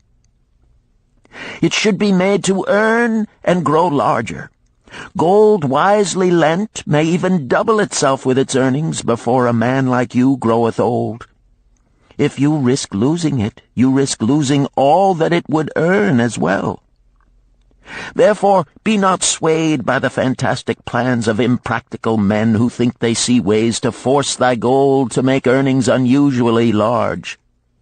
Such plans are the creations of dreamers unskilled in the safe and dependable laws of trade. Be conservative in what thou expectest to earn, that thou mayest keep and enjoy thy treasure. To hire it out with a promise of usurious returns is to invite loss. Seek to associate thyself with men and enterprises whose success is established, that thy treasure may earn liberally under their skillful use and be guarded safely by their wisdom and experience. Thus mayest thou avoid the misfortunes that follow most of the sons of men to whom the gods see fit to entrust gold.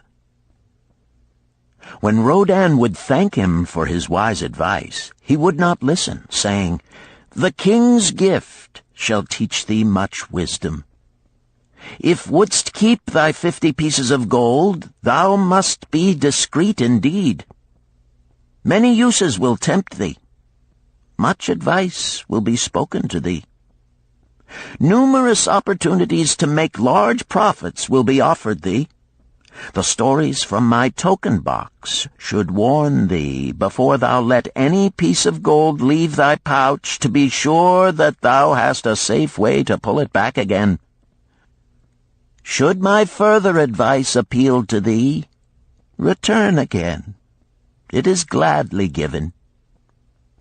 Ere thou goest, read this which I have carved beneath the lid of my token box. It applies equally to the borrower and the lender. Better a little caution than a great regret.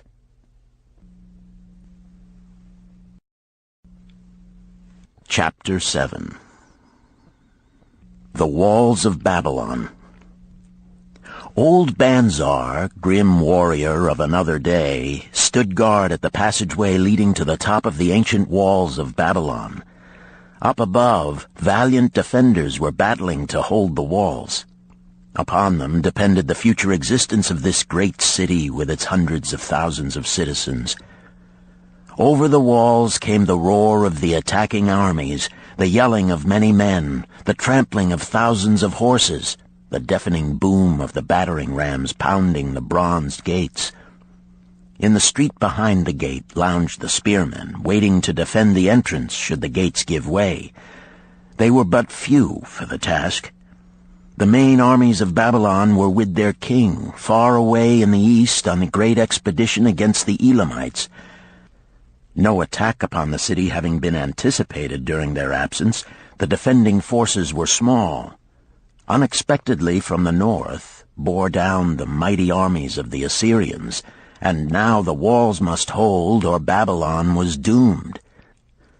About Banzar were great crowds of citizens, white-faced and terrified, eagerly seeking news of the battle. With hushed awe they viewed the stream of wounded and dead being carried or led out of the passageway. Here was the crucial point of attack. After 3 days of circling about the city, the enemy had suddenly thrown his great strength against this section and this gate.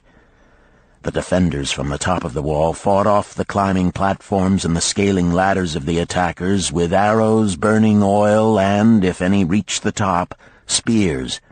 Against the defenders, thousands of the enemy's archers poured a deadly barrage of arrows. Old Banzar had the vantage point for news. He was closest to the conflict and first to hear of each fresh repulse of the frenzied attackers. An elderly merchant crowded close to him, his palsied hands quivering. tell me," he pleaded. "They cannot get in. My sons are with the good king. There is no one to protect my old wife. My goods, they will steal all. My food, they will leave nothing. We are old, too old to defend ourselves, too old for slaves. We shall starve, we shall die. Tell me they cannot get in." "Calm thyself, good merchant," the guard responded. "The walls of Babylon are strong. Go back to the bazaar and tell your wife that the walls will protect you and all of your possessions as safely as they protect the rich treasures of the king. Keep close to the walls, lest the arrows flying over strike you." A woman with a babe in arms took the old man's place as he withdrew. "Sergeant, what news from the top? Tell me truly that I may reassure my poor husband. He lies with fever from his terrible wounds, yet insists upon his armor and his spear to protect me, who am with child. Terrible, he says, will be the vengeful lust of our enemies should they break in." "Be thou good of heart, thou mother that is, and is again to be. The walls of Babylon will protect you and your babes. They are high and strong. Hear ye not the yells of our valiant defenders as they empty the cauldrons of burning oil upon the ladder scalers?" "Yes, that do I hear, and also the roar of the battering rams that do hammer at our gates." "Back to thy husband. Tell him the gates are strong and withstand the rams. Also that the scalers climb the walls, but to receive the waiting spear thrust. Watch thy way, and hasten behind yon buildings." Banzar stepped aside to clear the passage for heavily armed reinforcements, as, with clanking bronze shields and heavy tread they tramped by, a small girl plucked at his girdle. "Tell me, soldier, are we safe?" she pleaded. "I hear the awful noises. I see the men all bleeding. I am so frightened. What will become of our family, of my mother, little brother, and the baby?" The grim old campaigner blinked his eyes and thrust forward his chin as he beheld the child. "Be not afraid, little one," he reassured her. "The walls of Babylon will protect you and mother and little brother and the baby. It was for the safety of such as you that the good Queen Semiramis built them over 100 years ago. Never have they been broken through. Go back and tell your mother and little brother and the baby that the walls of Babylon will protect them, and they need have no fear." Day after day old Banzar stood at his post and watched the reinforcements file up the passageway, there to stay and fight until, wounded or dead, they came down once more. Around him unceasingly crowded the throngs of frightened citizens, eagerly seeking to learn if the walls would hold. To all he gave his answer with the fine dignity of an old soldier: "The walls of Babylon will protect you." For 3 weeks and 5 days the attack waged with scarcely ceasing violence. Harder and grimmer set the jaw of Banzar as the passage behind, wet with the blood of the many wounded, was churned into mud by the never-ceasing streams of men passing up and staggering down. Each day the slaughtered attackers piled up in heaps before the wall. Each night they were carried back and buried by their comrades. Upon the 5th night of the 4th week, the clamor without diminished. The first streaks of daylight illuminated the plains, disclosed great clouds of dust raised by the retreating armies. A mighty shout went up from the defenders. There was no mistaking its meaning. It was repeated by the waiting troops behind the walls. It was echoed by the citizens upon the streets. It swept over the city with the violence of a storm. People rushed from the houses. The streets were jammed with a throbbing mob. The pent-up fear of weeks found an outlet in the wild chorus of joy. From the top of the high tower of the Temple of Bel burst forth the flames of victory. Skyward floated the column of blue smoke to carry the message far and wide. The walls of Babylon had once again repulsed a mighty and vicious foe determined to loot her rich treasures and to ravish and enslave her citizens. Babylon endured century after century because it was fully protected. It could not afford to be otherwise. The walls of Babylon were an outstanding example of man's need and desire for protection. This desire is inherent in the human race. It is just as strong today as it ever was, but we have developed broader and better plans to accomplish the same purpose. In this day, behind the impregnable walls of insurance, savings accounts, and dependable investments, we can guard ourselves against the unexpected tragedies that may enter any door and seat themselves before any fireside. We cannot afford to be without adequate protection.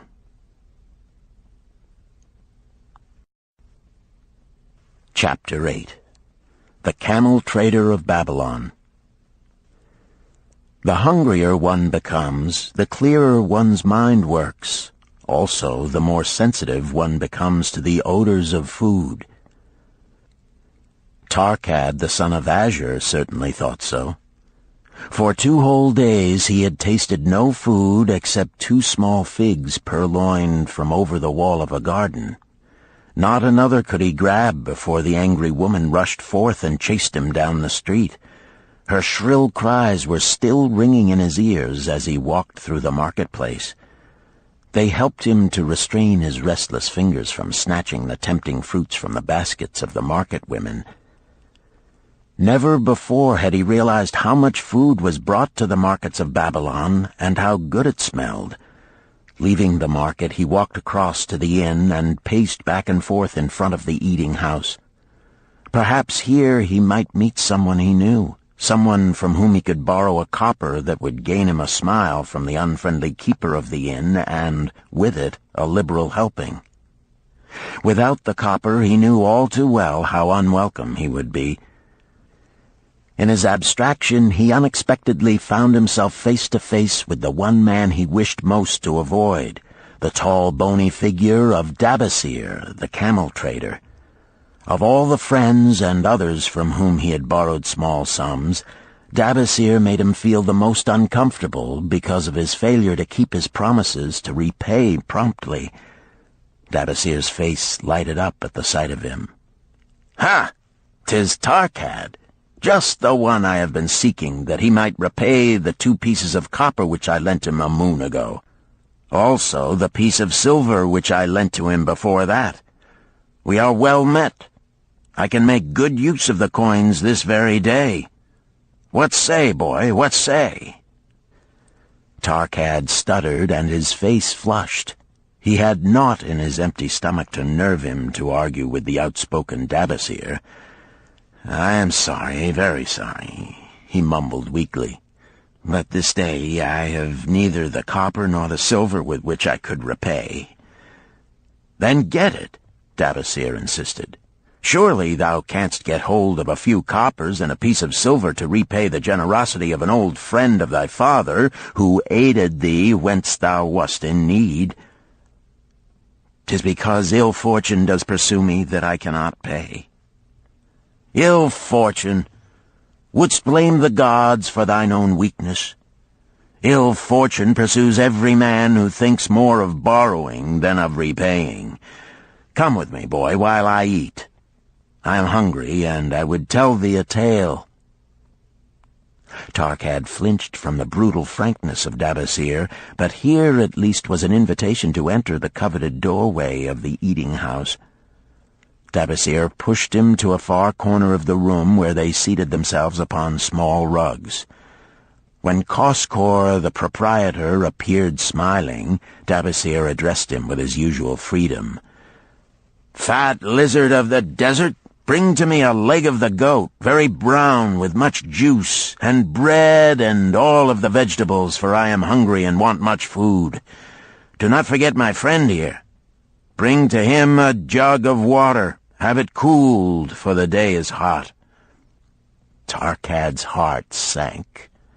Must he sit here and drink water while he watched this man devour an entire goat leg? He said nothing. He thought of nothing he could say. Dabasir, however, knew no such thing as silence. Smiling and waving his hand good-naturedly to the other customers, all of whom knew him, he continued. "I did hear from a traveler just returned from Urfa of a certain rich man who has a piece of stone cut so thin that one can look through it. He put it in the window of his house to keep out the rains. It is yellow, so this traveler does relate, and he was permitted to look through it, and all the outside world looks strange and not like it really is. What say you to that, Tarkad? Thinkest all the world could look to a man a different color from what it is?" "I dare say," responded the youth, much more interested in the fat leg of goat placed before Dabasir.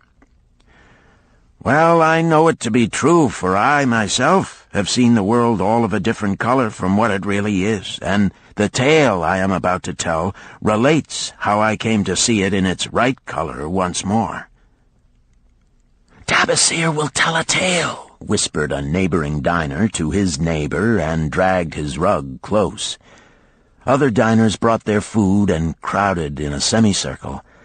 They crunched noisily in the ears of Tarkad and brushed him with their meaty bones. He alone was without food. Dabasir did not offer to share with him, nor even motion him to a small corner of the hard bread that was broken off and had fallen from the platter to the floor. "The tale that I am about to tell," began Dabasir, pausing to bite a goodly chunk from the goat leg, "relates to my early life and how I came to be a camel trader. Didst anyone know that I once was a slave in Syria?" A murmur of surprise ran through the audience, to which Dabasir listened with satisfaction. "When I was a young man," continued Dabasir after another vicious onslaught on the goat leg, "I learned the trade of my father, the making of saddles. I worked with him in his shop and took to myself a wife. Being young and not greatly skilled, I could earn but little, just enough to support my excellent wife in a modest way. I craved good things which I could not afford. Soon I found that the shopkeepers would trust me to pay later, even though I could not pay at the time. Being young and without experience, I did not know that he who spends more than he earns is sowing the winds of needless self-indulgence from which he is sure to reap the whirlwinds of trouble and humiliation.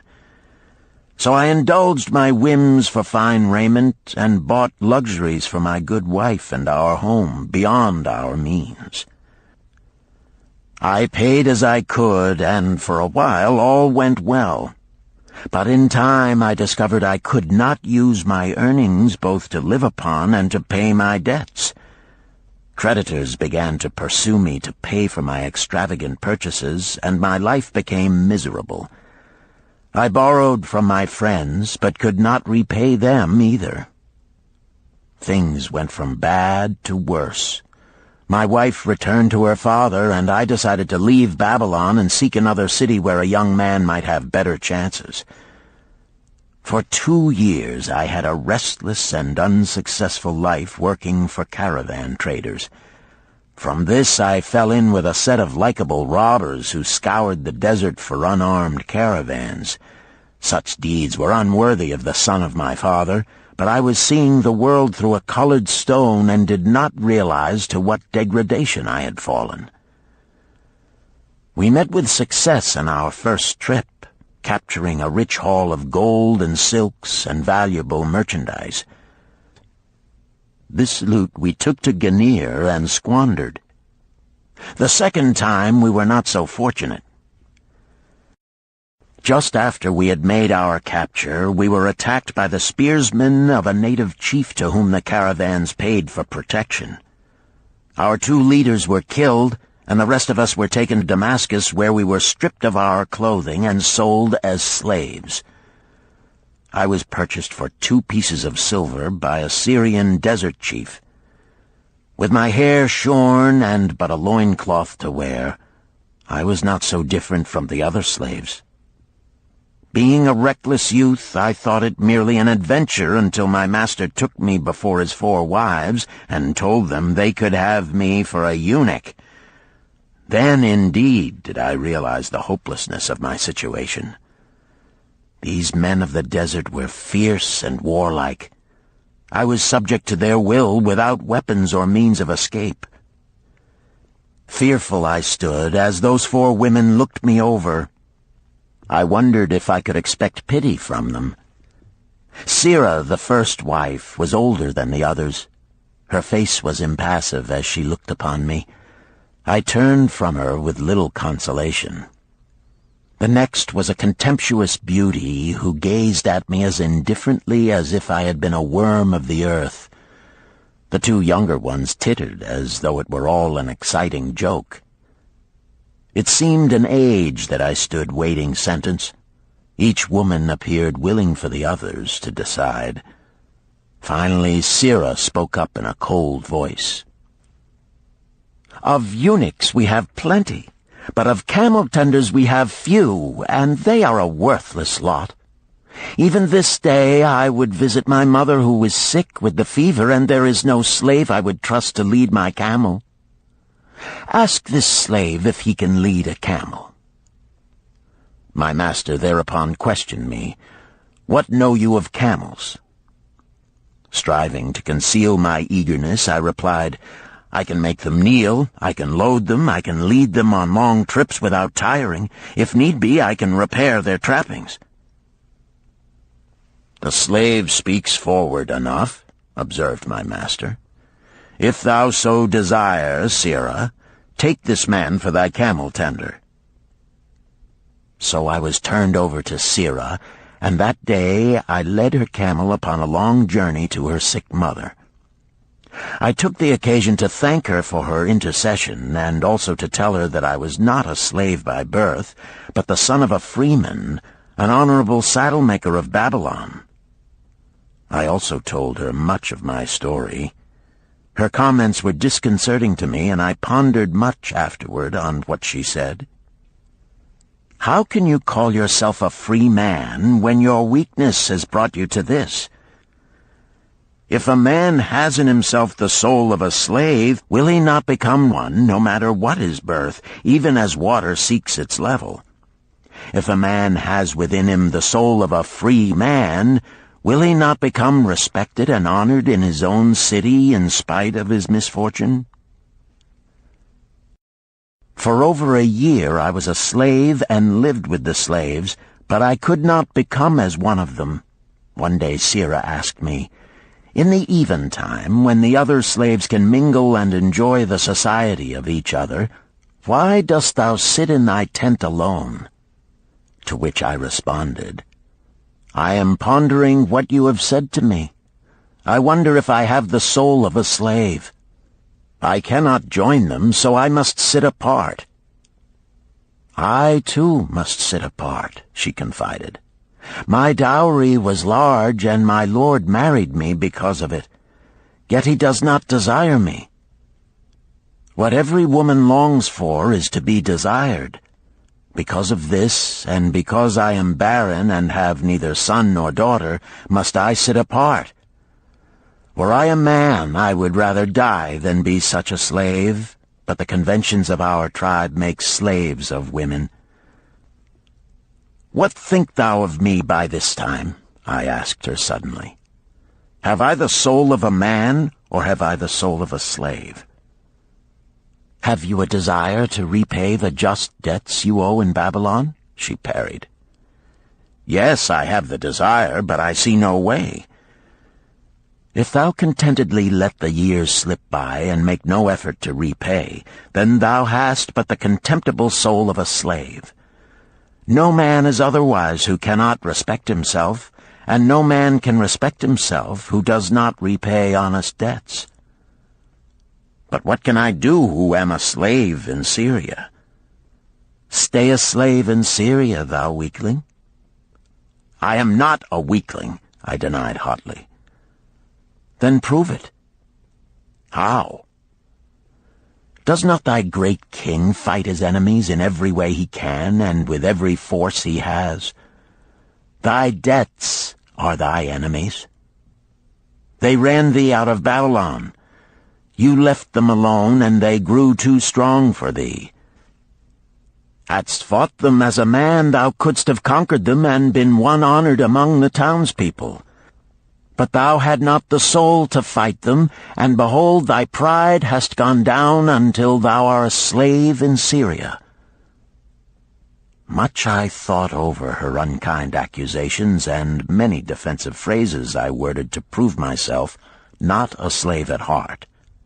But I was not to have the chance to use them. 3 days later, the maid of Sirrah took me to her mistress. "My mother is again very sick," she said. "Saddle the 2 best camels in my husband's herd. Tie on waterskins and saddlebags for a long journey. The maid will give thee food at the kitchen tent."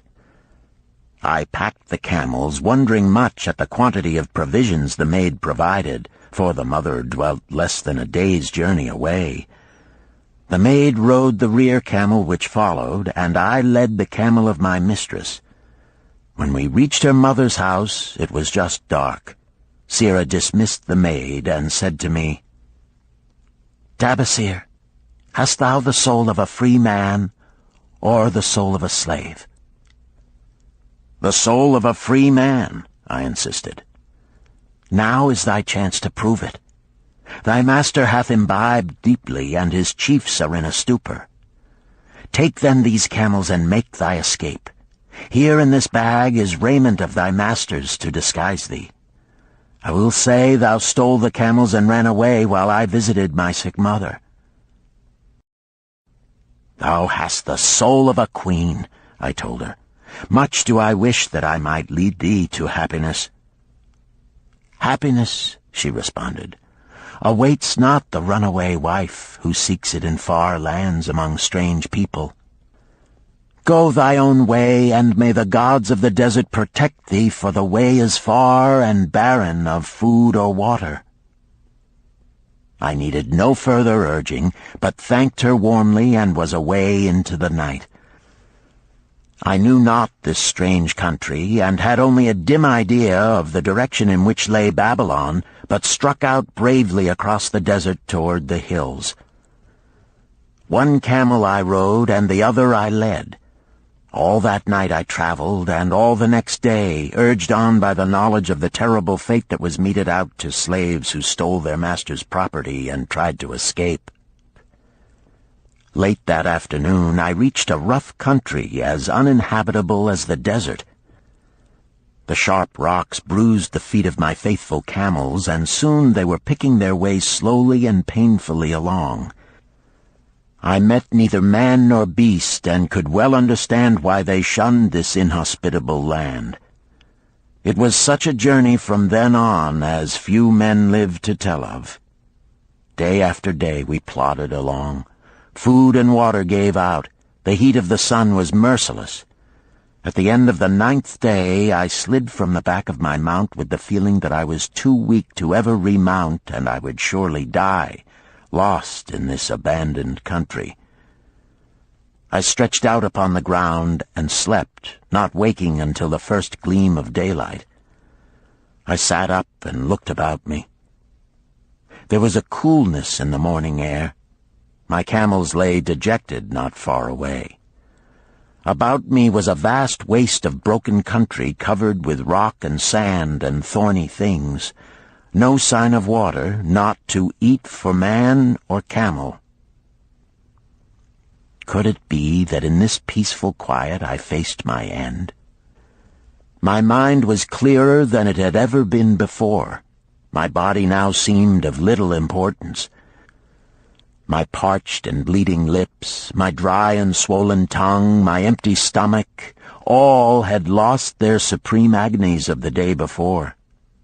I looked across into the uninviting distance, and once again came to me the question, have I the soul of a slave or the soul of a free man? Then, with clearness, I realized that if I had the soul of a slave, I should give up, lie down in the desert and die, a fitting end for a runaway slave. But if I had the soul of a free man, what then? Surely I would force my way back to Babylon, repay the people who had trusted me, bring happiness to my wife who truly loved me, and bring peace and contentment to my parents. Thy debts are thine enemies who have run thee out of Babylon, Sirrah had said. Yes, it was so. Why had I refused to stand my ground like a man? Why had I permitted my wife to go back to her father? Then a strange thing happened. All the world seemed to be of a different color, as though I had been looking at it through a colored stone which had suddenly been removed. At last I saw the true values in life. Die in the desert, not I. With a new vision I saw the things that I must do. First, I would go back to Babylon and face every man to whom I owed an unpaid debt. I should tell them that after years of wandering and misfortune, I had come back to pay my debts as fast as the gods would permit. Next, I should make a home for my wife and become a citizen of whom my parents should be proud. My debts were my enemies, but the men I owed were my friends, for they had trusted me and believed in me. I staggered weakly to my feet. What mattered hunger? What mattered thirst? They were but incidents on the road to Babylon. Within me surged the soul of a free man going back to conquer his enemies and reward his friends. I thrilled with the great resolve. The glazed eyes of my camels brightened at the new note in my husky voice. With great effort, after many attempts, they gained their feet. With pitiful perseverance, they pushed on toward the north, where something within me said we would find Babylon. We found water. We passed into a more fertile country where were grass and fruit. We found the trail to Babylon because the soul of a free man looks at life as a series of problems to be solved, and solves them, while the soul of a slave whines, "What can I do who am but a slave?" How about thee, Tarkad? Dost thy empty stomach make thy head exceedingly clear? Art ready to take the road that leads back to self-respect? Canst thou see the world in its true color? Hast thou the desire to pay thy honest debts, however many they may be, and once again be a man respected in Babylon? Moisture came to the eyes of the youth. He rose eagerly to his knees. "Thou hast shown me a vision. Already I feel the soul of a free man surge within me." "But how fared you upon your return?" questioned an interested listener. "Where the determination is, the way can be found," Dabasir replied. "I now had the determination, so I set out to find a way. First I visited every man to whom I was indebted, and begged his indulgence until I could earn that with which to repay. Most of them met me gladly. Several reviled me, but others offered to help me. One indeed did give me the very help I needed. It was Mathon, the gold lender. Learning that I had been a camel tender in Syria, he sent me to old Nebator, the camel trader, just commissioned by our good king to purchase many herds of sound camels for the great expedition. With him, my knowledge of camels I put to good use. Gradually, I was able to repay every copper and every piece of silver. Then at last I could hold up my head and feel that I was an honorable man among men." Again Dabasir turned to his food. "Kaskor, thou snail," he called loudly to be heard in the kitchen. "The food is cold. Bring me more meat fresh from the roasting. Bring thou also a very large portion for Tarkad, the son of my old friend, who is hungry and shall eat with me." So ended the tale of Dabasir, the camel trader of old Babylon. He found his own soul when he realized a great truth, a truth that had been known and used by wise men long before his time. It has led men of all ages out of difficulties and into success, and it will continue to do so for those who have the wisdom to understand its magic power.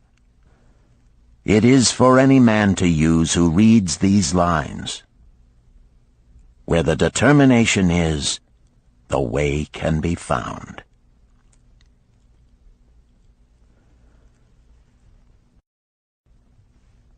Chapter 9.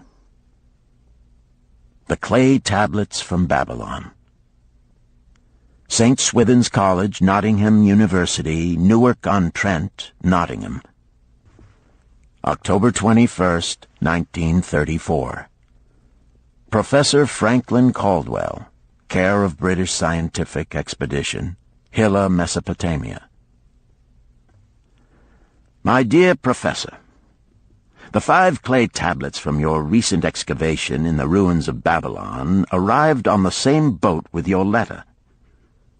I have been fascinated no end and have spent many pleasant hours translating their inscriptions. I should have answered your letter at once, but delayed until I could complete the translations which are attached. The tablets arrived without damage thanks to your careful use of preservatives and excellent packing. You will be as astonished as we in the laboratory at the story they relate. One expects the dim and distant past to speak of romance and adventure. Arabian Nights sort of things, you know. When instead it discloses the problem of a person named Dabasir to pay off his debts, one realizes that conditions upon this old world have not changed as much in 5,000 years as one might expect. It's odd, you know, but these old inscriptions rather rag me, as the students say. Being a college professor, I am supposed to be a thinking human being possessing a working knowledge of most subjects. Yet here comes this old chap out of the dust-covered ruins of Babylon to offer a way I had never heard of to pay off my debts, and at the same time acquire gold to jingle in my wallet. Pleasant thought, I say, and interesting to prove whether it will work as well nowadays as it did in old Babylon. Mrs. Shrewsbury and myself are planning to try out his plan upon our own affairs, which could be much improved.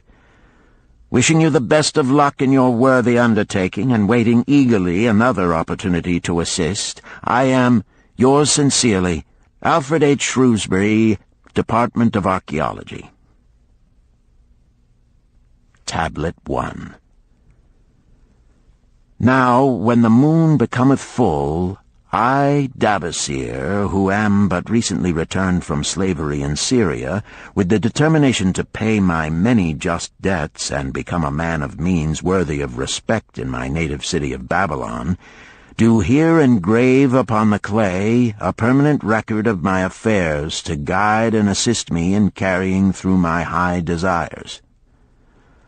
Under the wise advice of my good friend Mathon, the gold-lender, I am determined to follow an exact plan that he doth say will lead any honorable man out of debt into means and self-respect. This plan includeth 3 purposes which are my hope and desire. First, the plan doth provide for my future prosperity. Therefore 1/10 of all I earn shall be set aside as my own to keep. For Mathon speaketh wisely when he saith, "That man who keepeth in his purse both gold and silver that he need not spend is good to his family and loyal to his king. The man who hath but a few coppers in his purse is indifferent to his family and indifferent to his king. But the man who hath naught in his purse is unkind to his family and disloyal to his king, for his own heart is bitter. Therefore the man who wisheth to achieve must have coin that he may keep to jingle in his purse, that he have in his heart love for his family and loyalty to his king. Second, the plan doth provide that I shall support and clothe my good wife who hath returned to me with loyalty from the house of her father. For Mathon doth say that to take good care of a faithful wife putteth self-respect into the heart of a man, and addeth strength and determination to his purposes. Therefore 7/10 of all I earn shall be used to provide a home, clothes to wear, and food to eat, with a bit extra to spend, that our lives be not lacking in pleasure and enjoyment. But he doth further enjoin the greatest care that we spend not greater than 7/10 of what I earn for these worthy purposes. Herein lieth the success of the plan. I must live upon this portion, and never use more, nor buy what I may not pay for out of this portion. This ends Disc 3. The Richest Man in Babylon, Disc 4. Tablet 2. Third, the plan doth provide that out of my earnings my debts shall be paid. Therefore each time the moon is full, 2/10 of all I have earned shall be divided honorably and fairly among those who have trusted me and to whom I am indebted. Thus in due time will all my indebtedness be surely paid. Therefore do I here engrave the name of every man to whom I am indebted, and the honest amount of my debt. Faru the cloth-weaver, 2 silver, 6 copper. Sinjar the couch-maker, 1 silver. Amar my friend, 3 silver, 1 copper. Zantkar my friend, 4 silver, 7 copper. Askamir my friend, 1 silver, 3 copper. Haransir the jewel-maker, 6 silver, 2 copper. Diarbekir, my father's friend, 4 silver, 1 copper. Alkahad, the house-owner, 14 silver. Mathon, the gold-lender, 9 silver. Birajik, the farmer, 1 silver, 7 copper. From here on, disintegrated, cannot be deciphered. Tablet 3. To these creditors do I owe in total 119 pieces of silver and 141 pieces of copper.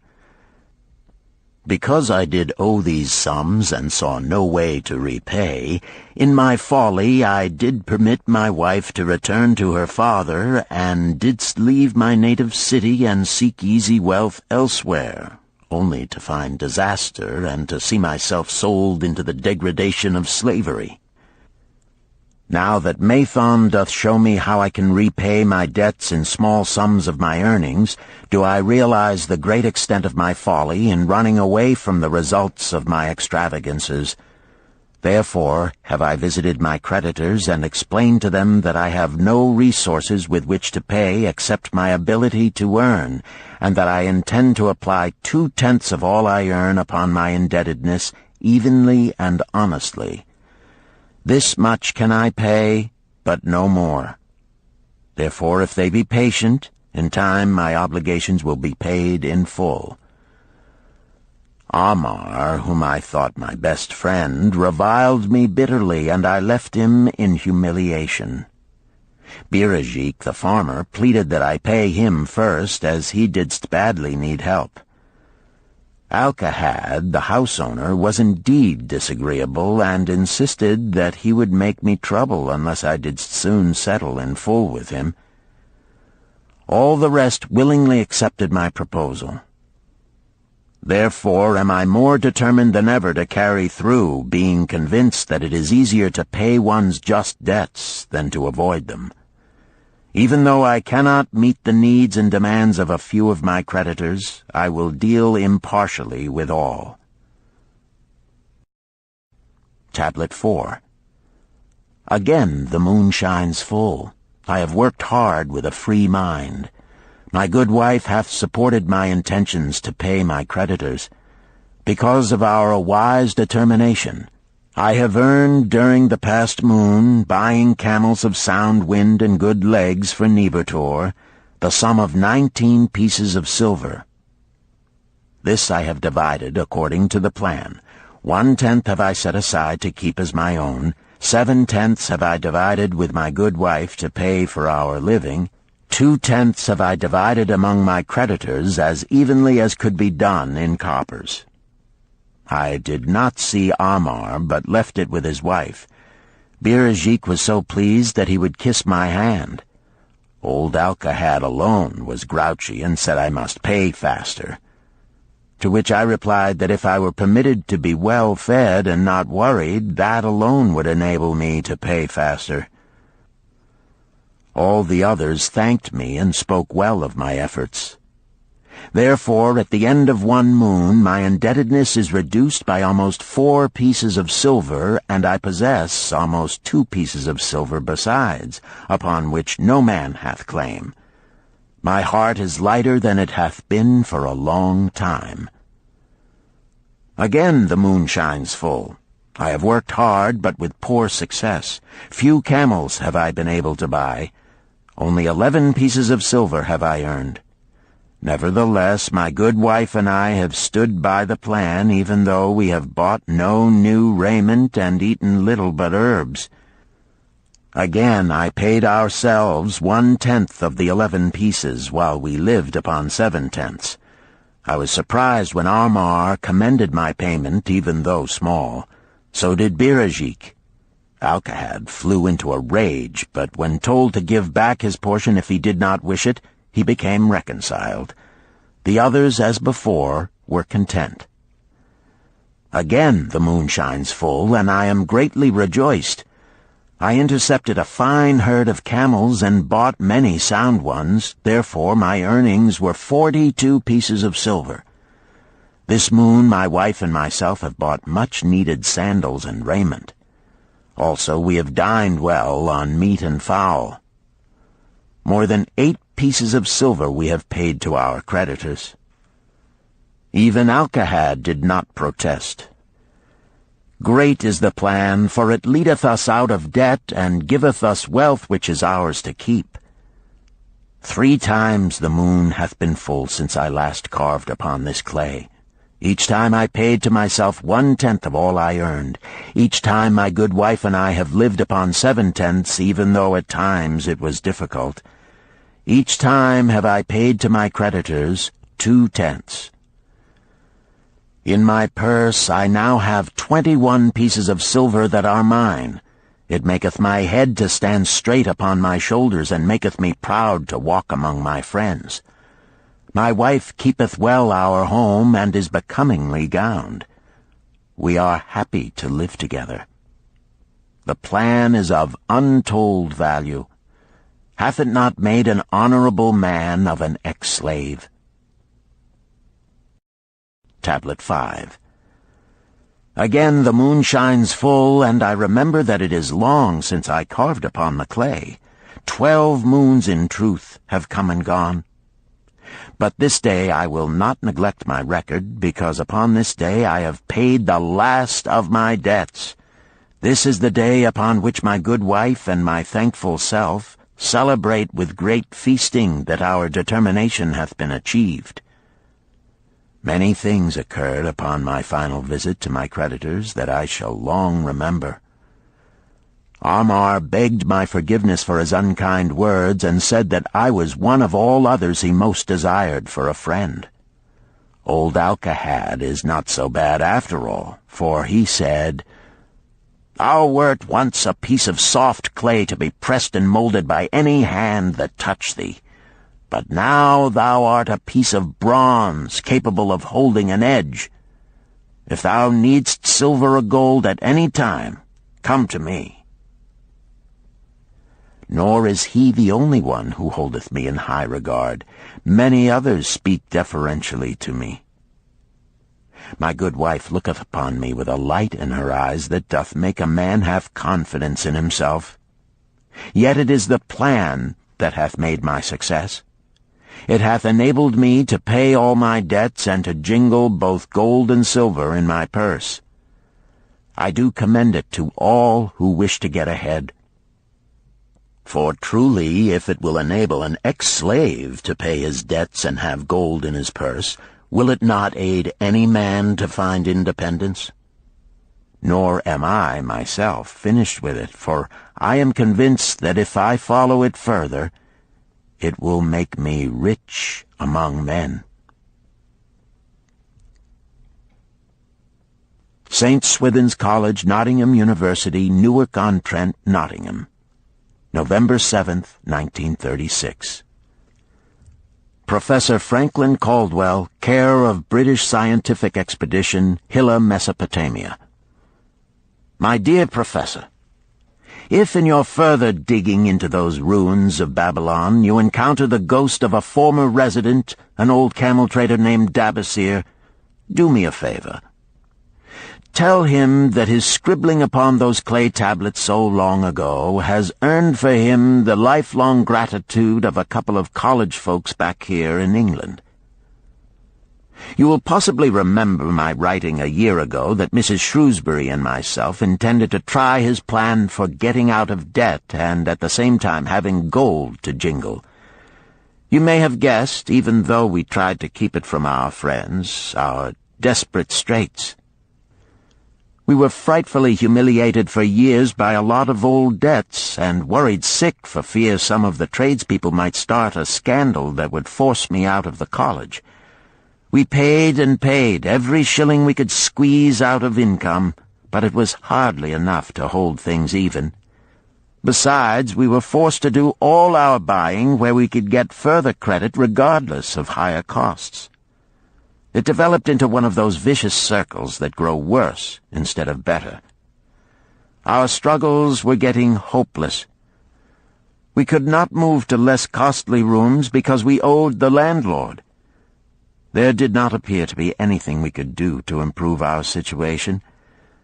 Then here comes your acquaintance, the old camel trader from Babylon, with a plan to do just what we wished to accomplish. He jolly well stirred us up to follow his system. We made a list of all our debts, and I took it around and showed it to every one we owed. I explained how it was simply impossible for me to ever repay them the way things were going along. They could readily see this themselves from the figures.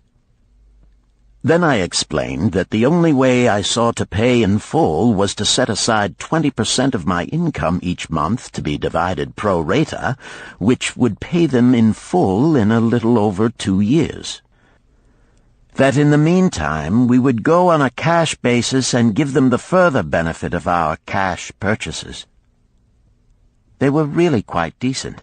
Our greengrocer, a wise old chap, put it in a way that helped to bring around the rest. If you pay for all you buy and then pay some on what you owe, that is better than you have done, for you ain't paid down the account none in 3 years. Finally, I secured all their names to an agreement binding them not to molest us as long as the 20% of income was paid regularly. Then we began scheming on how to live upon 70%. We were determined to keep that extra 10% to jingle. The thought of silver and possibly gold was most alluring. It was like having an adventure to make the change. We enjoyed figuring this way and that to live comfortably upon that remaining 70%. We started with rent and managed to secure a fair reduction. Next, we put our favorite brands of tea and such under suspicion, and were agreeably surprised how often we could purchase superior qualities at less cost. It is too long a story for a letter, but anyhow it did not prove difficult. We managed, and right cheerfully at that. What a relief it proved to have our affairs in such a shape we were no longer persecuted by past due accounts. I must not neglect, however, to tell you about that extra 10% we were supposed to jingle. Well, we did jingle it for some time. Now, don't laugh too soon. You see, that is the sporty part. It is the real fun to start accumulating money that you do not want to spend. There is more pleasure in running up such a surplus than there could be in spending it. After we had jingled to our heart's content, we found a more profitable use for it. We took up an investment upon which we could pay that 10% each month. This is proving to be the most satisfying part of our regeneration. It is the first thing we pay out of my check. There is a most gratifying sense of security to know our investment is growing steadily. By the time my teaching days are over, it should be a snug sum, large enough so the income will take care of us from then on. All this out of my same old check. Difficult to believe, yet absolutely true. All our debts being gradually paid, and at the same time our investment increasing. Besides, we get along financially even better than before. Who would believe there could be such a difference in results between following a financial plan and just drifting along? At the end of the next year, when all our old bills shall have been paid, we will have more to pay upon our investment besides some extra for travel. We are determined never again to permit our living expenses to exceed 70% of our income. Now you can understand why we would like to extend our personal thanks to that old chap whose plan saved us from our hell on earth. He knew. He had been through it all. He wanted others to benefit from his own bitter experiences. That is why he spent tedious hours carving his message upon the clay. He had a real message for fellow sufferers, a message so important that after 5,000 years it has risen out of the ruins of Babylon just as true and just as vital as the day it was buried.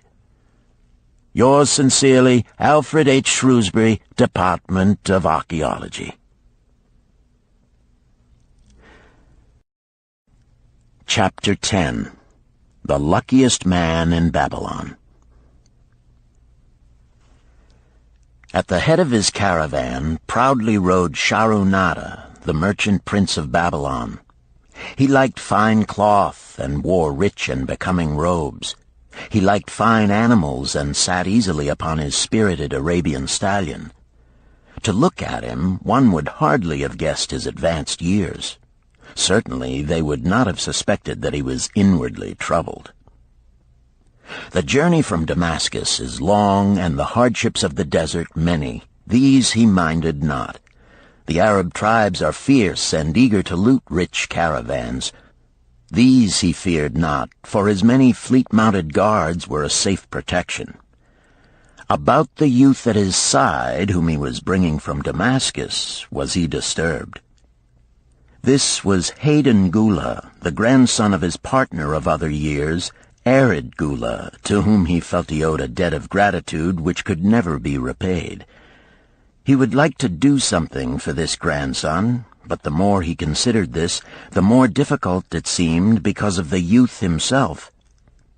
Eyeing the young man's rings and earrings, he thought to himself, "He thinks jewels are for men. Still, he has his grandfather's strong face. But his grandfather wore no such gaudy robes. Yet I sought him to come, hoping I might help him get a start for himself and get away from the wreck his father has made of their inheritance." Hayden Gula broke in upon his thoughts. "Why dost thou work so hard, riding always with thy caravan upon its long journeys? Dost thou never take time to enjoy life?" Shahrunada smiled. "To enjoy life?" he repeated. "What wouldst thou do to enjoy life if thou wert Shahrunada?" "If I had wealth equal to thine, I would live like a prince. Never across the hot desert would I ride. I would spend the shekels as fast as they came to my purse. I would wear the richest of robes and the rarest of jewels. That would be a life to my liking, a life worth living." Both men laughed. "Thy grandfather wore no jewels," Shahrunada spoke before he thought, then continued jokingly, "Wouldst thou leave no time for work?" "Work was made for slaves," Hayden Gula responded. Shahrunada bit his lip but made no reply, riding in silence until the trail led them to the slope. Here he reined his mount, and pointing to the green valley far away, "See, there is the valley. Look far down, and thou canst faintly see the walls of Babylon. The tower is the temple of Bel. If thine eyes are sharp, thou mayest even see the smoke from the eternal fire upon its crest." "So that is Babylon? Always have I longed to see the wealthiest city in all the world," Hayden Gula commented. "Babylon, where my grandfather started his fortune. Would he were still alive, we would not be so sorely pressed. Why wish his spirit to linger on earth beyond its allotted time? Thou and thy father can well carry on his good work. Alas, of us neither has his gift. Father and myself know not his secret for attracting the golden shekels." Shahrunada did not reply, but gave rein to his mount and rode thoughtfully down the trail to the valley. Behind them followed the caravan in a cloud of reddish dust. Some time later they reached the King's Highway and turned south through the irrigated farms. 3 old men plowing a field caught Shahrunada's attention. They seemed strangely familiar. How ridiculous! One does not pass a field after 40 years and find the same men plowing there. Yet something within him said they were the same. One, with an uncertain grip, held the plow. The others laboriously plodded beside the oxen, ineffectually beating them with their barrel staves to keep them pulling. 40 years ago, he had envied these men. How gladly he would have exchanged places. But what a difference now! With pride he looked back at his trailing caravan, well-chosen camels and donkeys loaded high with valuable goods from Damascus. All this was but one of his possessions. He pointed to the plowers, saying, "Still plowing the same field where they were 40 years ago. They look it, but why thinkest thou they are the same?" "I saw them there," Shahrunada replied. Recollections were racing rapidly through his mind. Why could he not bury the past and live in the present? Then he saw, as in a picture, the smiling face of Arid Gula. The barrier between himself and the cynical youth beside him dissolved. But how could he help such a superior youth with his spendthrift ideas and bejeweled hands?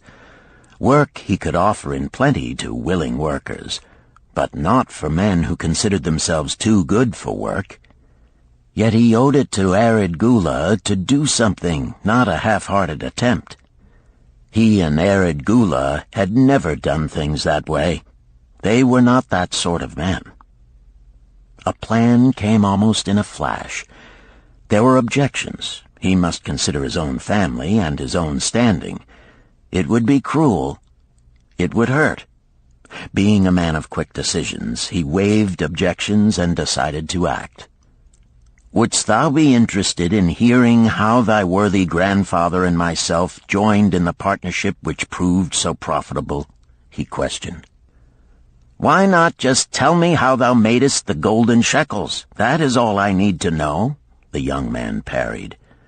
Sharunada ignored the reply and continued, "We start with those men plowing. I was no older than thou. As the column of men in which I marched approached, good old Megiddo, the farmer, scoffed at the slipshod way in which they plowed.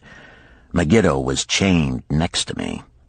'Look at the lazy fellows,' he protested. 'The plow holder makes no effort to plow deep, nor do the beaters keep the oxen in the furrow. How can they expect to raise a good crop with poor plowing?' "'Didst thou say Megiddo was chained to thee?'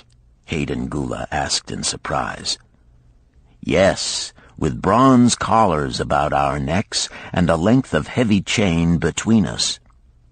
Next to him was Zabado, the sheep thief. I had known him in Harun. At the end was a man we called Pirate because he told us not his name. We judged him as a sailor as he had entwined serpents tattooed upon his chest in sailor fashion. The column was made up thus, so the men could walk in fours." "Thou wert chained as a slave?" Hayden Gula asked incredulously. "Did not thy grandfather tell thee I was once a slave? He often spoke of thee, but never hinted of this. He was a man thou couldst trust with innermost secrets. Thou, too, are a man I may trust, am I not right?" Sharunada looked him squarely in the eye. "Thou mayest rely upon my silence, but I am amazed. Tell me, how didst thou come to be a slave?" Sharunada shrugged his shoulders. "Any man may find himself a slave. It was a gaming house and barley beer that brought me disaster. I was the victim of my brother's indiscretions. In a brawl he killed his friend. I was bonded to the widow by my father, desperate to keep my brother from being prosecuted under the law. When my father could not raise the silver to free me, she in anger sold me to the slave dealer." "What a shame and injustice!" Hayden Gula protested. "But tell me, how didst thou regain freedom?" "We shall come to that, but not yet. Let us continue my tale. As we passed, the plowers jeered at us. One did doff his ragged hat and bow low, calling out, 'Welcome to Babylon, guests of the king! He waits for thee on the city walls where the banquet is spread, mud bricks and onion soup.' With that, they laughed uproariously. Pirate flew into a rage and cursed them roundly. "What do those men mean by the king awaiting us on the walls?" I asked him. "To the city walls ye march to carry bricks until the back breaks. Maybe they beat thee to death before it breaks. They won't beat me. I'll kill 'em." Then Megiddo spoke up. "It doesn't make sense to me to talk of masters beating willing, hard-working slaves to death. Masters like good slaves and treat them well." "Who wants to work hard?" commented Zabato. "Those plowers are wise fellows. They're not breaking their backs, just letting on as if they be." "Thou can't get ahead by shirking," Megiddo protested. "If thou plow a hectare, that's a good day's work, and any master knows it. But when thou plow only a half, that's shirking. I don't shirk. I like to work, and I like to do good work, for work is the best friend I've ever known. It has brought me all the good things I've had, my farm and cows and crops, everything." "Yea, and where be these things now?" scoffed Zabato. "I figure it pays better to be smart and get by without working. You watch Zabato. If we're sold to the walls, he'll be carrying the water bag or some easy job, when thou, who like to work, will be breaking thy back carrying bricks." He laughed his silly laugh. Terror gripped me that night. I could not sleep. I crowded close to the guard rope, and when the others slept, I attracted the attention of Godoso, who was doing the first guard watch. He was one of those brigand Arabs, the sort of rogue who, if he robbed thee of thy purse, would think he must also cut thy throat. "Tell me, Godoso," I whispered, "when we get to Babylon, will we be sold to the walls?" "Why want to know?" he questioned cautiously. "Canst thou not understand?" I pleaded. "I am young. I want to live. I don't want to be worked or beaten to death on the walls. Is there any chance for me to get a good master?" He whispered back, "I tell something. Thou good fellow, give Godoso no trouble. Most times we go first to slave market. Listen now. When buyers come, tell 'em you good worker, like to work hard for good master, make 'em want to buy. You not make 'em buy, next day you carry brick. Mighty hard work." After he walked away, I lay in the warm sand looking up at the stars and thinking about work. What Megiddo had said about it being his best friend made me wonder if it would be my best friend. Certainly it would be if it helped me out of this. When Megiddo awoke, I whispered my good news to him. It was our one ray of hope as we marched toward Babylon. Late in the afternoon, we approached the walls and could see the lines of men, like black ants, climbing up and down the steep diagonal paths.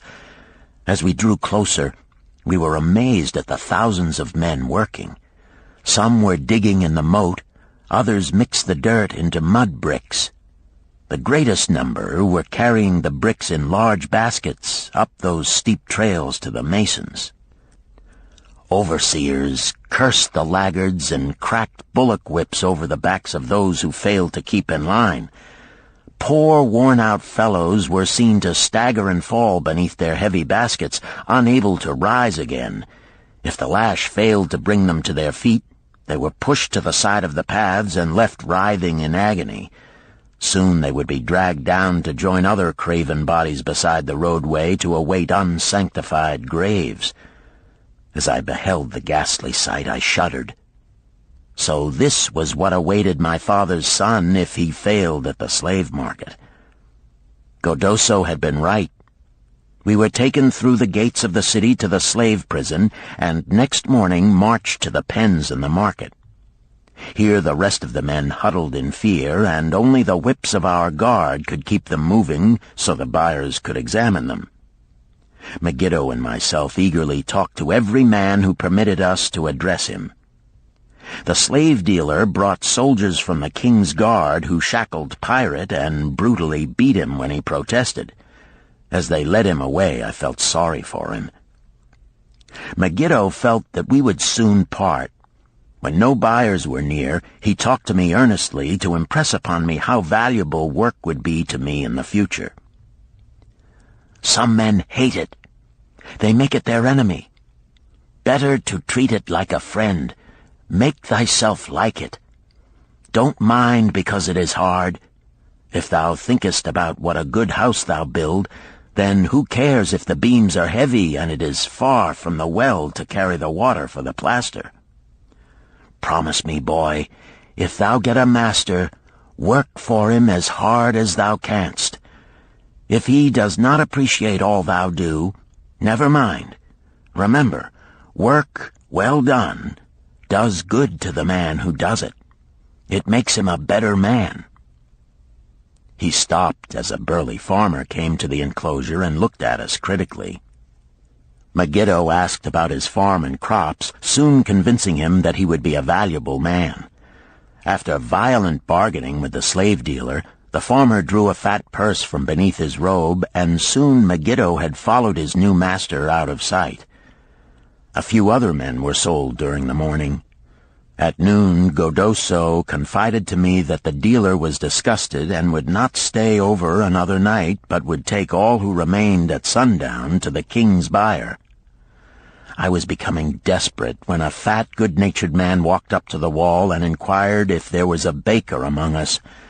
I approached him, saying, "Why should a good baker like thyself seek another baker of inferior ways? Would it not be easier to teach a willing man like myself thy skilled ways? Look at me. I am young, strong, and like to work. Give me a chance, and I will do my best to earn gold and silver for thy purse." He was impressed by my willingness, and began bargaining with the dealer who had never noticed me since he had bought me, but now waxed eloquent on my abilities, good health, and good disposition. I felt like a fat ox being sold to a butcher. At last, much to my joy, the deal was closed. I followed my new master away, thinking I was the luckiest man in Babylon. My new home was much to my liking. Nananeid, my master, taught me how to grind the barley in the stone bowl that stood in the courtyard, how to build the fire in the oven, and then how to grind very fine the sesame flour for the honey cakes. I had a couch in the shed where his grain was stored. The old slave housekeeper, Swasti, fed me well and was pleased at the way I helped her with the heavy tasks. Here was the chance I had longed for to make myself valuable to my master, and, I hoped, to find a way to earn my freedom. I asked Nananeid to show me how to knead the bread and to bake. This he did, much pleased at my willingness. Later, when I could do this well, I asked him to show me how to make the honey cakes, and soon I was doing all the baking. My master was glad to be idle, but Swasti shook her head in disapproval. "No work to do is bad for any man," she declared. I felt it was time for me to think of a way by which I might start to earn coins to buy my freedom. As the baking was finished at noon, I thought Nananeid would approve if I found profitable employment for the afternoons and might share my earnings with me. Then the thought came to me, why not bake more of the honey cakes and peddle them to hungry men upon the streets of the city? I presented my plan to Nananeid this way. "If I can use my afternoons after the baking is finished to earn for thee coins, would it be only fair for thee to share my earnings with me that I might have money of my own to spend for those things which every man desires and needs?" Fair enough," he admitted. When I told him of my plan to peddle our honey cakes, he was well pleased. "Here is what we will do," he suggested. "Thou sellest them at 2 for a penny, then half of the pennies will be mine to pay for the flour and the honey and the wood to bake them. Of the rest I shall take half, and thou shalt keep half." I was much pleased by this generous offer that I might keep for myself 1/4 of my sales.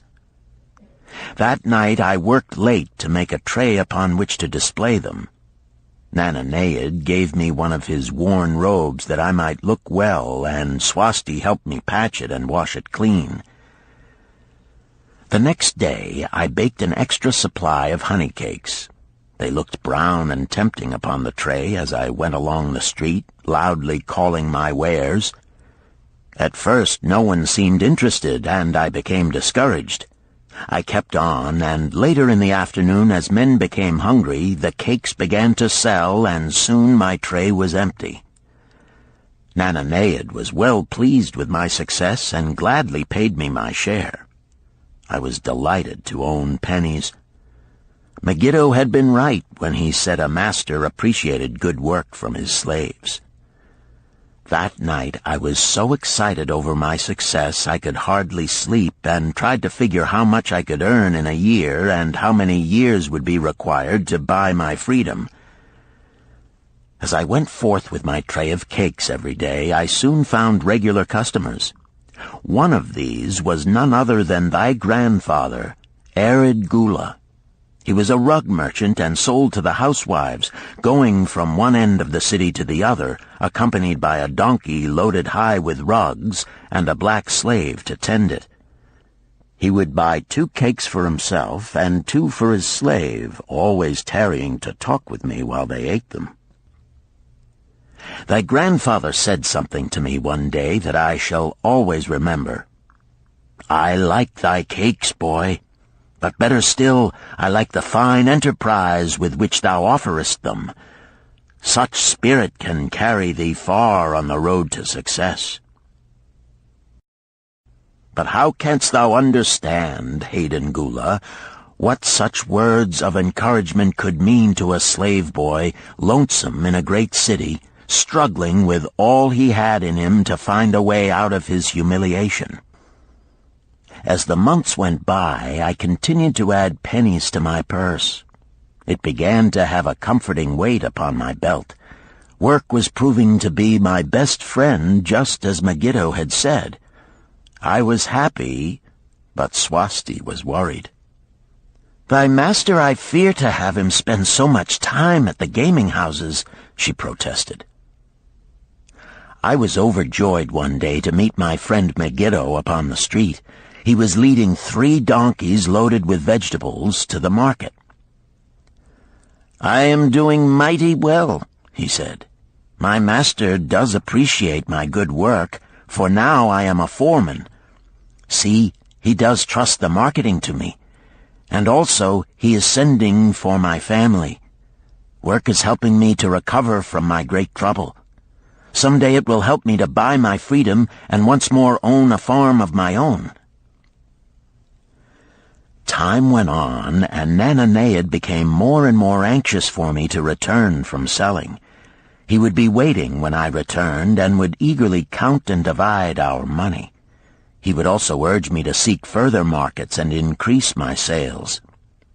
Often I went outside the city gates to solicit the overseers of the slaves building the walls. I hated to return to the disagreeable sights, but found the overseers liberal buyers. One day I was surprised to see Zabado waiting in line to fill his basket with bricks. He was gaunt and bent, and his back was covered with welts and sores from the whips of the overseers. I was sorry for him, and handed him a cake which he crushed into his mouth like a hungry animal. Seeing the greedy look in his eyes, I ran before he could grab my tray. "Why dost thou work so hard?" Arid Gula said to me one day. "Almost the same question thou asked of me today, dost thou remember?" I told him what Megiddo had said about work and how it was proving to be my best friend. I showed him with pride my wallet of pennies and explained how I was saving them to buy my freedom.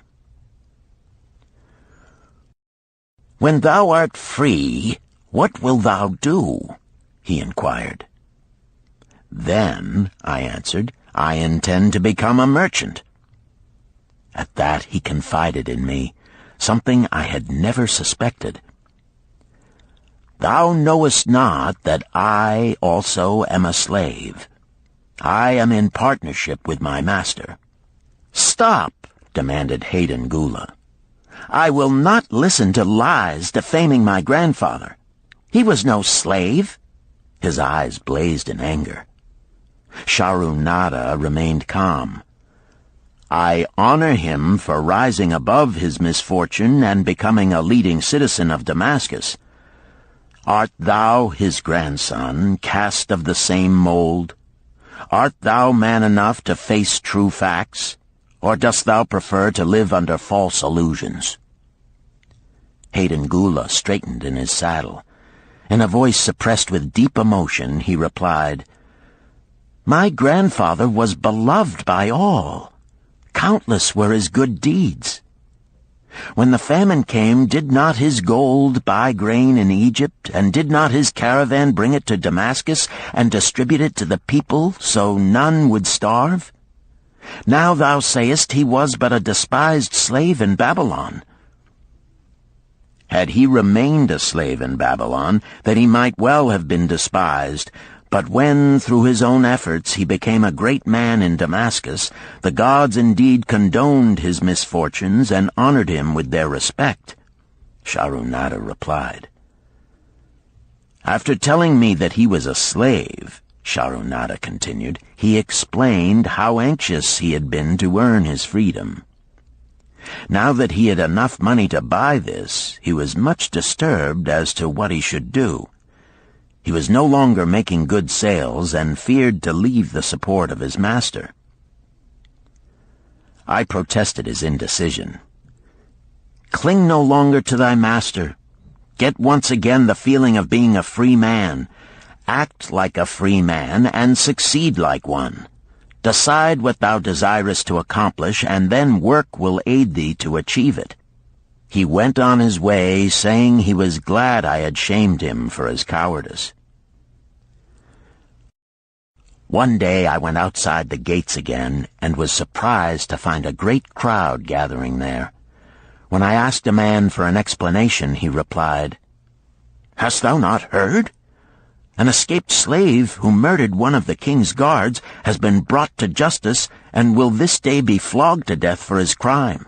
Even the king himself is to be here." So dense was the crowd about the flogging post, I feared to go near lest my tray of honey cakes be upset. Therefore I climbed up the unfinished wall to see over the heads of the people. I was fortunate in having a view of Nebuchadnezzar himself as he rode by in his golden chariot. Never had I beheld such grandeur, such robes and hangings of gold cloth and velvet. I could not see the flogging, though I could hear the shrieks of the poor slave. I wondered how one so noble as our handsome king could endure to see such suffering, yet when I saw he was laughing and joking with his nobles, I knew he was cruel and understood why such inhuman tasks were demanded of the slaves building the walls. After the slave was dead, his body was hung upon a pole by a rope attached to his leg so all might see. As the crowd began to thin, I went close. On the hairy chest, I saw tattooed 2 entwined serpents. It was Pirate.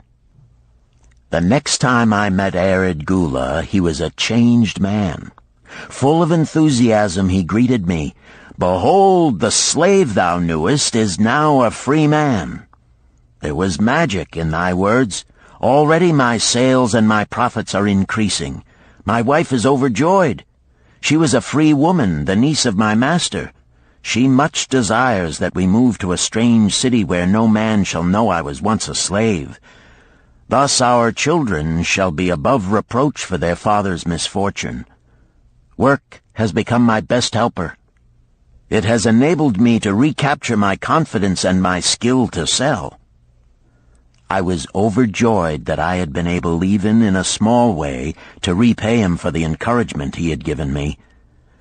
One evening Swasti came to me in deep distress. "Thy master is in trouble. I fear for him. Some months ago he lost much at the gaming tables. He pays not the farmer for his grain, nor his honey. He pays not the money-lender. They are angry and threaten him." "Why should we worry over his folly? We are not his keepers," I replied thoughtlessly. "Foolish youth, thou understandest not. To the moneylender didst he give thy title to secure a loan? Under the law he can claim thee and sell thee. I know not what to do. He is a good master. Why, oh, why should such trouble come upon him? Not were Swasti's fears groundless. While I was doing the baking next morning, the moneylender returned with a man he called Sasi. This man looked me over and said I would do. The moneylender waited not for my master to return, but told Swasti to tell him he had taken me. With only the robe on my back and the purse of pennies hanging safely from my belt, I was hurried away from the unfinished baking. I was whirled away from my dearest hopes as the hurricane snatches the tree from the forest and casts it into the surging sea. Again a gaming house and barley beer had caused me disaster. Sasi was a blunt, gruff man. As he led me across the city, I told him of the good work I had been doing for Nananeid, and said I hoped to do good work for him. His reply offered no encouragement. I like not this work. My master likes it not. The king has told him to send me to build a section of the Grand Canal. Master tells Sasi to buy more slaves, work hard, and finish quick. Bah! How can any man finish a big job quick? Picture a desert with not a tree, just low shrubs and a sun burning with such fury the water in our barrels became so hot we could scarcely drink it. Then picture rows of men going down into the deep excavation and lugging heavy baskets of dirt up soft, dusty trails from daylight until dark. Picture food served in open troughs from which we helped ourselves like swine. We had no tents, no straw for beds. That was the situation in which I found myself. I buried my wallet in a marked spot, wondering if I would ever dig it up again. At first I worked with good will, but as the months dragged on I felt my spirit breaking. Then the heat fever took hold of my weary body. I lost my appetite and could scarcely eat the mutton and vegetables. At night I would toss in unhappy wakefulness. In my misery I wondered if Zabado had not the best plan, to shirk and keep his back from being broken in work. Then I recalled my last sight of him and knew his plan was not good. I thought of Pirate with his bitterness and wondered if it might be just as well to fight and kill. The memory of his bleeding body reminded me that his plan was also useless. Then I remembered my last sight of Megiddo.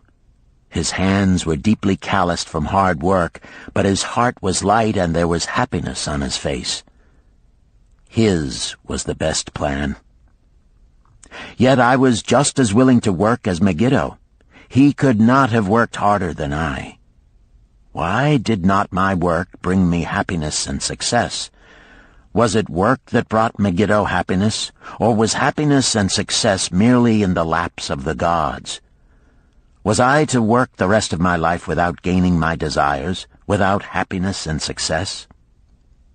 All of these questions were jumbled in my mind, and I had not an answer.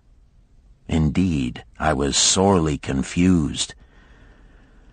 Several days later, when it seemed that I was at the end of my endurance and my questions still unanswered, Sasi sent for me. A messenger had come from my master to take me back to Babylon. I dug up my precious wallet, wrapped myself in the tattered remnants of my robe, and was on my way. As we rode, the same thoughts of a hurricane whirling me hither and thither kept racing through my feverish brain. I seemed to be living the weird words of a chant from my native town of Harun. Besetting a man like a whirlwind, driving him like a storm, whose course no one can follow, whose destiny no one can foretell. Was I destined to be ever thus punished for I knew not what? What new miseries and disappointments awaited me? When we rode to the courtyard of my master's house, imagine my surprise when I saw Arid Gula awaiting me. He helped me down and hugged me like a long-lost brother. As we went our way, I would have followed him as a slave should follow his master, but he would not permit me.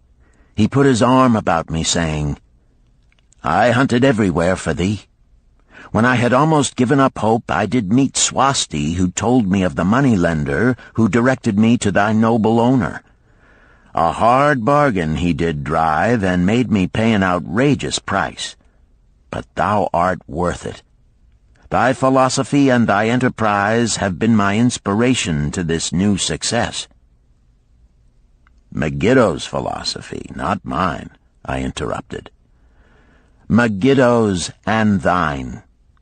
Thanks to thee both, we are going to Damascus, and I need thee for my partner." "See," he exclaimed, "in one moment thou wilt be a free man." So saying, he drew from beneath his robe the clay tablet carrying my title. This he raised above his head and hurled it to break in 100 pieces upon the cobblestones. With glee he stamped upon the fragments until they were but dust. Tears of gratitude filled my eyes. I knew I was the luckiest man in Babylon. "Work, thou see, by this, in the time of my greatest distress, didst prove to be my best friend.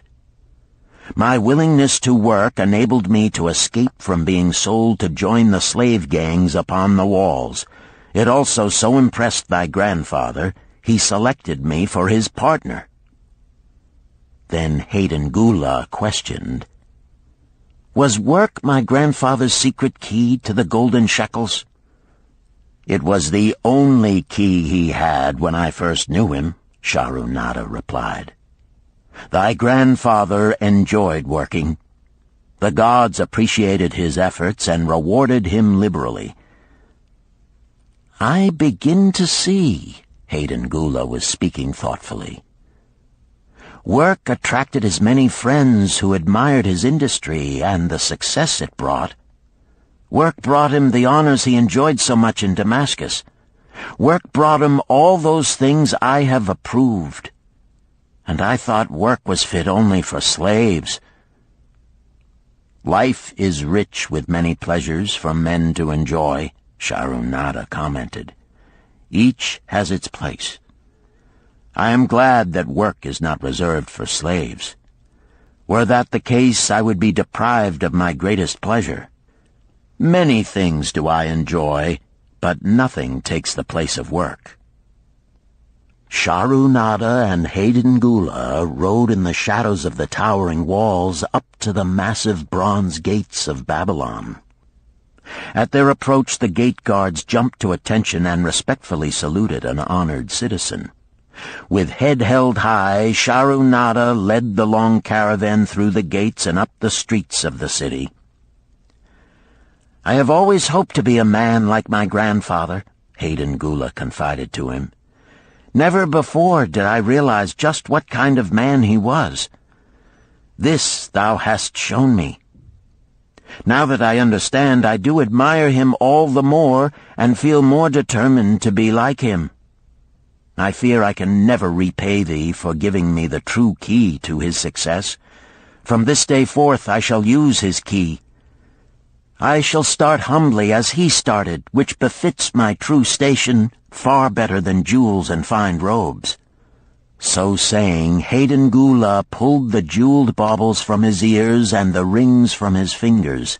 Then, reining his horse, he dropped back and rode with deep respect behind the leader of the caravan.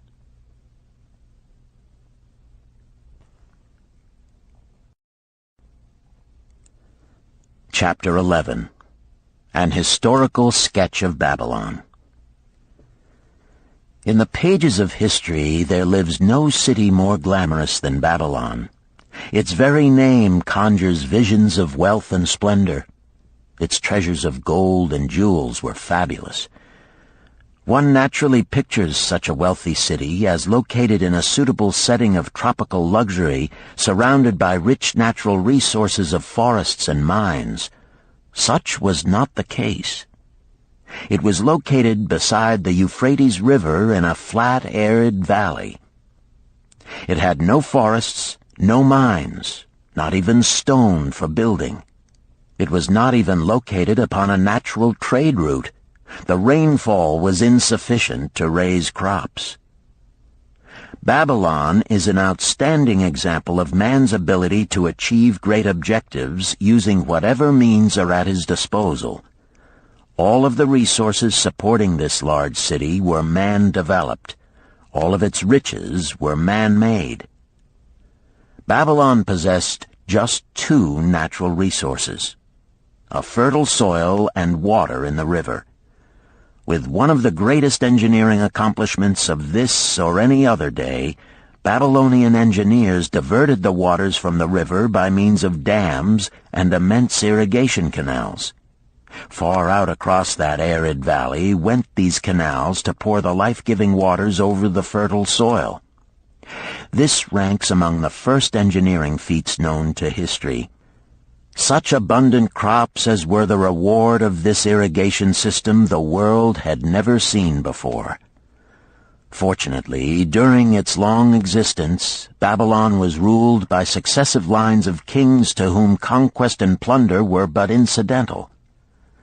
While it engaged in many wars, most of these were local or defensive against ambitious conquerors from other countries who coveted the fabulous treasures of Babylon. The outstanding rulers of Babylon live in history because of their wisdom, enterprise, and justice. Babylon produced no strutting monarchs who sought to conquer the known world that all nations might pay homage to their egotism. As a city, Babylon exists no more. When those energizing human forces that built and maintained the city for thousands of years were withdrawn, it soon became a deserted ruin.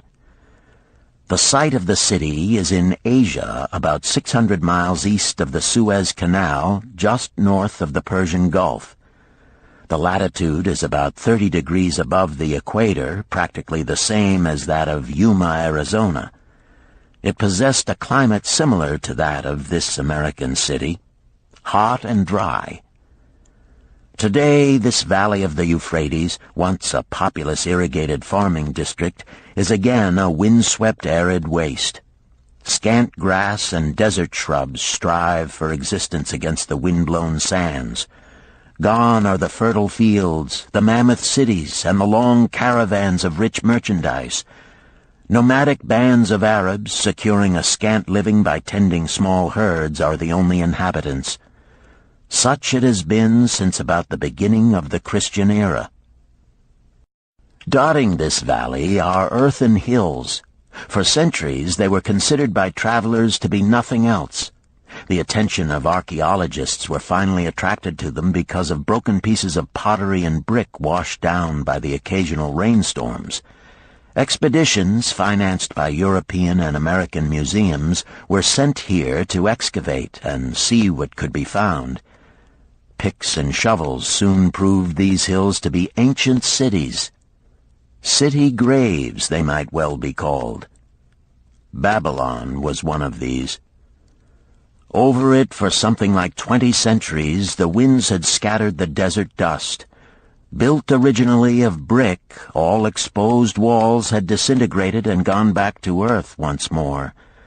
Such is Babylon, the wealthy city, today. A heap of dirt, so long abandoned that no living person even knew its name until it was discovered by carefully removing the refuse of centuries from the streets and the fallen wreckage of its noble temples and palaces. Many scientists considered the civilization of Babylon and other cities in this valley to be the oldest of which there is a definite record. Positive dates have been proved reaching back 8,000 years. An interesting fact in this connection is the means used to determine these dates. Uncovered in the ruins of Babylon were descriptions of an eclipse of the sun. Modern astronomers readily computed the time when such an eclipse, visible in Babylon, occurred, and thus established a known relationship between their calendar and our own. In this way, we have proved that 8,000 years ago, the Sumerites, who inhabited Babylonia, were living in walled cities. One can only conjecture for how many centuries previous such cities had existed.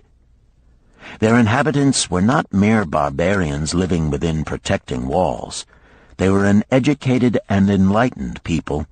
So far as written history goes, they were the first engineers, the first astronomers, the first mathematicians, the first financiers, and the first people to have a written language. Mention has already been made of the irrigation systems which transformed the arid valley into an agricultural paradise. The remains of these canals can still be traced, although they are mostly filled with accumulated sand. Some of them were of such size that, when empty of water, a dozen horses could be ridden abreast along their bottoms. In size they compare favorably with the largest canals in Colorado and Utah. In addition to irrigating the valley lands, Babylonian engineers completed another project of similar magnitude. By means of an elaborate drainage system, they reclaimed an immense area of swampland at the mouths of the Euphrates and Tigris rivers and put this also under cultivation. Herodotus, the Greek traveler and historian, visited Babylon while it was in its prime and has given us the only known description by an outsider. His writings give a graphic description of the city and some of the unusual customs of its people.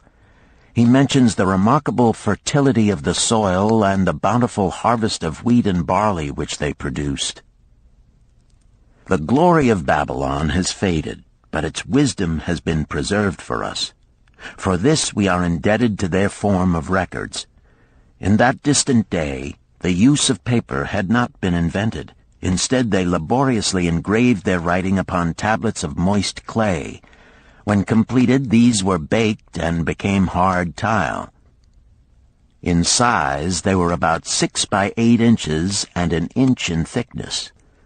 These clay tablets, as they are commonly called, were used much as we use modern forms of writing.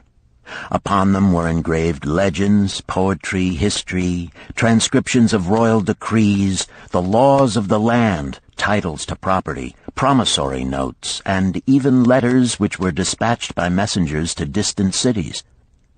From these clay tablets we are permitted an insight into the intimate personal affairs of the people. For example, one tablet, evidently from the records of a country storekeeper, relates that upon the given date, a certain named customer brought in a cow and exchanged it for 7 sacks of wheat, 3 being delivered at the time, and the other 4 to await the customer's pleasure. Safely buried in the wrecked cities, archaeologists have recovered entire libraries of these tablets, hundreds of thousands of them. One of the outstanding wonders of Babylon was the immense walls surrounding the city. The ancients ranked them with the Great Pyramid of Egypt as belonging to the 7 wonders of the world. Queen Semiramis is credited with having erected the first walls during the early history of the city. Modern excavators have been unable to find any trace of the original walls, nor is their exact height known. From mention made by early writers, it is estimated they were about 50 to 60 feet high, faced on the outer side with burnt brick, and further protected by a deep moat of water. The later and more famous walls were started about 600 years before the time of Christ by King Nabopolassar. Upon such a gigantic scale did he plan the rebuilding, he did not live to see the work finished. This was left to his son Nebuchadnezzar, whose name is familiar in biblical history. The height and length of these later walls staggers belief. They are reported upon reliable authority to have been about 160 feet high, the equivalent of the height of a modern 15-story office building. The total length is estimated as between 9 and 11 miles. So wide was the top that a 6-horse chariot could be driven around them. Of this tremendous structure, little now remains except portions of the foundations and the moat.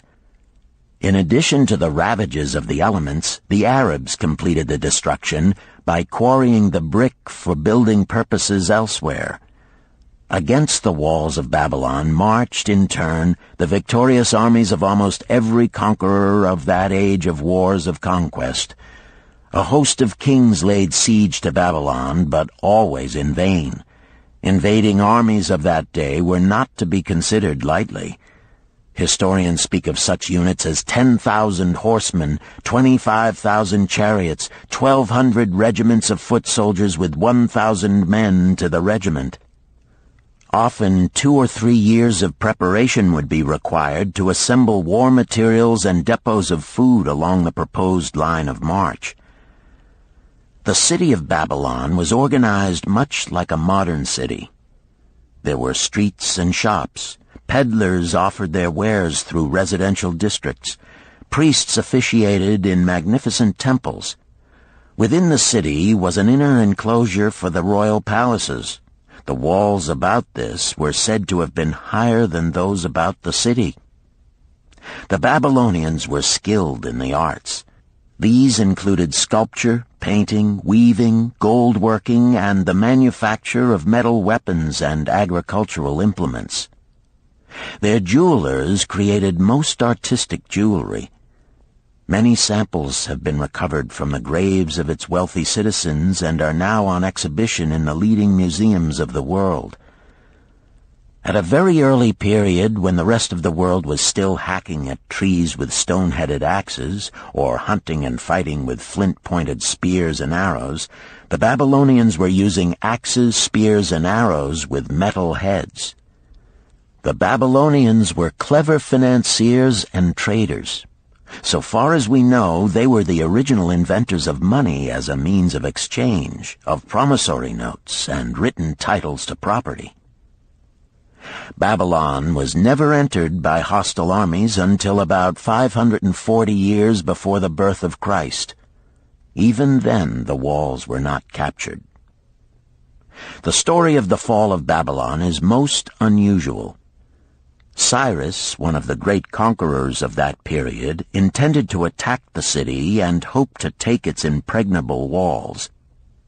Advisors of Nabonidus, the king of Babylon, persuaded him to go forth to meet Cyrus and give him battle without waiting for the city to be besieged. In the succeeding defeat to the Babylonian army, it fled away from the city. Cyrus thereupon entered the open gates and took possession without resistance. Thereafter, the power and prestige of the city gradually waned until, in the course of a few hundred years, it was eventually abandoned, deserted, left for the winds and storms to level once again to that desert earth from which its grandeur had originally been built. Babylon had fallen, never to rise again. But to it, civilization owes much. The eons of time have crumbled to dust the proud walls of its temples, but the wisdom of Babylon endures. The End.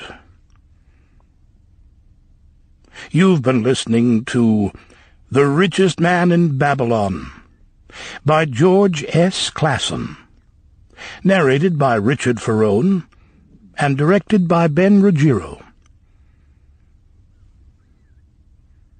If you've enjoyed this book and this performance, Recorded Books recommends The Art of War by Sun Tzu, narrated by Joe Mantegna. This classic of military strategy includes a detailed introduction and commentary on the history of Chinese warfare and military thought. We also recommend Nickel and Dimed by Barbara Ehrenreich, narrated by Christine McMurdo Wallace. Nickel and Dimed reveals low-wage America in all its tenacity, anxiety, and surprising generosity. A land of big boxes, fast food, and 1,000 desperate stratagems for survival. you'll find a wide selection of titles in the Recorded Books catalog, including bestsellers, mysteries, classics, histories, and more. So to order another recorded book, or for a copy of our latest listing, please call the toll-free number found on the back of this book. Don't forget to ask about easy 30-day rentals by mail. On our website, you can browse our catalog, place orders, hear about our latest releases, or tune into narrator profiles and author interviews. So visit us there at www.recordedbooks.com. And thank you for being a Recorded Books reader.